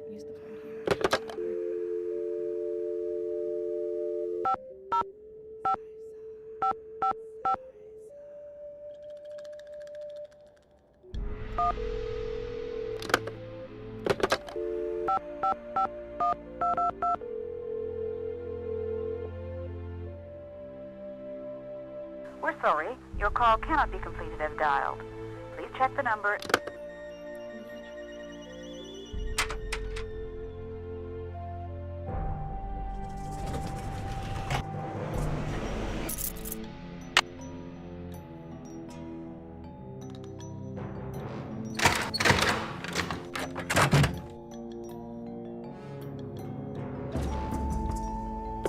You have no voice.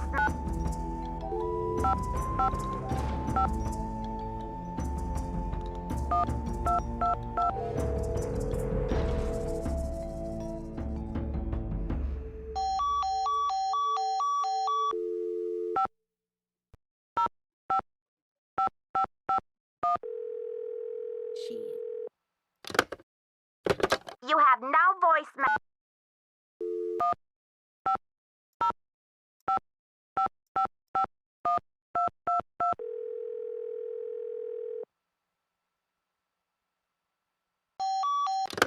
Why would they let me call them?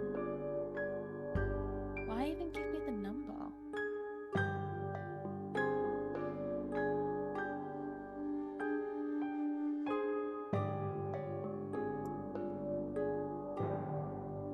It's locked.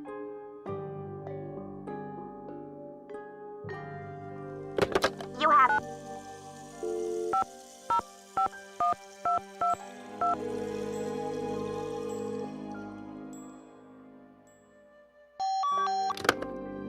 Okay, well let's You just have- call this Franklin guy then. Oops. You.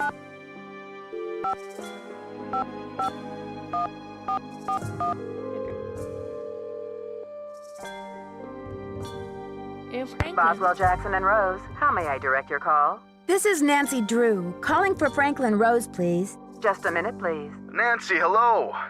Do you have any news? I need to contact a woman named Prudence Rutherford. I noticed she's on the board of the Topeka Commission for the Arts and that they've donated money to Beach Hill. Any idea how I might track her down? Well, you're in luck. It so happens that Prudence and I sat on the panel of judges for the Kansas Speak No Evil Mime competition for 3 years in a row, back when I lived in Wichita. How's that for a small world? You judged a mime competition? That's the only acceptable question to follow up on that. You judged a mime competition? Indeed I did. I haven't talked to Prudence in about 10 years. But let's see if I still have her in this old dinosaur of a Rolodex. Ah, yes, here we go. Got a pen? It's area code 785-555-7279. What's this all about? I think Ms. Rutherford had a run-in with a red-handed thief, much like the one who took the Pakal carving. Ha! You're a real pro, Nancy. Say, why don't I call ahead and let Prudence know what's going on? That way I can say hello and she'll be expecting you. That would be great, Mr. Rose. Not a problem, dear. Right. 10 out of 10. Fabulous.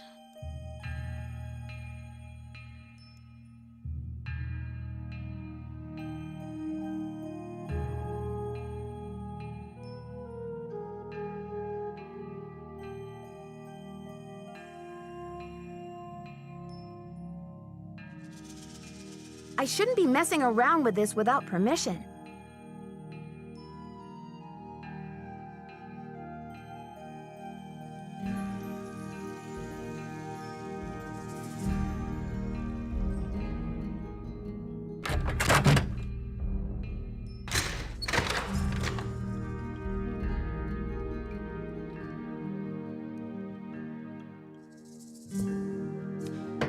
Come in.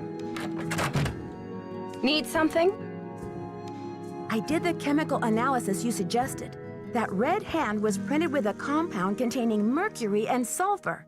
Does that mean anything to you? Sure, cinnabar. The Maya would rub it into their most important carvings to add definition to the artist's lines. Where would a person get a supply of cinnabar? We use cinnabar here at the museum the same way the Maya did, to keep things as authentic as possible. Henrik orders those kinds of supplies, but we've been out of stock for quite a while. The last I heard, there was some kind of holdup with the distributor. I've got work to do. Go to it. Maybe they're holding up the distribution because you ain't paying anybody.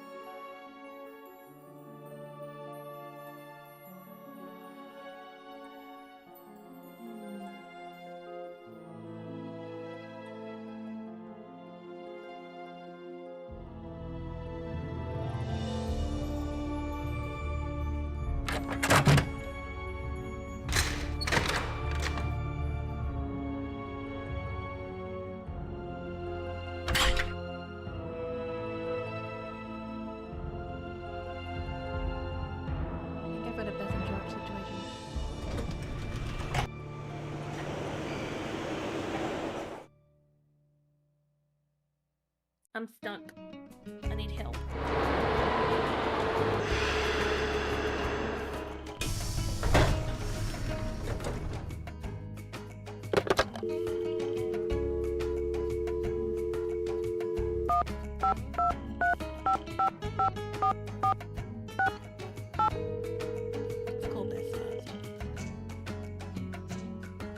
Hello? Hey, Bess, it's me, Nancy. What's new? It's pouring rain.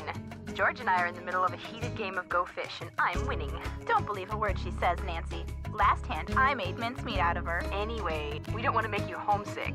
How's the internship going? Everything was going great until someone broke into a display case and stole one of the museum's most valuable artifacts, a jade carving of King Pakal. Who was King Pakal? He's considered one of the great Maya rulers. He reigned at the height of the Maya civilization. So what happened? Well, apparently the civilization was never quite the same after he died. No, silly, with the theft. What happened with the theft? Who are your suspects? Do you have any clues? Easy, ladies. Let's just say that so far, I have more questions than I do answers. But don't worry, I'm on the case. There goes your low-key internship. Honestly, Nancy, it never will cease to amaze me how one girl can cross paths with so much trouble. I know, right?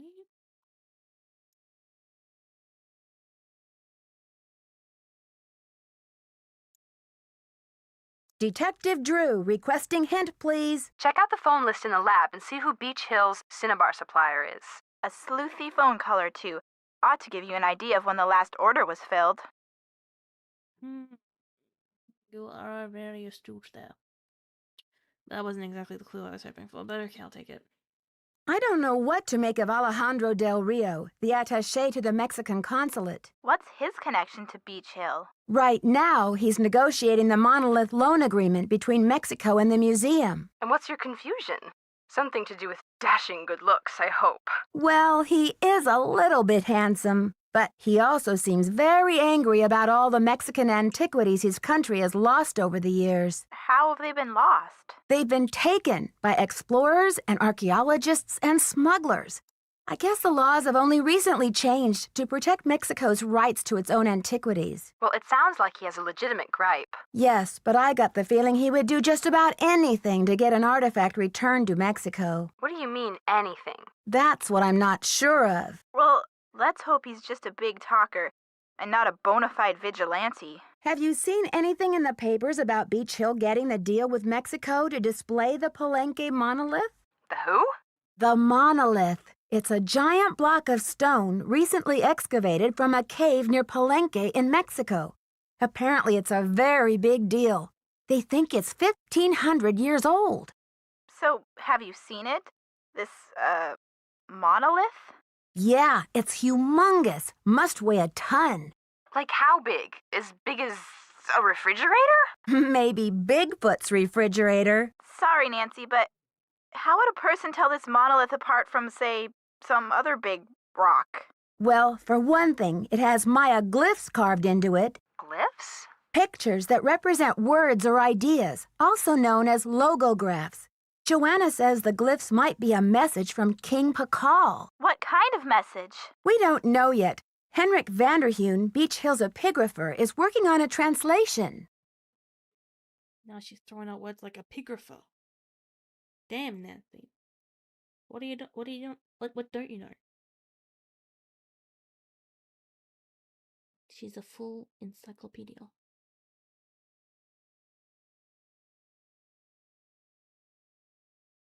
Ever since the theft, I haven't been able to find Henrik anywhere. That's odd. Has anyone else seen him? If they have, they sure aren't telling me. Nancy, do you think he's the thief?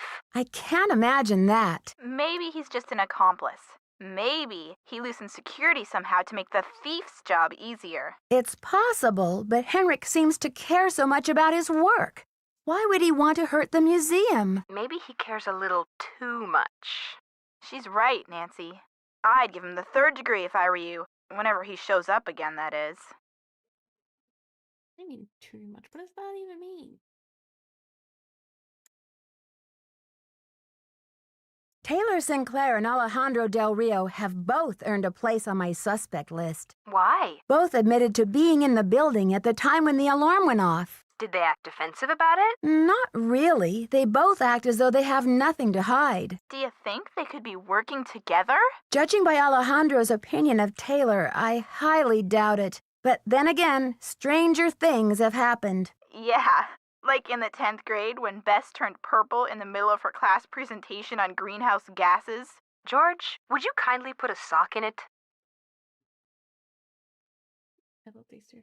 Okay, somehow Joanna has gotten the museum into financial hot water. Somehow, Joanna has gotten the museum into some financial hot water. How'd she do that? Yeah, and how hot's the water? It's all very vague. I want to give her the benefit of the doubt. I mean, maybe she just overextended the budget a little in her effort to acquire the best artifacts for the museum, but even if her intentions were good... She may be feeling a little desperate to make some money back quickly. Desperate enough to steal the Pakal carving, sell it on the black market, and collect the insurance on it too? I know she loves the museum. Who knows what she'd do if she were afraid of losing her job. She's a suspect. Definitely a suspect.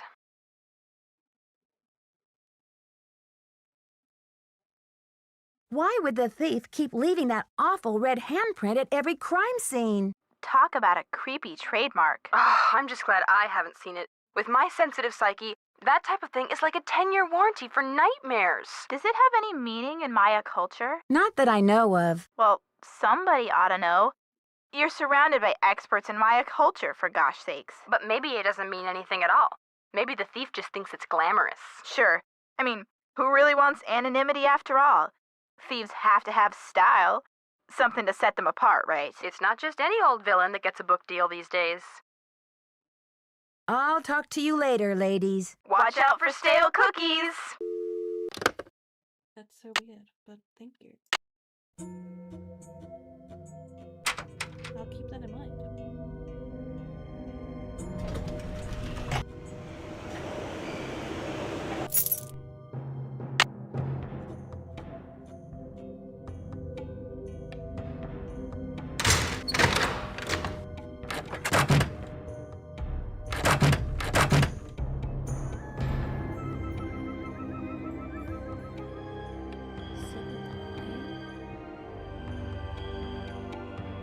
Ah, mercuric sulfide. Boom, right there. Okay.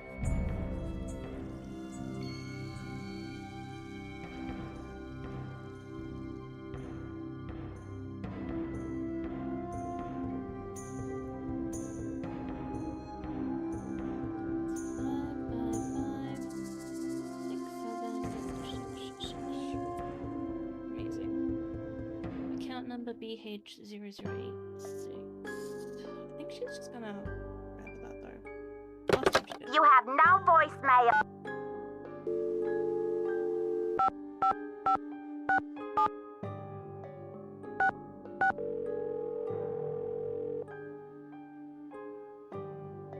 Keep it real. Max speaking. Oh, sorry guys.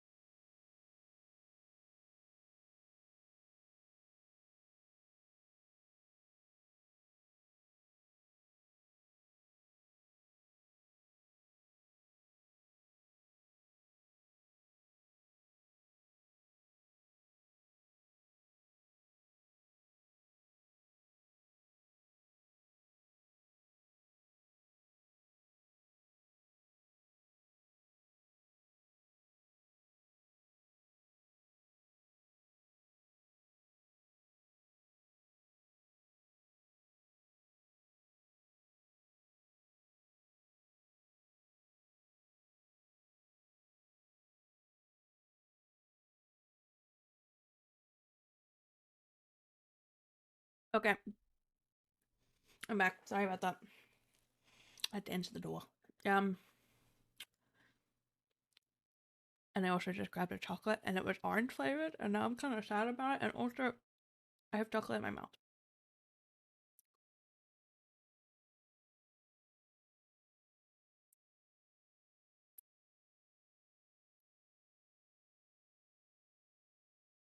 Okay. How do you think I'm gonna go? Hi, I'm the new deputy curator over at Beach Hill Museum. I wonder if you could answer a couple of questions for me about our ordering history. Well, hello there, Beach Hill. Hey, you're not Sunny June. Whatever happened to that guy? I suppose he caught a ride on a flying saucer, huh? What a riot. I'm sorry. Anyway, you don't need to reorder, do you? Unless you ate last week's shipment for breakfast, that is. Do you know who placed that order? The initials on the order are J.R. J.R.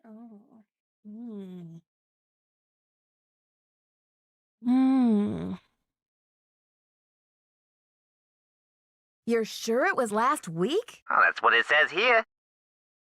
Was the package shipped to the museum? Oh? Oops, I guess we didn't ship it at all. It looks like the package was picked up here at the warehouse.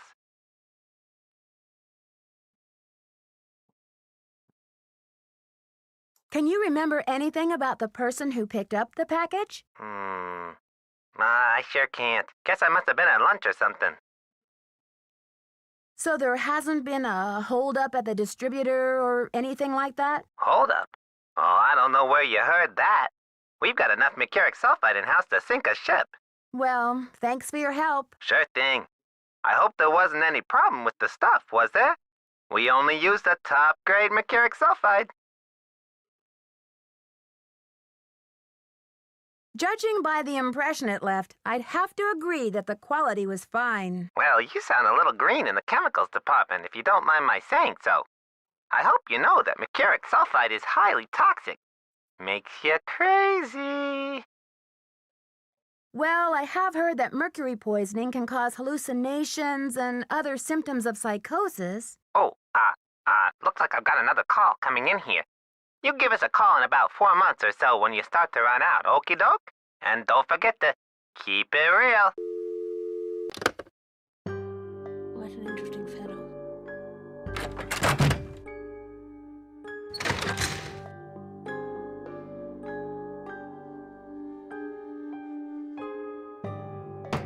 Come in.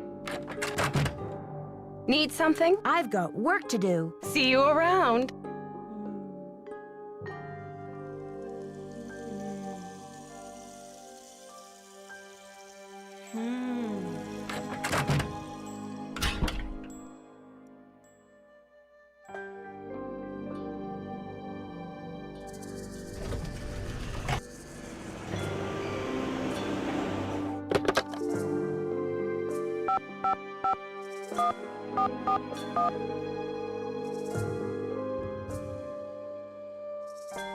Boswell, Jackson, and Rose, how may I direct your call? This is Nancy Drew, calling for Franklin Rose, please. Just a minute, please. Nancy, hello. Do you have any news? The thief left a red handprint at the scene of the crime. According to Taylor Sinclair, the same print was left at a couple of other crime scenes recently. I'm trying to find out what the connection is between these thefts. Oh, Nancy, you zero in on a case like a heat-seeking missile, don't you? I feel so much better knowing you're going to follow up on every lead. I'll help in any way I can. Thanks, Mr. Rose. That's what I'm here for.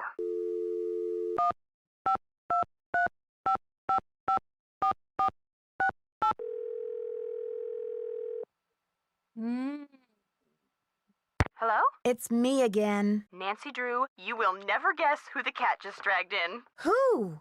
Frank and Joe Hardy. You're kidding. I haven't talked to those two in months. Let me tell you, they're as cute as ever. George and I were just telling them about your latest case, and, judging by the way they're hovering around me at the moment, I think they want to say hello. Sure, put them on. Hi, Nancy, it's Frank. Frank Hardy, what in the world are you doing in River Heights? Well, Joe and I just finished up a case out west, and we're taking a few days to drive back to Bayport.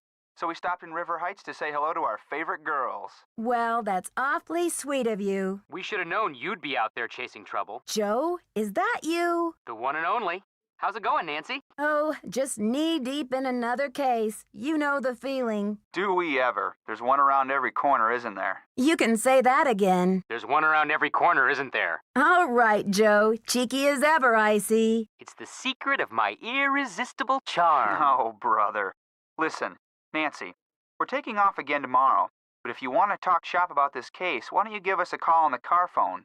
The number is 973-555-3393. Sounds great. I'll do that. Go get him, Nancy.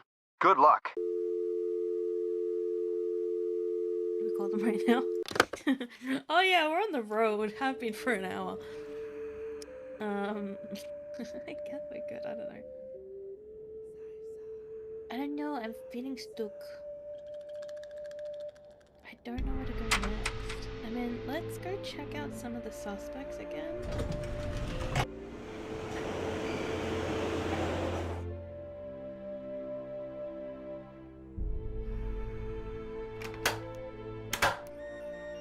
Buenos dias. Do you know what cinnabar is? The red powder that the Maya used? Sure, I know it. They use it at Beach Hill too, do they not?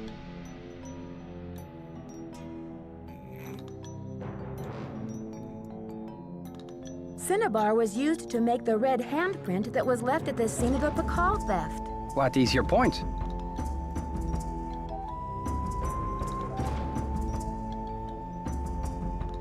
Joanna said the museum didn't have any, but the supplier said she ordered some last week. Have you called the police?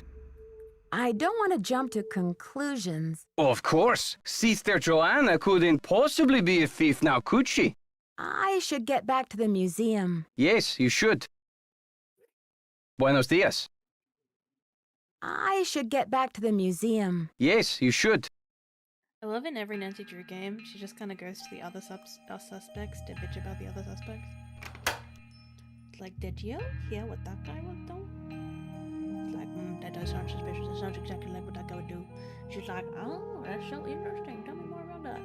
And then she goes to that same guy and she's like, this guy said that you weren't here last week. What do you have to say about that? Let's try this again. Although I do have to skedaddle in 2 hours, so... So the progress I'm making at this point is not good. Want a cookie? Thanks, but I'm trying to cut back. Any news? I'd better get going. Bye now.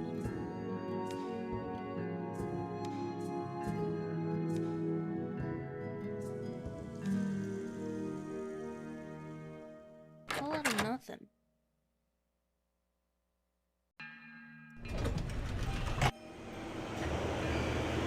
Let's go call the Rutherford lady.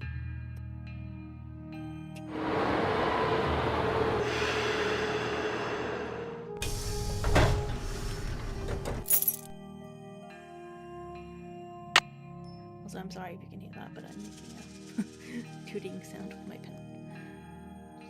The lid of my pen, I'm going like boop, boop, boop, boop. I'm sorry if it's distracting.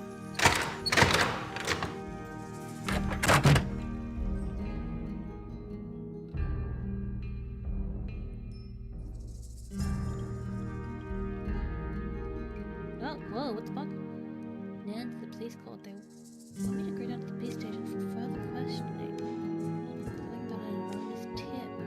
Do I have time? This Nora, hold on the fort. Please, I left the guns. Open if you need anything.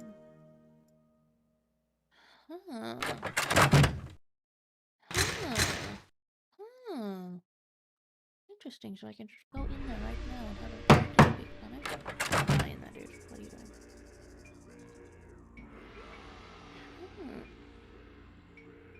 What are we looking at over here?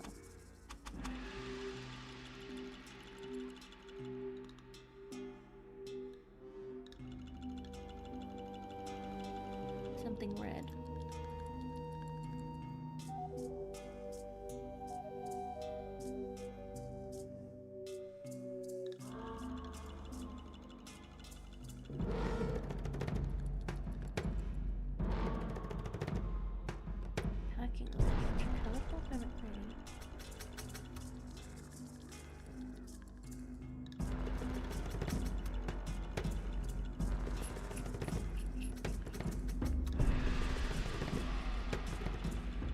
There's the shipping and receipt.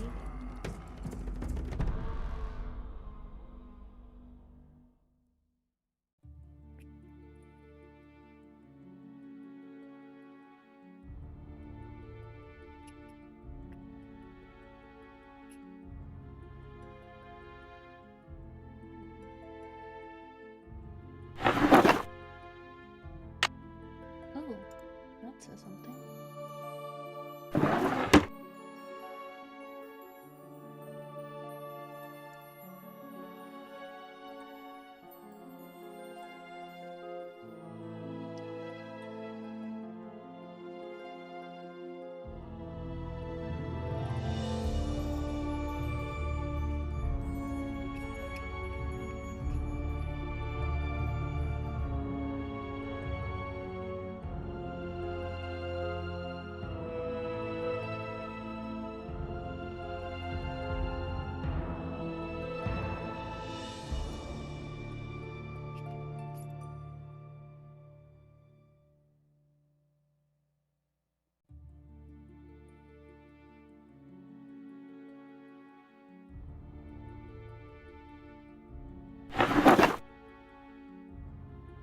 Just the key.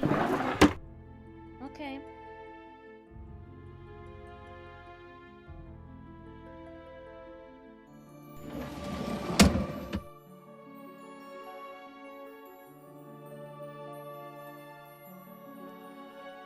Who knew one piece of jade could have so much history?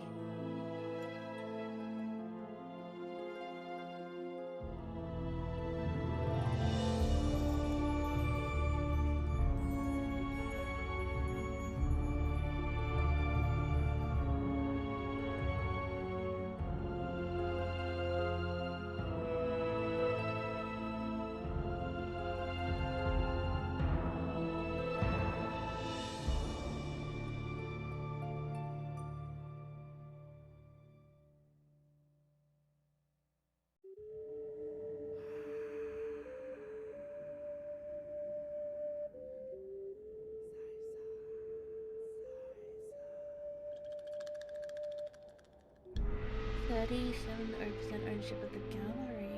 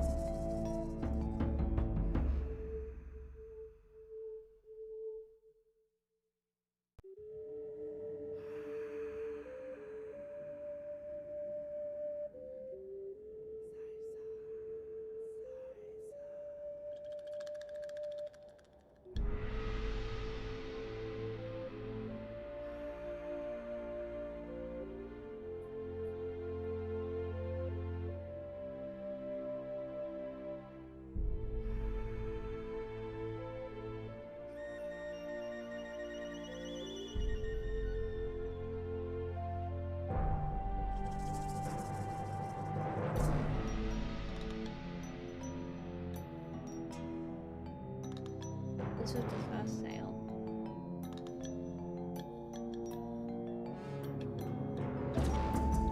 $1 million. Shit.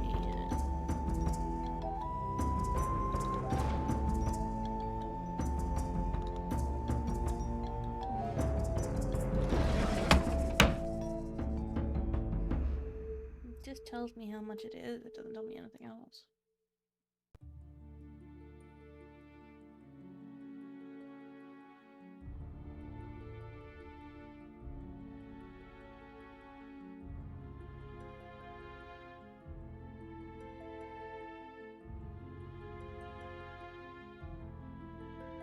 This is the city in question.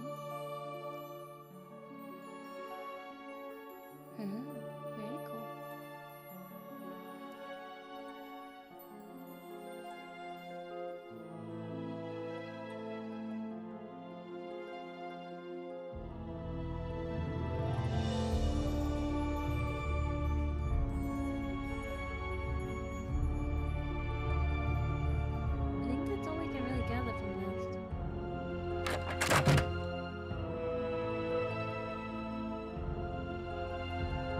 It's locked.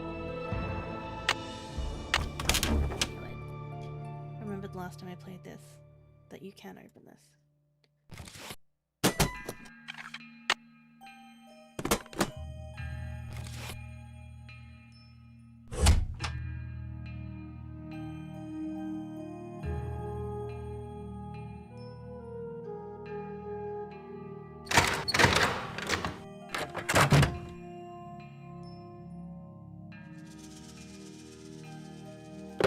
You have no...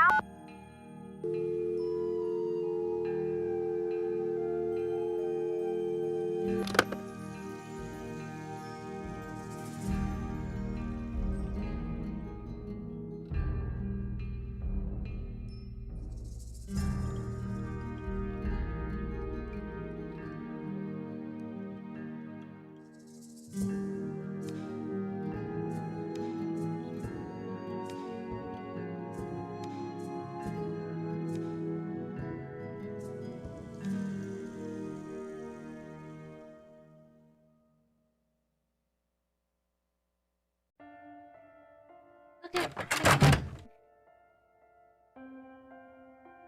Actually, I'm gonna check shipping and receiving real quick.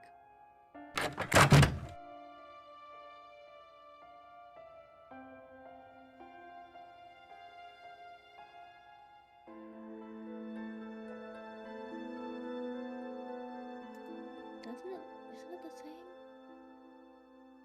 I don't know.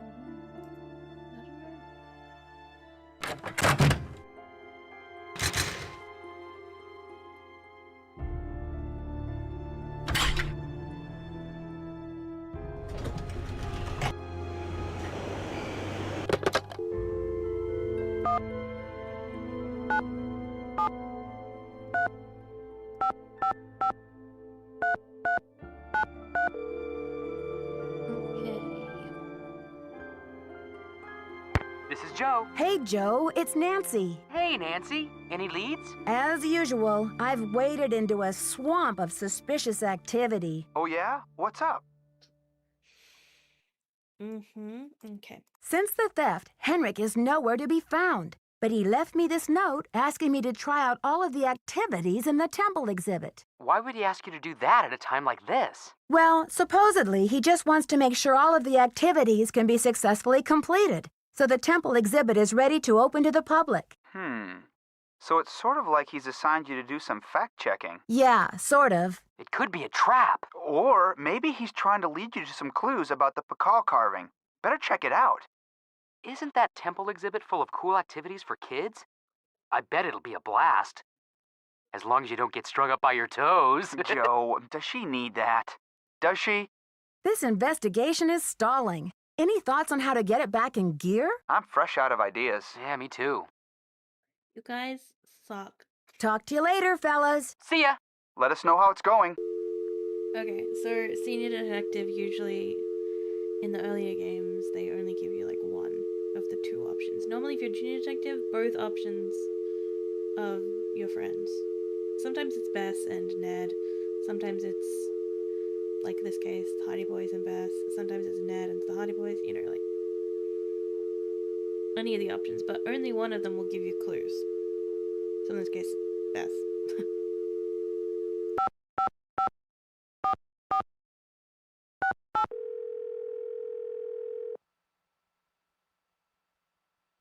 We're sorry.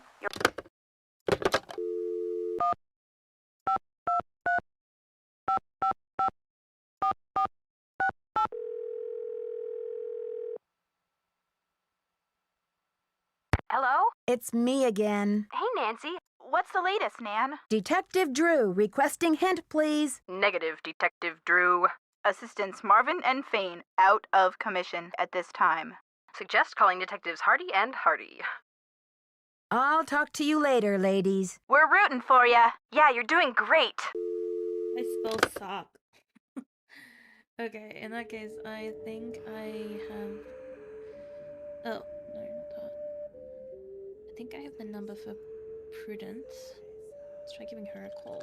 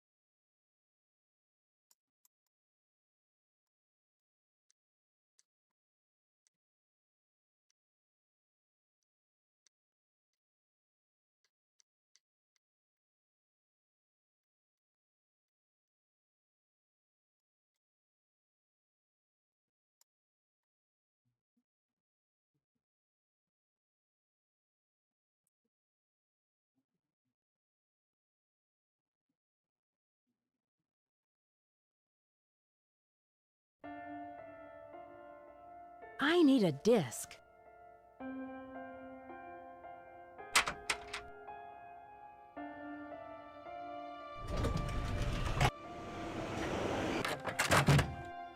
Want a cookie? No, thank you. Any news? I'd better get going. See you around.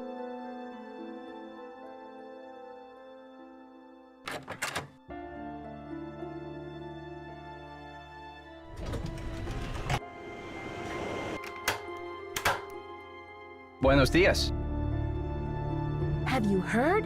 The police received an anonymous tip, and they're considering Joanna a prime suspect in the Bacall theft.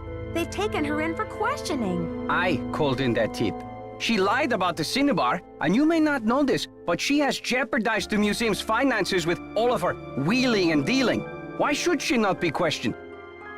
How do you know about museum finances? I have my sources. I should get back to the museum. Goodbye.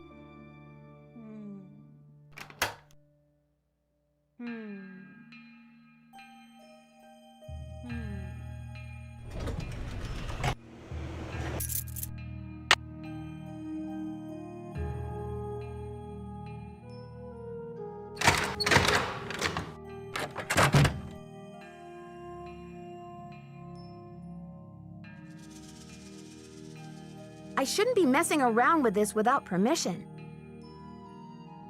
It's locked. It's locked. It's locked.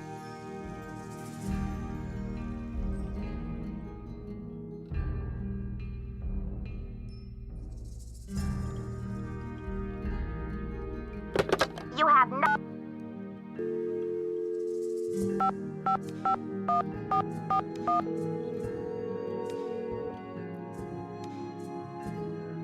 Boswell, Jackson, and Rose, how may I direct your call? This is Nancy Drew, calling for Franklin Rose, please. Just a minute, please.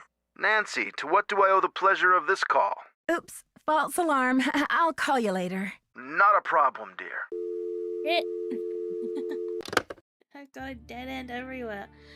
Damn it! Which means there's only one option of what to do, and I need to find out because I have no clue. Blaise Pascal's training.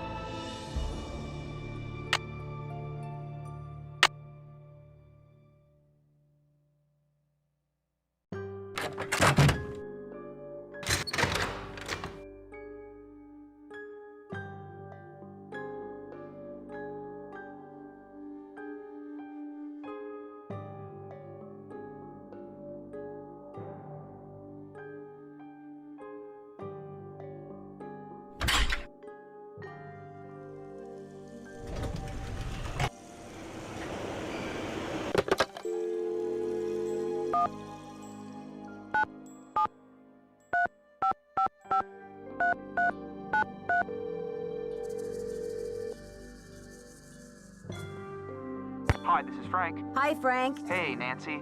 Any news? This investigation is stalling. Any thoughts on how to get it back in gear? I'm fresh out of ideas. Yeah, me too. Talk to you later, fellas. Later, Nancy. Bye.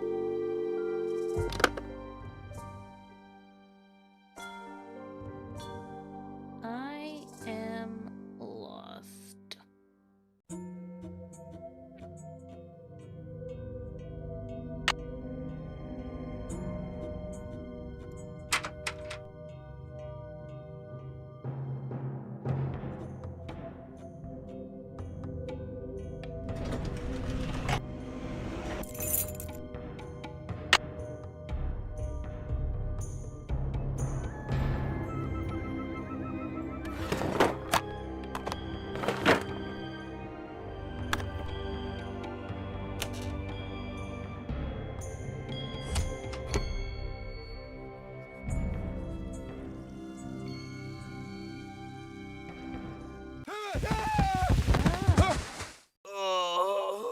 the fuck? Henrik! Henrik! Oh my god. I knew it. It was a scripted event. That's why nothing was working. Amnesia? Wow. Henrik must have taken a real nosedive off that pyramid. Do you think he just fell, Nancy? Or was he pushed? Sounds like you need to find out about hospital visiting hours. Yeah, but you'd better get the lowdown from Joanna first. George is right. She is your supervisor, after all. Damn, dude. Okay, so what was a scripted event? That's why I couldn't figure anything out. I needed to wait for the scripted event to happen. Got it. Okay. I feel a little bit better about the whole situation now. Let me go and talk to people. I was like, I'm stuck. Nothing's working. What do I do? Oh.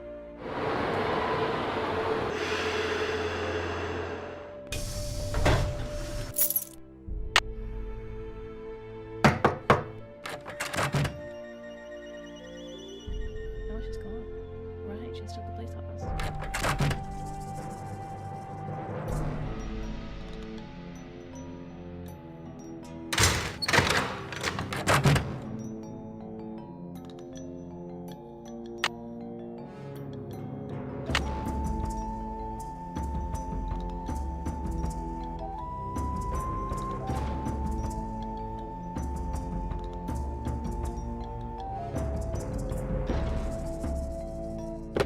You have voicemail. Press 0.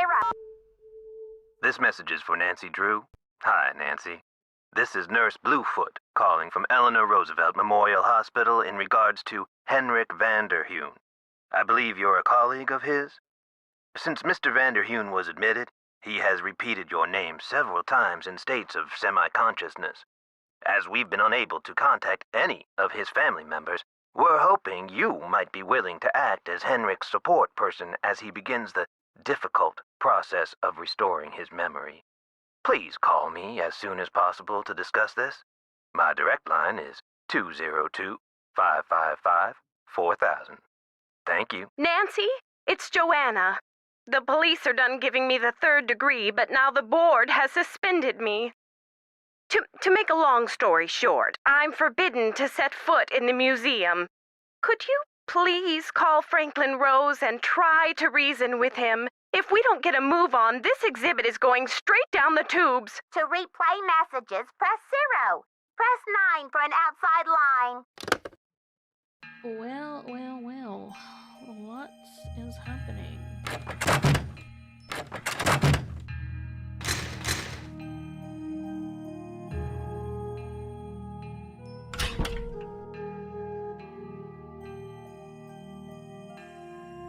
I was kind of hoping they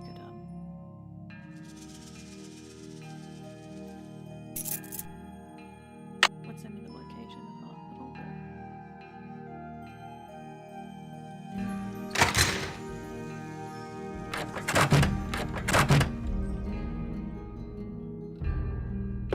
You have...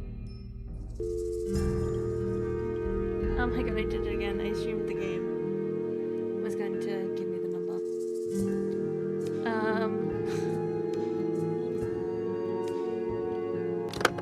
Shit. You have no Nancy, hi. It's Franklin Rose. I'm calling because it's just... This theft is very bad news for the museum. You can't imagine the limb we went out on to acquire that Pakal carving. It's been one of the museum's main attractions. I don't want to take you away from your internship, but if you can do a little investigating, well, I think I speak for the whole board when I say we'd be very grateful. Give me a call when you have a chance. And Nancy, thanks. This message is for Nancy Drew. Hi, Nancy. This is Nurse Bluefoot calling from Eleanor Roosevelt Memorial Hospital in regards to Henrik Vanderheun. I believe you're a colleague of his? Since Mr. Vanderheun was admitted, he has repeated your name several times in states of semi-consciousness. Okay. As we've been unable to contact any of his family members, we're hoping you might be willing to act as Henrik's support person as he begins the difficult process of restoring his memory. Please call me as soon as possible to discuss this. My direct line is 202-555-4000. Thank you. Nancy, it's Joanna. The police are done giving me the 3rd degree, but now the board has suspended me. To make a long story short, I'm forbidden to set foot in the museum.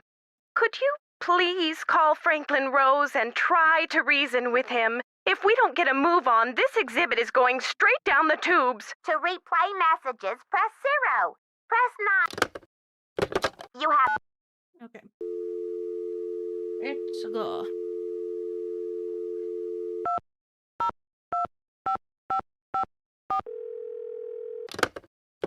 You have...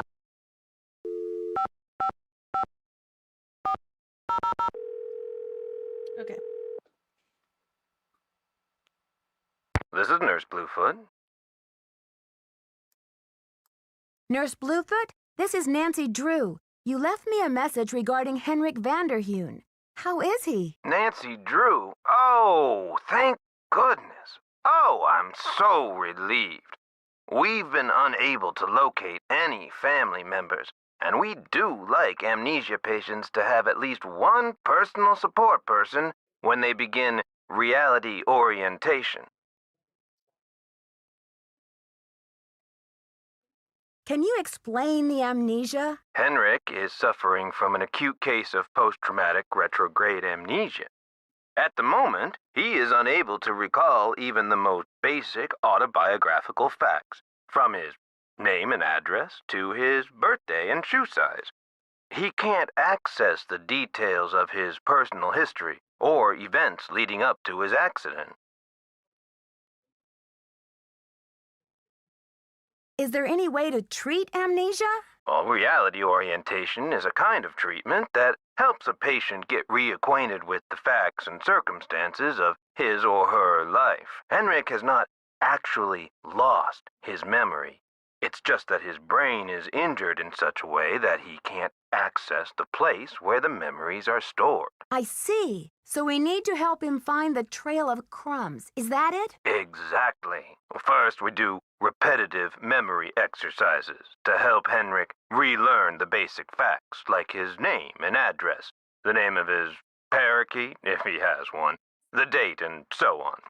Second, we try to stimulate Henrik's sensory memories in order to help trigger or find the way back to his cognitive memories. Where do I come in? You can't help Henrik remember his childhood, but you can probably help him remember his work, and who knows where that will take him. All roads lead to Rome, as they say. One great tool is the Reality Orientation Board. This is a place to post information and pictures for the patient to look at over a period of time. You may want to bring in images or photos to place on the board. Things from the museum, perhaps. I see. Well, I'll be happy to help in any way I can. When are visiting hours? Visiting hours are 10 to 4 every day, if the patient is not engaged in treatment and if he seems stable. Great. Is there anything else? Just remember, Henrik's brain has been knocked around like a peanut in its shell. He may have attention difficulties, headaches, anxiety. Sometimes he may seem giddy, too. We need to keep these conditions in check. Don't push him too hard, or he may have some kind of meltdown. Thanks for the warning, Nurse Bluefoot. Be well. Oh, excuse me. Okay. I don't really want to reinstate Joanna. I like having free run at the museum for now, so eventually I will give what's his face a call. But for now, I just want to get all this going.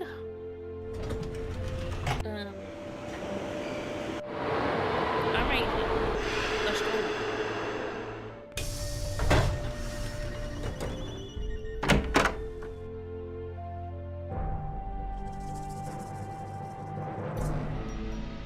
What should I post here?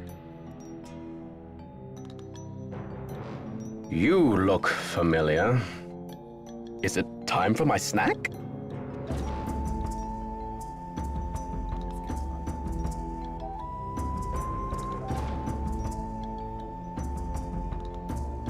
Henrik. I'm Nancy. We met at Beach Hill before your head injury. Beach Hill? Beach Hill is a museum here in Washington, D.C. The curator's name is Joanna Riggs. You were working there, and that's where your accident happened. Do you remember anything about the accident? Joanna Riggs. Is that the woman who called to pick my brain for an access code? What access code would that be? Where in my poor banged-up head would I be keeping access codes? I don't even remember my own birthday. So if you're here to squeeze me for details, you're wasting your time. I don't even remember. Oh, no. Louise, that was so funny. I suppose things are regular visits. I may be able to help you get some of your memory back. Actually, Nurse Bluefoot thinks with regular visits, I may be able to help you get your memory back more quickly. How, pray tell, do you intend to do that? I'll visit, we'll talk. Sometimes I'll bring you pictures. Pictures? Well, isn't this nice? Come on, Henrik. You'll feel much better once things start coming back to you. I've got a picture with me if you'd like to give it a try. Fine, I'll do it.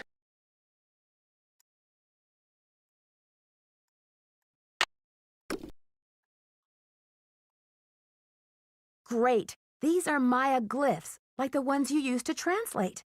Now, don't be upset if you don't know how to read them anymore. I can tell you what they mean. I know what they mean, dear. I wrote them.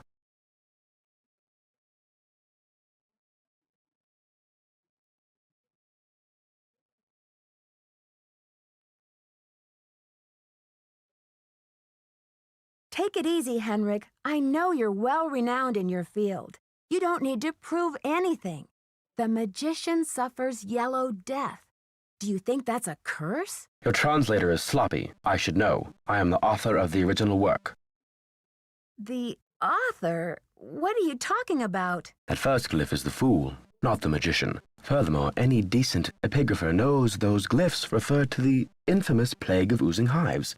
A fitting curse for a fool, don't you think? I rather like it.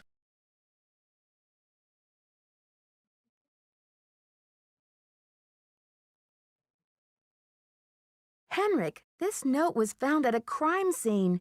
Are you telling me you left it there? I don't remember.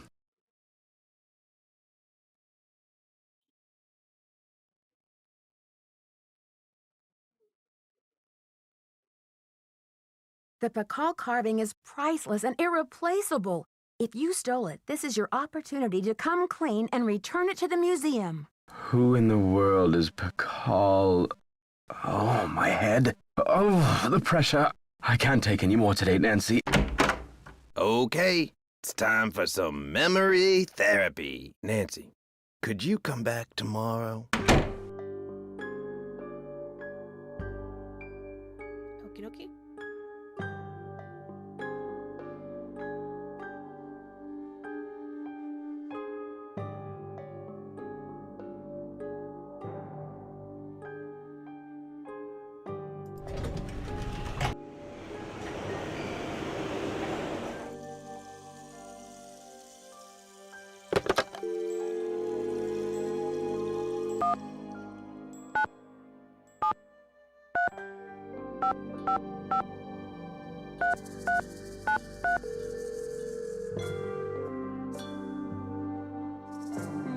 Frank and Joe Hardy, taking the mist out of mystery. Joe here. That's pretty cute, Joe. Can you come up with a slogan for me, too? Hey, Nancy. Hold on while I put you on speakerphone. You still there? Yep. Hi, Nancy. You've got access to both of our brilliant minds now. So how's the case coming along? This investigation is stalling. Any thoughts on how to get it back in gear? You've got to get Henrik talking about Pakal. Find a picture that you can tack up on his memory board. Talk to you later, fellas. Go get him, Nancy. Good luck. Picture of Paul.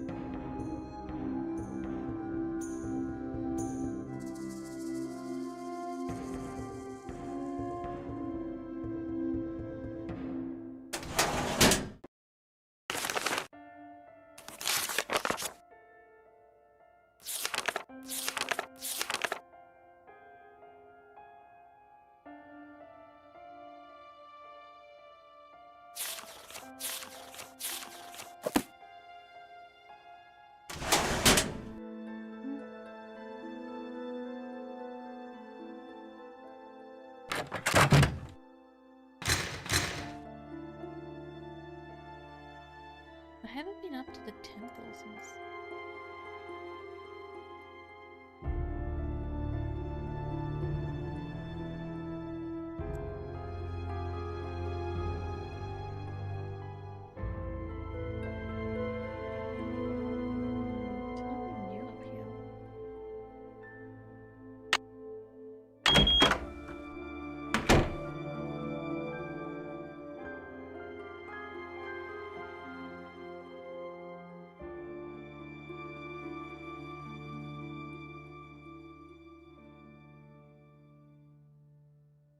It's locked.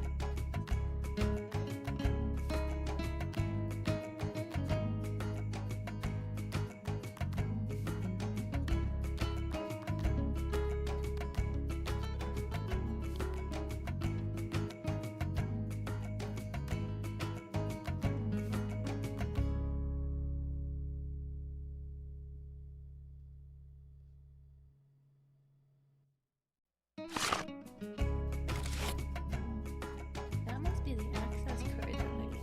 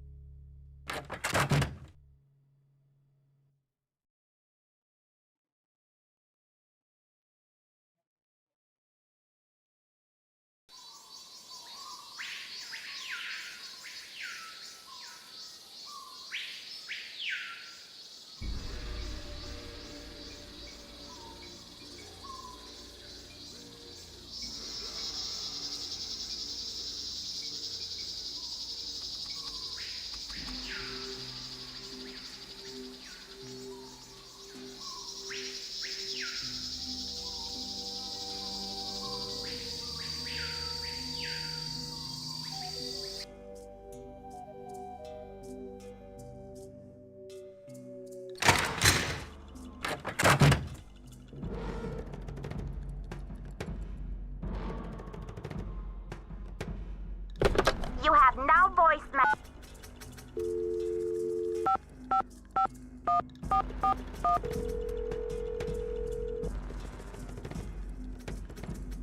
Boswell, Jackson, and Rose, how may I direct your call? This is Nancy Drew, calling for Franklin Rose, please. Just a minute, please. Nancy, you must be psychic. I was just getting ready to call you myself. Oh, really? Why? I feel I should apologize for the situation that's going on at the museum, dear. I really did think we were setting you up with a nice little internship, a breather from your casework, but instead it looks like we've fed you to the lions.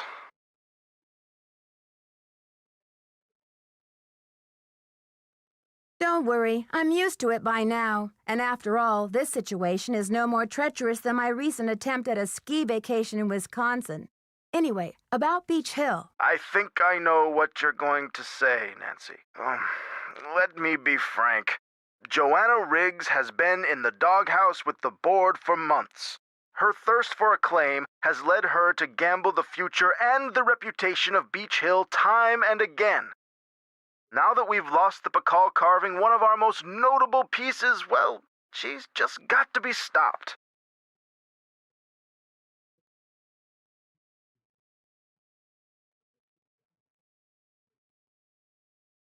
Don't you believe she's genuinely concerned about the welfare of the museum? Good intentions are no substitute for integrity and sound judgment, Nancy. Look, I've got a client waiting, Nancy. What we need now is for you to take up the slack. I've spoken to the rest of the board, and we've agreed that the best thing is to put you in charge. Oh, Mr. Rose, I'm not qualified to be a curator. I don't have the experience. Maybe not, but you are the best qualified detective I know, which is just what we need right now. We're counting on you to catch this thief red-handed. Ha ha! Just kidding, kiddo. If you can get the Pakal back, we'll see about giving Ms. Riggs another chance. That seems fair, doesn't it? It's a deal, Mr. Rose. Bye, kiddo. Okay.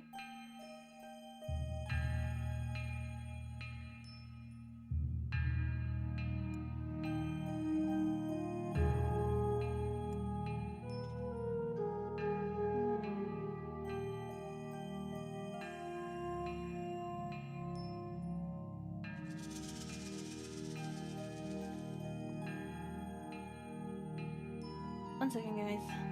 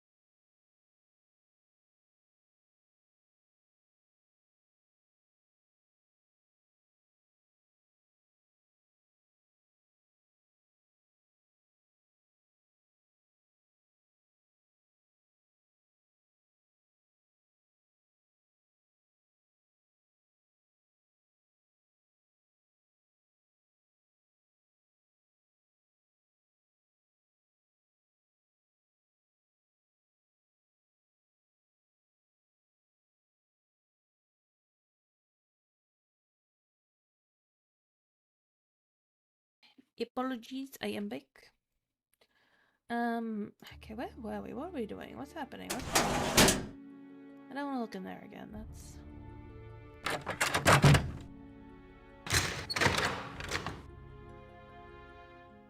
Where am I gonna get a picture of Picard?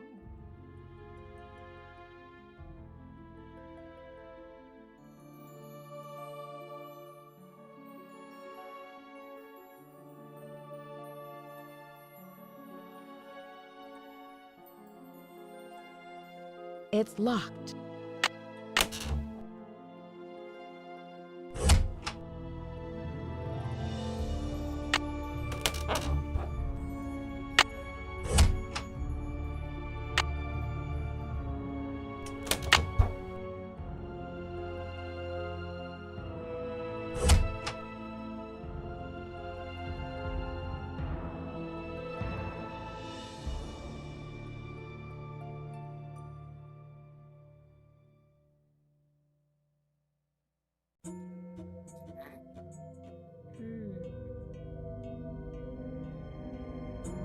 Wait, is it like a brochure or something?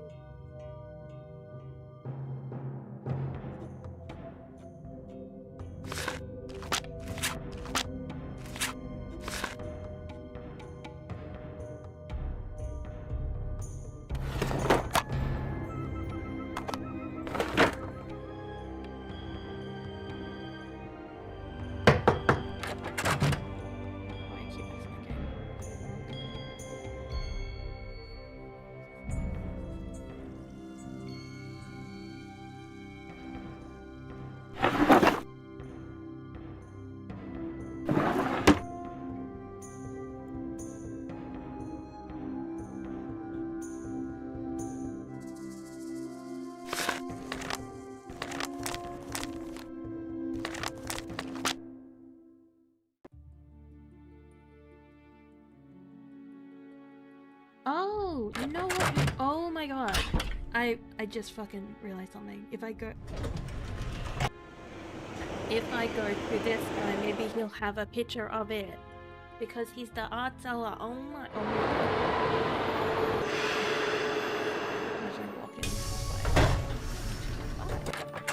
Any news? Yes. Oh, I'm a genius. I need a photo of the Pakal carving. Do you have one? Joanna took the official print for her insurance claim, but I have a couple extras. Here you go. Keep up the good work. Any news? There was an incident at the museum. Henrik is in the hospital with a head injury. Poor Henrik. Another squabble between him and Joanna, perhaps? Oh, I'm kidding, but I do remember the time she threatened to push him in the pond. Temper, temper, I'm always telling her.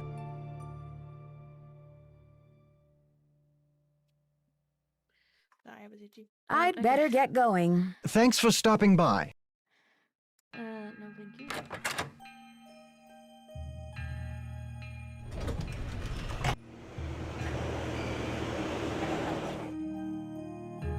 Gotta go to bed.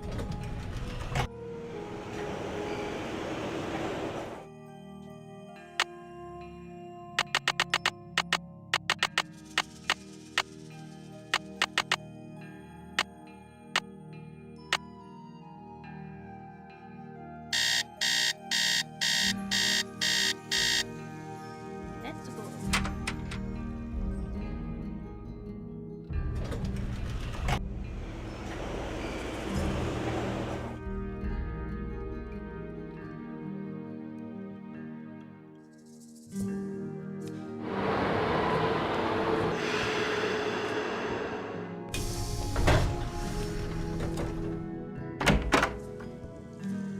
Well, look who it is.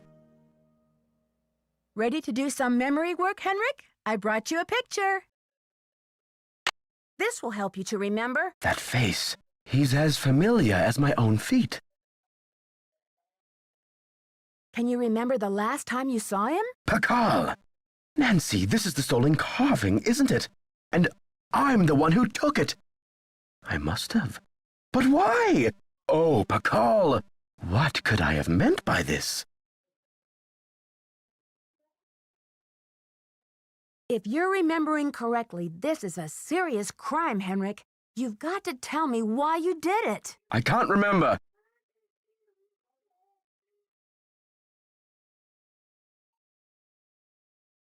All I need is some idea of where to look next.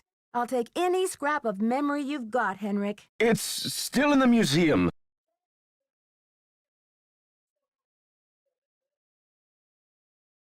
Why would you break into the display case and steal the carving only to leave it in the museum? To protect him. I had to protect him. Oh, Pakal! Something is going on at that museum, a devious plot. I was the only one who could stand in the way. Whose plot is this? Is it someone who's involved with the museum? Forgive me, Nancy, but when I woke up in this hospital bed, I didn't even know my own name. Perhaps the only thing I can offer you is this key. It was found in one of my pockets when I was brought in. Do you know what lock it belongs to? I haven't a clue. Take the key now, Nancy. Find out what it opens and return to me, please, with some answers. We'll get to the bottom of this, I promise. In the meantime, I'll sit with my friend Pakal and see if he will tell me anything new. You must keep this to yourself for now. It's your only hope of getting to the bottom of this.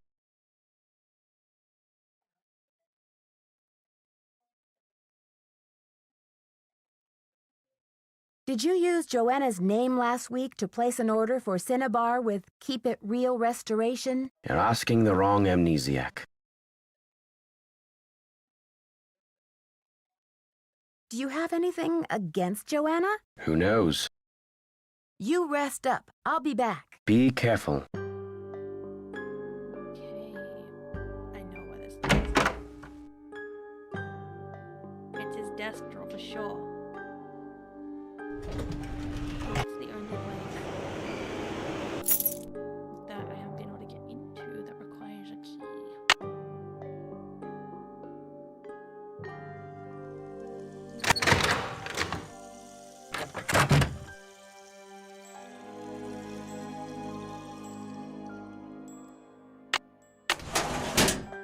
Haha.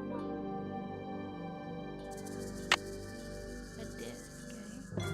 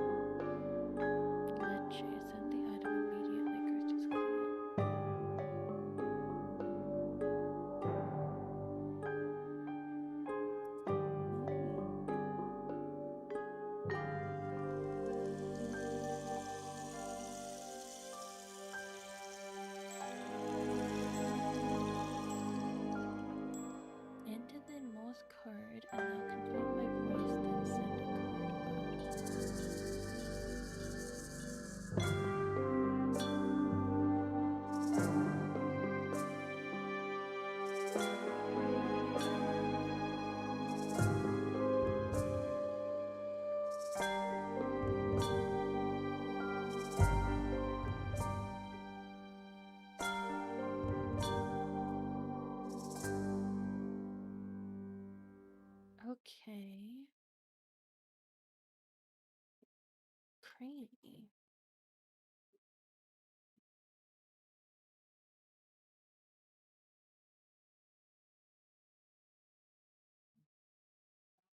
Oh. Looks like I need to find someone who speaks Nahuatl.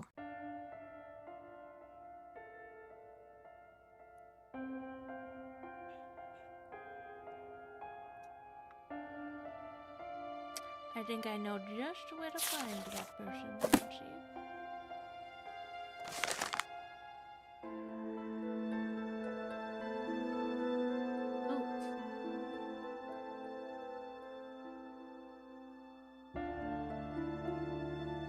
Translation.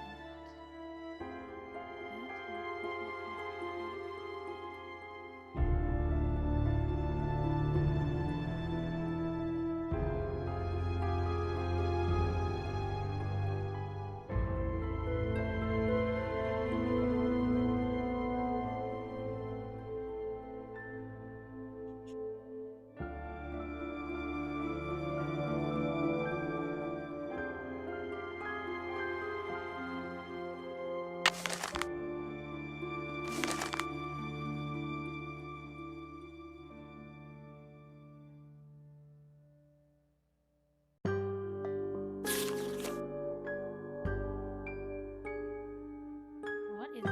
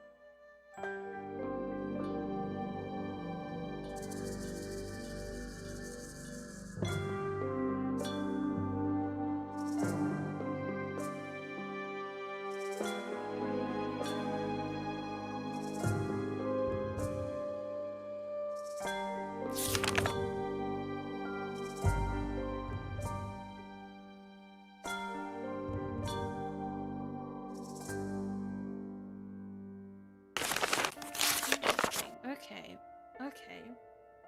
So his friend and him were on an adventure together and then they got into some criminal activity?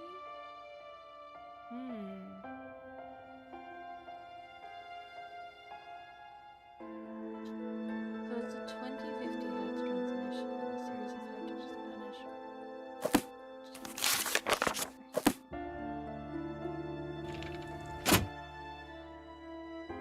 Let's see if I can have a look at this.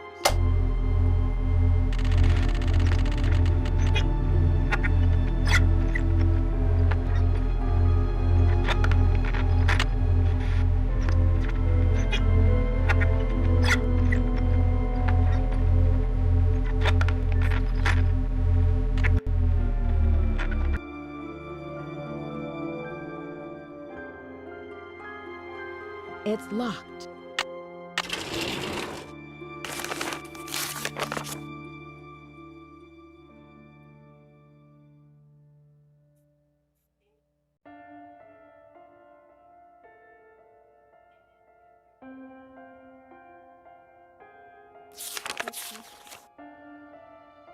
Let's try 250.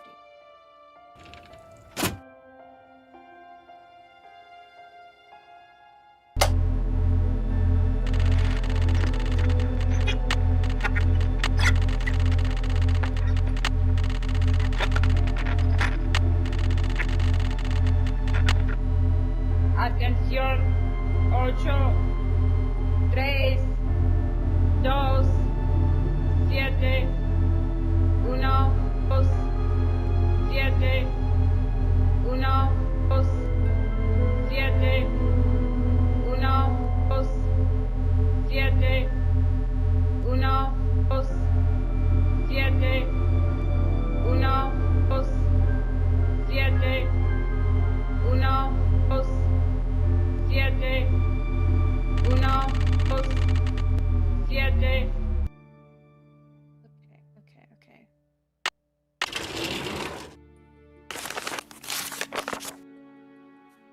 Okay, so 8 is 8. So it's 8. Tray is 3. 8, 3. Dos, 2. Siete is 7. And uno is 1. So it's 8, 3, 8, 3, 2, 7, 1.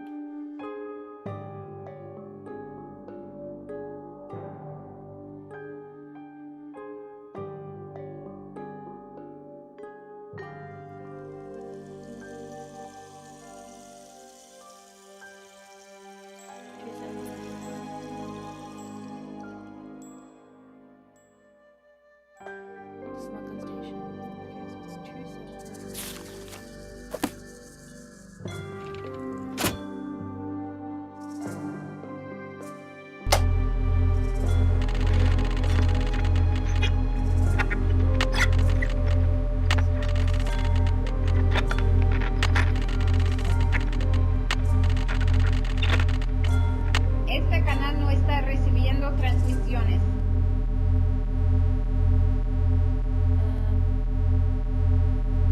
Oh shit, what's that? Morse code. Okay. I'm ready. I know what to do. I know what to do. It's fine. It'll be fine. I know what to do. Not this book. Not this book. This book. Okay. So it's legit, which is dot line dot dot, then E is just one dot, C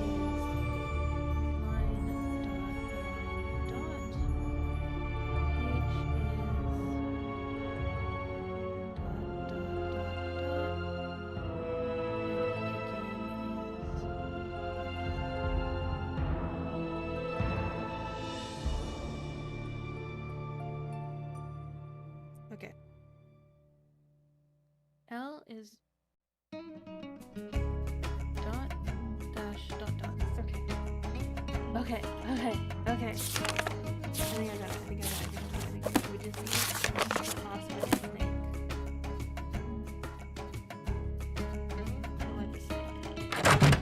And who else would know that but the man who knows many languages? And who would that person be? Oh, I think maybe someone who works at a consulate. I think we're on the money. People, I think we're on the money. I did end up calling,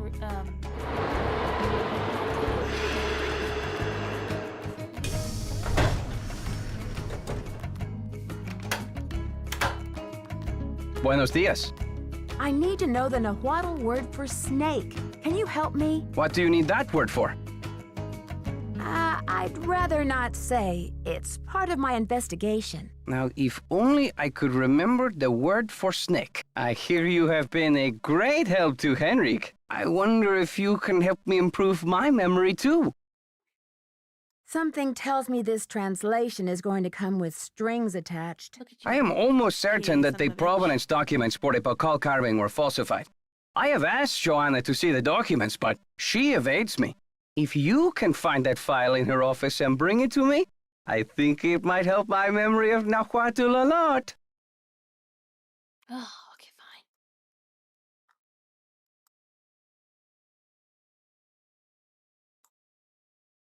What makes you think they were falsified? In Mexico, it is common knowledge that the carving was stolen from Pakal's tomb when it was first excavated. But no one has been able to prove it. If I can determine that the provenance documents are a fraud, this will be the first major step toward legal repatriation of the artwork, whenever and wherever it resurfaces. Okay, Alejandro. I'll see what I can do. I feel my Nahuatl coming back to me already. Do you know what Sihuapili means? Princess or lady. Now, if only I could remember the word for snake. I should get back to the museum. Goodbye. Look here, you son of a bitch. I am on a crunch time here, and I don't want to make this stream a portrait. I'm gonna into the password. What? Oh, fuck! Damn it! What is that? Wait. What is it? What is it? It's this guy. Some whoopee guy. He's got a mouth. He's got some grapes on his head. Fabulous. Finally, I'm back on track. It'll come together. We got this. Okay, Asia Museum. Let's go. Wrong way. She's not in there. Why do you keep knocking?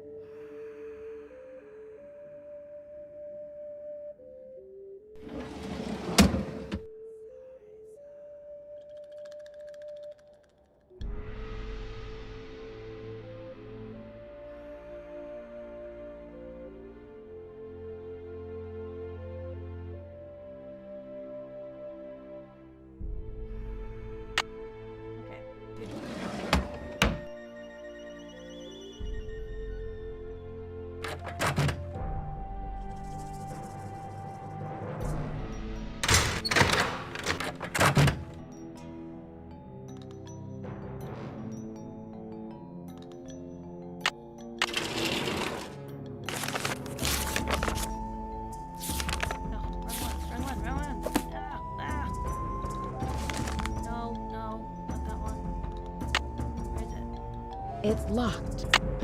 Dang it. I think I gotta go to the hospital. Shit. Ah. Why couldn't I have looked at it later?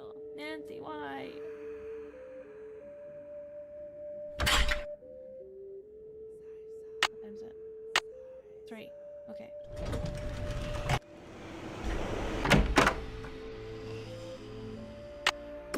What should I post here? What should I post here? What should I post here? Nancy. I was kind of hoping to be like able to look directly at it.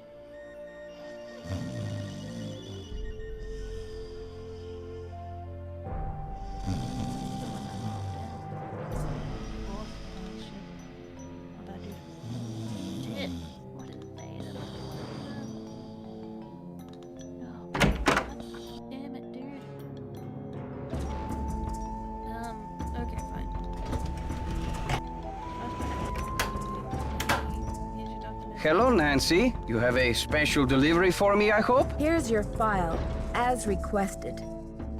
I should hand over the paperwork. Good work, my friend. I suppose you would like something in return? I trust your Nahuatl has become fluent again. The Nahuatl word for snake is coatl. C-O-A-T-L. C-O-A-T-L.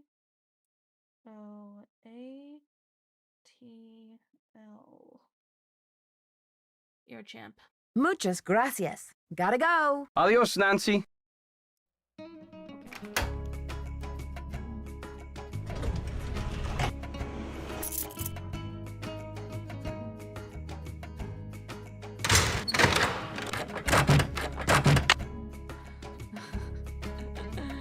Oh my god, why did I take so long to get everything done in the beginning? It's locked.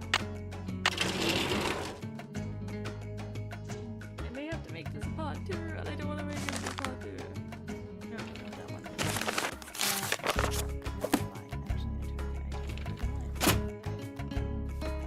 It's locked.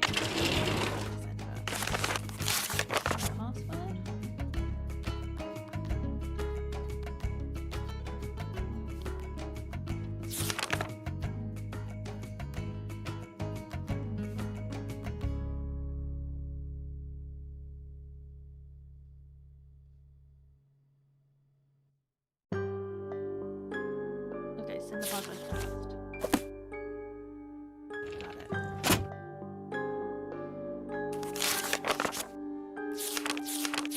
Okay. So C is line dot. O is line.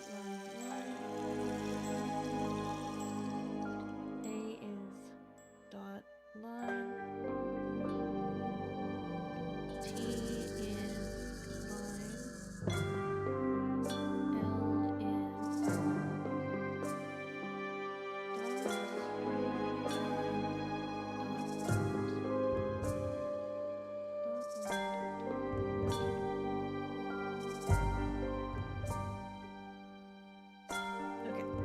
Okay, I'm ready.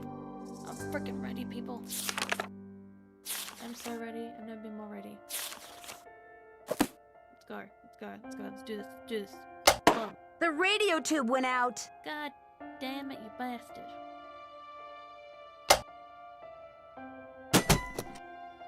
If only I had a replacement. Oh my god. It's a nightmare.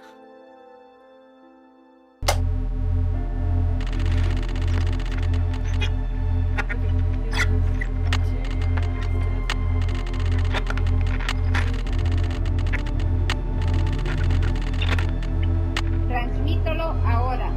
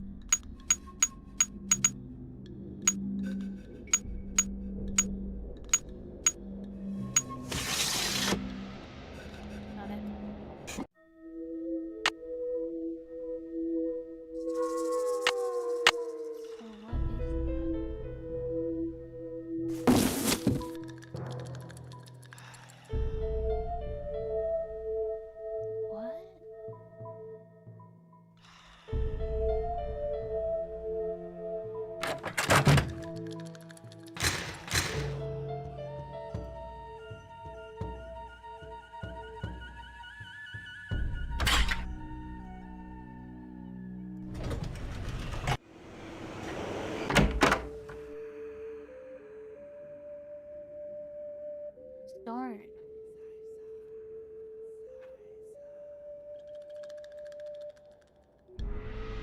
Fuck. Was this her? An evil genius of the whisper of silence. Secrets remain undead within this prison of stone. What? Broken only when the four corners of the world are bound together.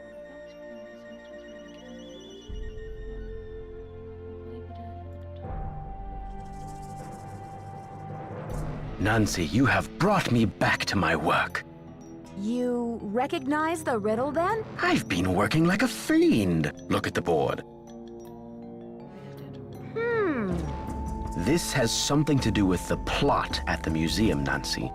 I'm sure of it. What is the prison of stone? It's a tomb. Pakal called it a prison because it was designed to prevent the Whisperer's soul from entering the underworld. Why did Pakal want to imprison the Whisperer's soul? The Whisperer came from a distinguished line of royal scribes.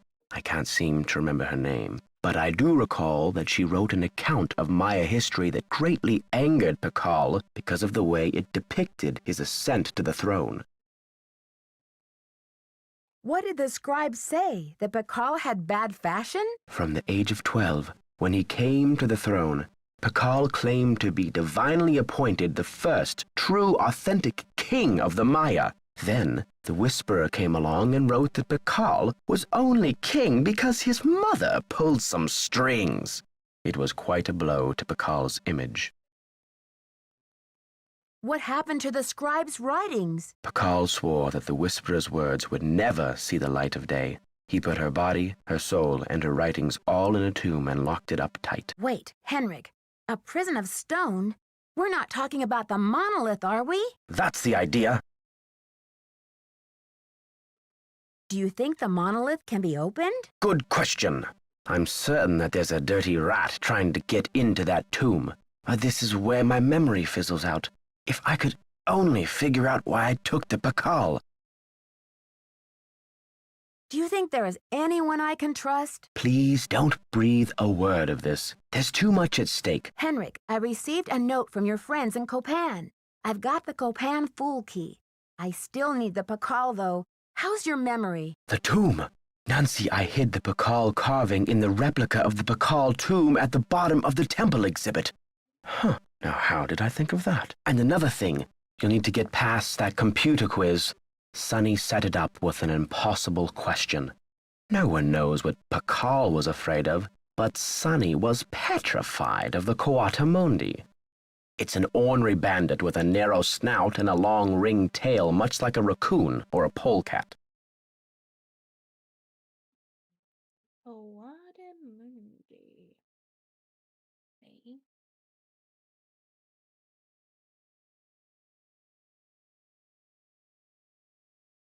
You rest up. I'll be back. Be careful. Okay, well, I would love to finish the thing I dude, but I don't know what the matchmaker one is.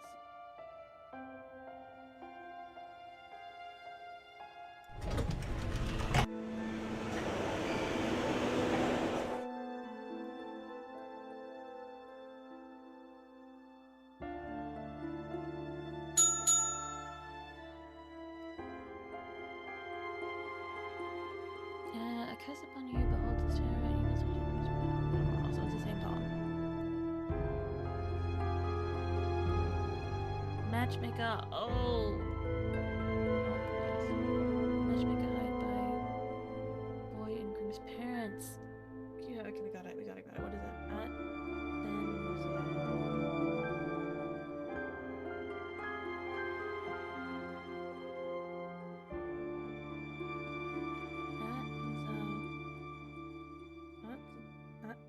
On Zahab. Okay. And then green stone. Jade Hudson, prison of stone. Bears an intricate lock of 6 separate keys. Must be assembled to fit the lock. Must track them down before it's too late. Each represents one interlocking part of a bigger key. A cube has 6 sides.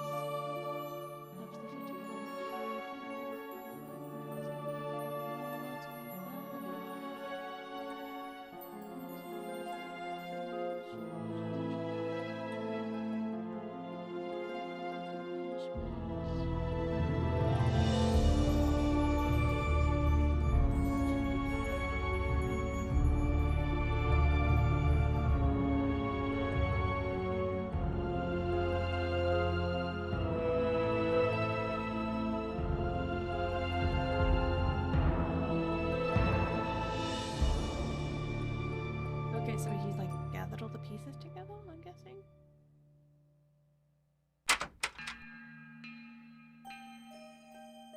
Okay, okay, we have the last two. We have the last, guys, we're so close, we're so close, we're so close, oh my god.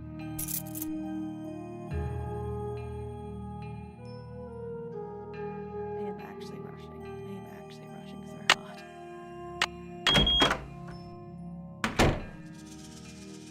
Nancy, Drew, speedrun anyone? Oh my god.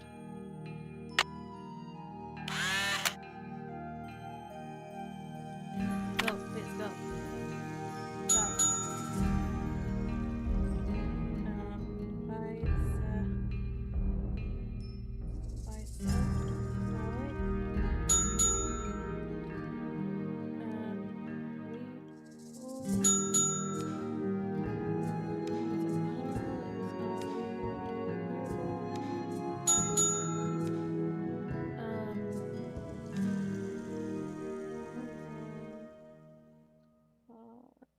Oh, hand. Oh. Whoops, no, it's at.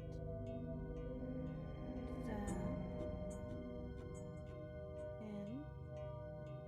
Z. What?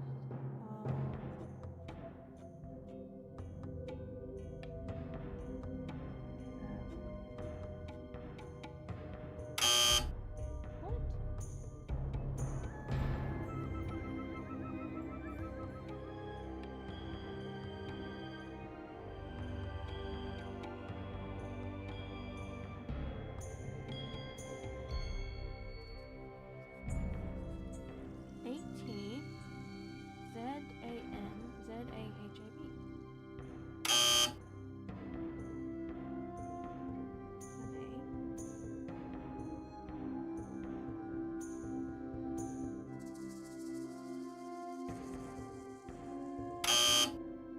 Oh my god, you gotta be freaking kidding me. It needs a card. I wrote it down wrong. Oh my god.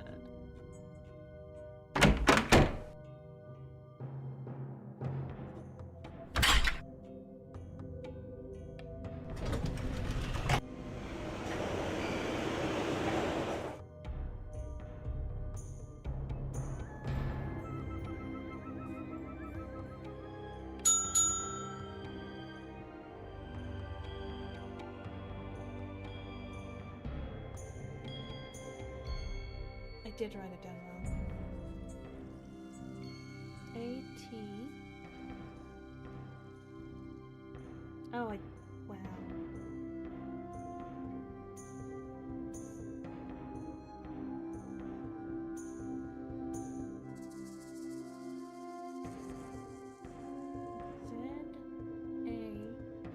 Z-A-H-A-B. Okay. That's in that. Okay. This is why you make mistakes when you rush.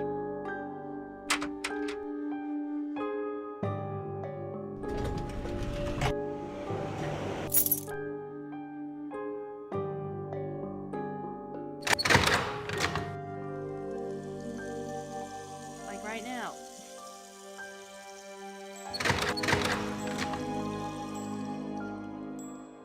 Oh my god. Oh my god. Oh my god.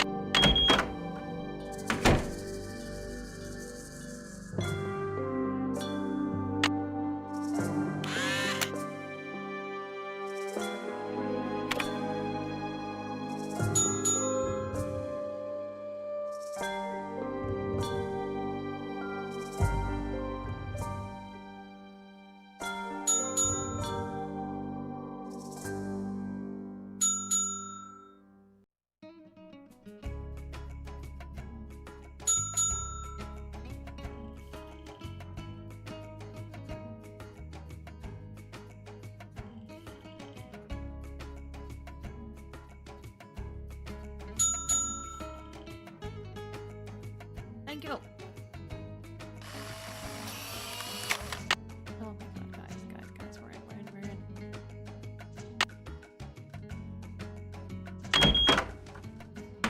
Let's go.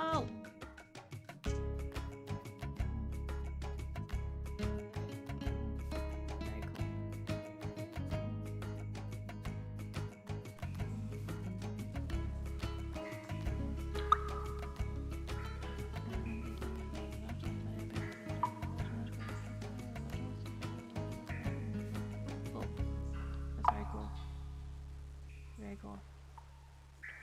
Oh my god, there's more of these.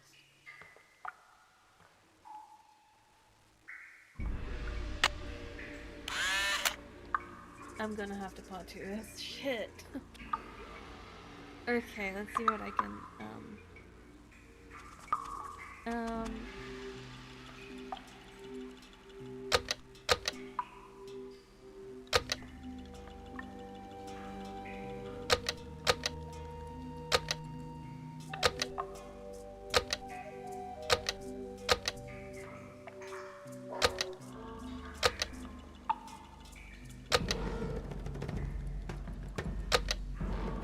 yeah, I know this guy was the...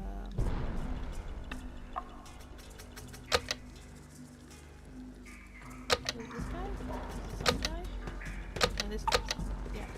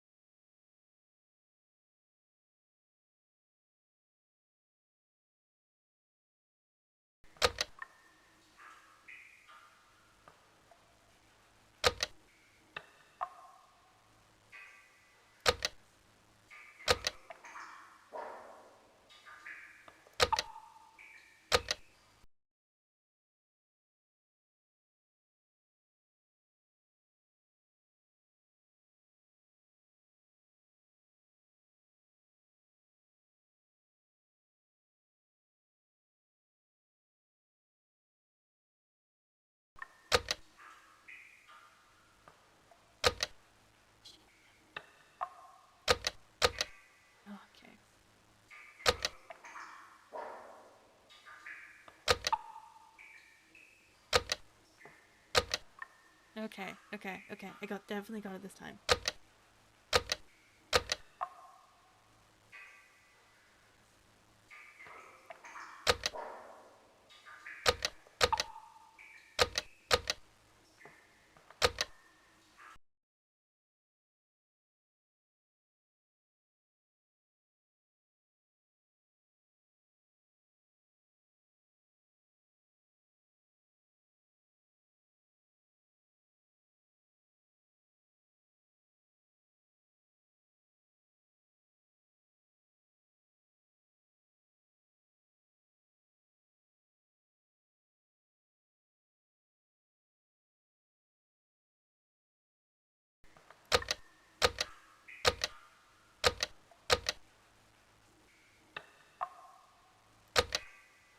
Oh, shoot, I'm out of time.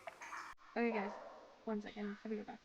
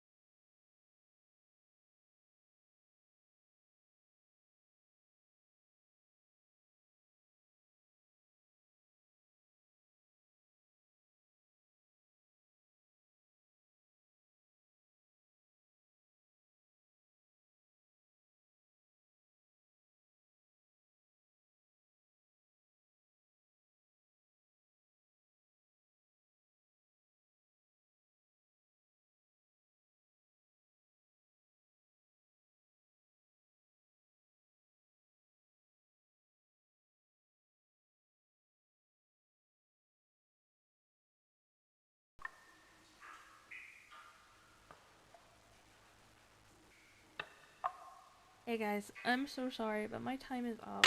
So we're gonna have to save here, and unfortunately I will have to do a part 2. Which sucks. I hate doing part 2s on these streams because I know I can finish it in one stream, but it's just time is not with us today. So, I was like, oh, I can smash this in 6 hours. Like, I know for a fact I can do Shadow Ranch in, like, definitely under 6 hours, for sure. I know that. But, this game has been a while since I played, so I'm not surprised I couldn't get it done that quickly. I didn't remember all the puzzles and everything. Okay. We'll definitely be back with a part 2. Probably soon. Either tomorrow or hopefully within a week. So look forward to that. But in the meantime, thank you so much for dropping by and watching what you did. I appreciate you, and we'll see you in the next one.